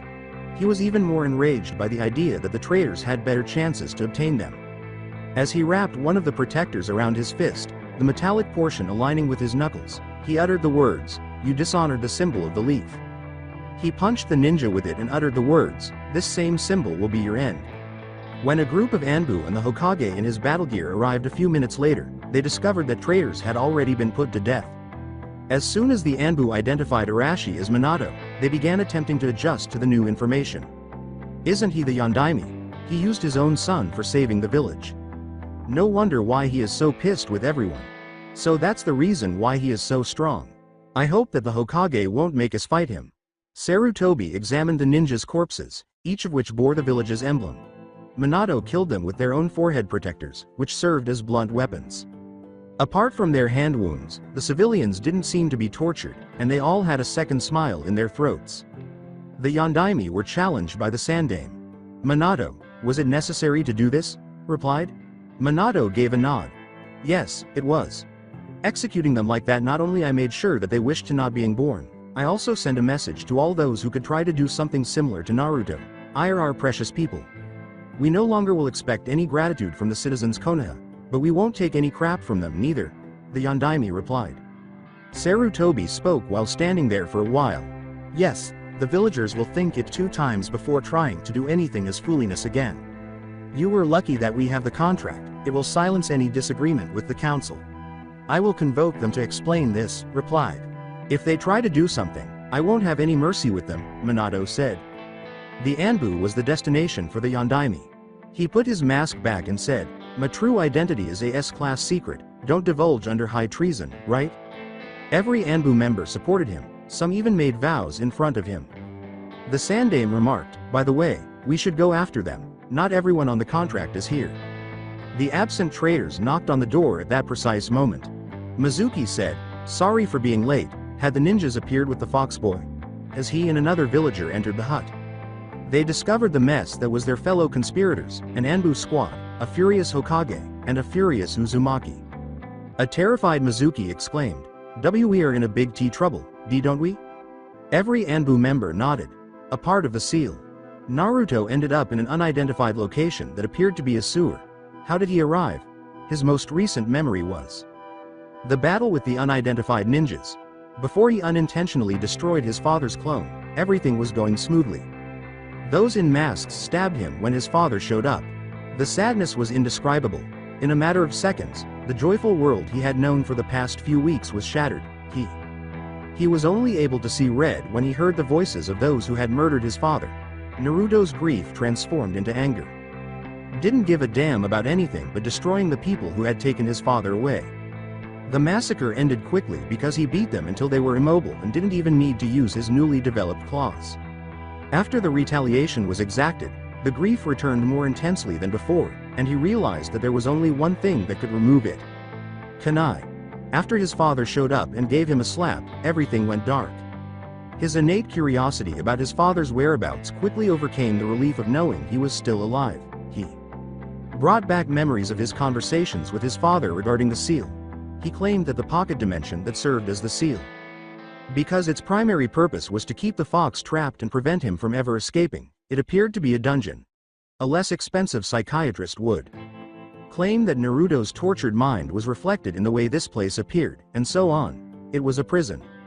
It had to appear like a sewer because it was put in Naruto's abdomen rather than his brain. The boy eventually discovered a room with an enormous cell and a tag that read, "Seal," in kanji. A malicious voice said, well, it looks like I have an unexpected guest. Did you get lost in the road of life?" The voice of the Kyuubi no Kitsune was mocking. Kakashi, meanwhile, had to change his mask after sneezing uncontrollably in Konoha. In a different timeline, Naruto would have detested the fox for being the cause of his difficult existence. In this timeline, his difficult life was caused by the fox, and the murderer of his mother. Roared, "Bastard! You'll pay for everything," as he lunged toward the demon. "Bring it on, loser," the Kyuubi teased. The boy was violently stopped by an unseen barrier. The fox jeered, "What's going on? Weren't you going to make me pay?" "Shut up, monster," was Naruto's irate reply. The Kyuubi mockingly yelled, "Make me, Baka. Destroy that barrier removing the seal and show me what you got." Grin. When Naruto realized he was about to remove the seal, he took action. Naruto calmed down and said, "No, I won't. I'd better leave you rotting here until you die. This seal won't last forever, brat. Someday we will meet without these bars. It will be interesting to see if you will keep so brave," said the fox. Naruto saw that the monster spoke and became a little more relaxed. "I like it or not, my life depends on your survival. This is what we are going to do. I'll lend you my chakra and—" "No," Naruto interrupted. "Brat, don't interrupt me, with my chakra will. You want to make me reliant on your power, so I'll have to use it, which is why I said no to your offer of your chakra. More and more until it finally breaks the seal and releases you. I can't say I'd rather die than ask for your assistance. If I prevail in my fights, it will be due to my own strength, not yours," Naruto reaffirmed, reminding his father warned him about the Kyuubi's dangers. Naruto, even though he didn't attack Konoha on his own initiative, he is still a malevolent being. He despises his prison, and if you accept anything from him, he will betray you at the slightest opportunity. His father warned him not to use his chakra since it would weaken the seal and allow him to get away. The Kyuubi lost his temper and, had the seal not intervened, would have killed Naruto. "Dull dude. I will not stay there forever. One day I will be free, and you will be the first to perish. Now leave." "Here," roared Konoha's hospital. Naruto awoke in an unidentified bed. He felt a pair of powerful arms before he could look more closely at his surroundings. Hugging him, his father was on the edge of tears as he said, "Naruto, are you all right? Why did you try to do that?" He threw himself back into the embrace when he realized it was his father. Between sobs, she said, "Dad, I thought they killed you." Minato comforted him, saying, It's over. Dad is here. Everything is going to be fine." Sad that she couldn't comfort him too, Kushina said, "Mom is here too." Naruto eventually calmed down after a few minutes. Even though his father assured him that crying was okay, he was unable to suppress a hint of shame. "Naruto, can you tell me what happened since my clone was dispelled?" said Minato. He heard the entire story from Naruto, including the part about the visit to the Kyuubi's chamber. "You made the correct decision. Your future self wasted a lot of time attempting to exert control over a power that wasn't rightfully his. Unfortunately, you are not one of the effective Jinchurikis who make friends with their hosts," Minato said as he regretted not training Naruto to fight Genjutsu sooner. "I'm stupid. If I had prepared him better, he wouldn't have to suffer like that," believed Minato. "Don't punish yourself. He will be able to protect himself from it and will be more eager to learn now." "About it," Kushina said. "Dad, what happened? Who were those ninjas and why they came after us?" replied Naruto. Minato gave him an explanation of the battle against Zabuza and the missing nins, the trap they set to capture the traitors, and what occurred prior to the arrival of Mizuki and the other villager. Minato kept the most graphic details for himself. They then admitted, following some punching, that a ninja from a different village had made them an enormous financial offer in exchange for yourself. "The ninja had already left when we arrived at the other meeting spot," Minato remarked. "I never imagined that I would face persecution due to our ancestry. It's nearly what happened to Hinata-chan years ago." Naruto uttered. Indeed, that was what the other village's ninja wanted Konoha to think, but following further questioning and they explained to us the appearance of the ninja, and we learned the truth. He was a man wearing a spiral mask with a single eye hole and a red cloud cloak, Minato remarked. "What, you mean?" Naruto cried out. "Yes, Madara's plans were behind everything. He picked certain villagers who didn't like you because of the fox because they would be easier to convince. If they didn't succeed, at least he would get rid of Zabuza, though he clearly didn't realize that I would spare him," Minato said. "Dad, did he travel back in time too?" Naruto inquired. "I'm not sure. The Akatsuki sent Itachi to test my strength, and now they're attempting to catch you covertly. We have to presume that Madara returned as well," Minato said anxiously. After checking his jacket, he gave Naruto a three-pronged kunai sealed with a seal. "It was going to be a birthday present, but it's better to give it to you now," replied. Naruto appeared thrilled by the weapon, recalling his father's battle with that Anbu, in which he used his kunais for battle. "Are you going to show me how to fight elongating the kunai range and all?" replied happily. Minato ruffled his hair and grinned. Yes, but not just yet. I'll start by teaching you how to counter genjutsu and enhancing your sealing skills. I don't want you to have another mishap like that in the middle of a project. Sealing like you attempted is only for professionals. Battle. I can teleport you to your current location with this kunai. All you need to do is toss it at the adversary, he said. Dad. After giving a nod, Naruto's expression became grave. Dad, there's something I want to tell you, stated. What it is? Minato inquired, curious. Naruto remembered the moment he killed the demon brothers as he glanced at his hands. Until that point in time, I couldn't comprehend why Sasuke left Konoha and gave up everything to exact his retribution. Today, I felt like my life was ruined when I believed they had killed you, and the agony was intolerable. The only thing I wanted to murder and torture the people who killed you. As I crushed them with the fox of power, a piece of me believed that the suffering would end when they passed away, but I also enjoyed the suffering I was causing them. I only felt a void in my heart after killing them. The retaliation didn't make up for what I had lost, and I detested. I'm sorry for what I did, he said. Kushina wept for her child, but Minato remained silent. Naruto went on. I don't want to become a monster in order to get even. I don't want anyone else to go through what I went through. You warned me not to make friends with Sasuke because he would hurt me, but I can't because I now understand what he was up to. I can't leave him and allow him to ruin his life, though. I have to save him if I want to be worthy of the title of Hokage. From himself, he said, concluding. Never before had Minato and Kushina been so proud of their son, Naruto, who had woken up this morning promising to finally. Naruto was now a young man on a quest to surpass his parents after becoming a master of the Rasengan. As Minato unfolded a scroll and opened an item, Kushina recognized what Minato was about to accomplish. Naruto gave it a questioning glance. There should have been a leaf with a symbol on the forehead protector, but there was none. Spiral. Nothing was there. Minato grinned as he glanced at his son. Naruto, there were no ninja academies or academy examinations in the past, prior to the establishment of the great villages. Students who demonstrated sufficient maturity and made it through their first potentially fatal battle today became ninjas. You just showed that you are mature enough by surviving that fight, the speaker said. Naruto was still unsure of his father's intentions. For that reason, I, Minato Uzumaki Namikaze, Yondaime Hokage of Konoha, acknowledge you as a ninja, stated as he placed. Naruto received the forehead protector. Naruto was incredulous. Excited.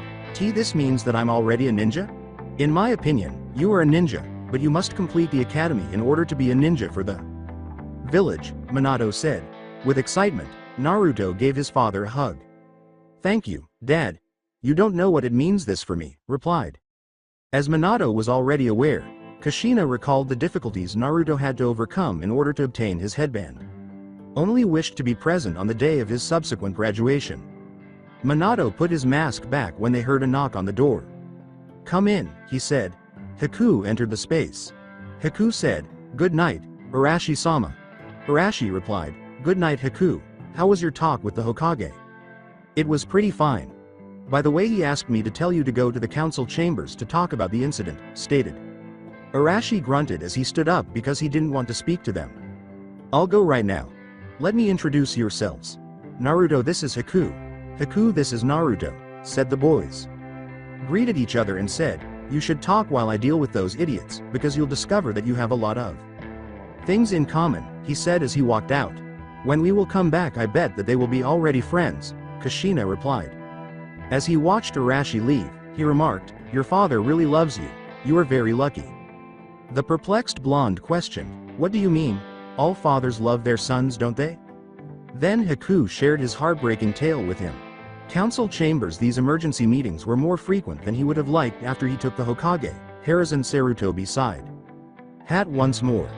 The first was following the Kyuubi attack, when they determined Naruto's fate and renamed him Hokage. Regretfully, he was either able to supervise it or had not yet been named Hokage when they cast their votes for Naruto. The second was that Danzo would have loved to fight in the war following Hinata Hyuga's kidnapping, but the sacrifice of. Since Hizashi spared Konoha more pain, it is understandable why he and Minato ended up becoming friends. In the third, he still doesn't understand why the boy he believed would make a good Godem died after the Uchiha massacre. would murder every member of his clan except his younger brother, including his parents. 2 sets of bodies of missing foreign nins, a group of civilians, and Konoha ninjas were now in the chamber. And 2 defeated traitors bound and prepared to answer their last queries. A copy of the incident report was distributed to each council member. People who supported the Uzumakis were in a outrage and demanded that Mizuki and the other villagers be put to death. Those who were impartial, such as the Hyugas, desired to know every detail. The group that didn't like them were chatting among themselves, trying to figure out how to take advantage of the circumstances. Danzo was attempting to determine how to obtain the missing nin's bodies and obtain their secrets. When Arashi Uzumaki entered the room with a hint of murderous intent, everyone fell silent. The members of the council those who wished to accuse him of killing Konoha residents made the sensible choice to remain silent. The council members were the Hokage's target. Ladies, gentlemen, as you are aware, a terrible incident occurred in Konoha, and a plot nearly left us without. Fortunately, the plot fell through and the traitors were apprehended, but it would be better if Uzumaki-san described. Tell us what happened, he said. After glancing at the corpses, Arashi turned to face the inmates, who did their best to avoid his stare. He described the attack without mentioning that Naruto used jutsus from 5 different elements. Used the Kyuubi's power to kill a few of his enemies, but some of them were already a little afraid that Naruto killed ninjas at the Chunin level. No wonder why we must carry out our plan. But unlike these fools, we will succeed, said Lady Miho. He then explained to them the trap and the penalty he imposed on the traitors. Naturally, it was followed by muttering from all of them. While some believed it was excessive, others supported the penalty, and still others believed it was highly likely. The ninjas' use of their own forehead protectors as weapons during the execution. The day after the Kyuubi attack, a fat man who was one of Uzumaki's critics and demanded Naruto's execution stood up. Enraged, that demon lover and the foxboy killed a few of our citizens and tortured 2 of them in order to accuse the others of treason, and they pose as the real victims. I call for the Uzumaki clan to be put to death because their cowardly acts against the village, he cried, and his supporters applauded. An enraged Arashi grabbed him by the throat and lifted him a few centimeters before he could do anything else. He was so intent on killing that even the Hokage was a little alarmed. Arashi spoke while giving him a fierce look. 1. A written contract bearing the traitors' signatures unequivocally establishes their guilt. Additionally, the Hokage himself interrogated the prisoners. Are you calling him a liar? Was asked. When the fat man's followers realized their plan had failed, they turned to stare in terror as Arashi went on. 2. In addition to breaking Sandame's law and suffering the associated penalties, you also did it in front of him. Accusing our leader of treason, said the Hokage gave the counselor a distasteful look as he realized the Sandame's grave error. Arashi was going to wrap up his speech. And 3. You disobeyed the Hokage's orders by suggesting a vote to execute 2 Konoha residents who committed murder. Some traitors, only the Hokage has the authority to make such decisions. The council's role is to advise the Hokage, not to carry out his job. These facts alone prove that you trespassed against the Hokage. As a Konoha ninja, it is my responsibility to give you a suitable punishment, he uttered as he readied his assault. To everyone's horror, Arashi made a sudden move and plunged his hand into the counselor's chest. Then, with an awful noise, he tore the man's heart off. Before he passed away, the counselor's heart was still pounding and he looked horrified at it. Arashi threw the heart in a paper bin and let the body fall to the ground. How old he do that? A shocked counselor inquired. It was very easy, he simply directed some wind chakra into his hand before introducing it with his palm open. Shibi Aburame explained, grasped the heart between Fatso's ribs and pulled it out with some strength. It won't matter when people realize that we Hyugas are terrifying because we can kill with a blow to the heart. Lady Miho thought, the Uzumakis are a real threat to our supremacy in Konoha. I heard about a guy who can rip it off. After that, Arashi turned to face his followers, who attempted to flee but were immobilized by his food and bunshin. Now, about you, he said as he approached slowly and made a cage bunshin for each of them. Sarutobi remarked, that's enough, Arashi. Arashi replied, Hokage-sama, they must be punished. Yes, they will, but it will take me a lot of work to find replacements for them. I will decide a proper punishment later. The Hokage said. Arashi questioned, can I defy them all to a duel of honor? These were death-defying duels. Ninjas and samurai must request permission from their leaders to engage in combat. Sarutobi said, "No, you can't, you can get hurt." The question was, can I beat them to a pulp? No. Can I inflict them any kind of psychological torture? No. Arashi had a disdainful expression. With a hint of depression, he said, "At least can I curse them?" The Hokage said to the group, "Well, I don't see anything wrong with it. What do you think? He can curse you, can't him?" Council members. The councilors concurred that being scolded and cursed was preferable to being put to death, and they even recommended that Arashi, rather than beating them, curse those who dared to wrong him or his son. As Arashi and his clones grinned beneath their masks, a malevolent gleam emerged in their eyes. The clones made a few hand gestures. "He's going to kill them. Someone needs to stop him," Kaharu exclaimed.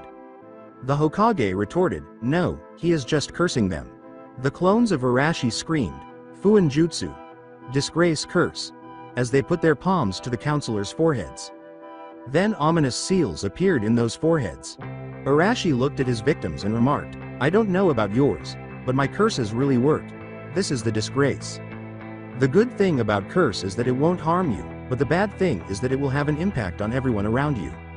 As Arashi continued to describe his curse, everyone listened. Just being around you could cause strange accidents for no apparent reason. Food could rot. Plants get dry. The effects of the seal are unpredictable, but they will be always bad for anybody except you, said Arashi in a menacing voice. At that moment, some of the cursed chairs fell to the ground after their legs broke. "Yes, I did forget," Arashi remarked, "you are immune to the effects of your own seal, but not the others." The moment the Hokage's smoking pipe broke, the cursed ones gazed at him with supplicant eyes. "As a punishment, you will be kept these seals. Now leave this place," stated in a chilly manner. Trying not to bump into each other, they left the chamber. The Hokage turned to face the other council members. The meeting has come to an end with the explanation and resolution of the plot against the Uzumakis. 3 days from now, we will call another meeting to discuss Momochi Zabuza's asylum request and whether he and his son Hiku can become members of the Leaf, said, concluding the meeting. I will continue the story in next part. Till then, we weeb offline.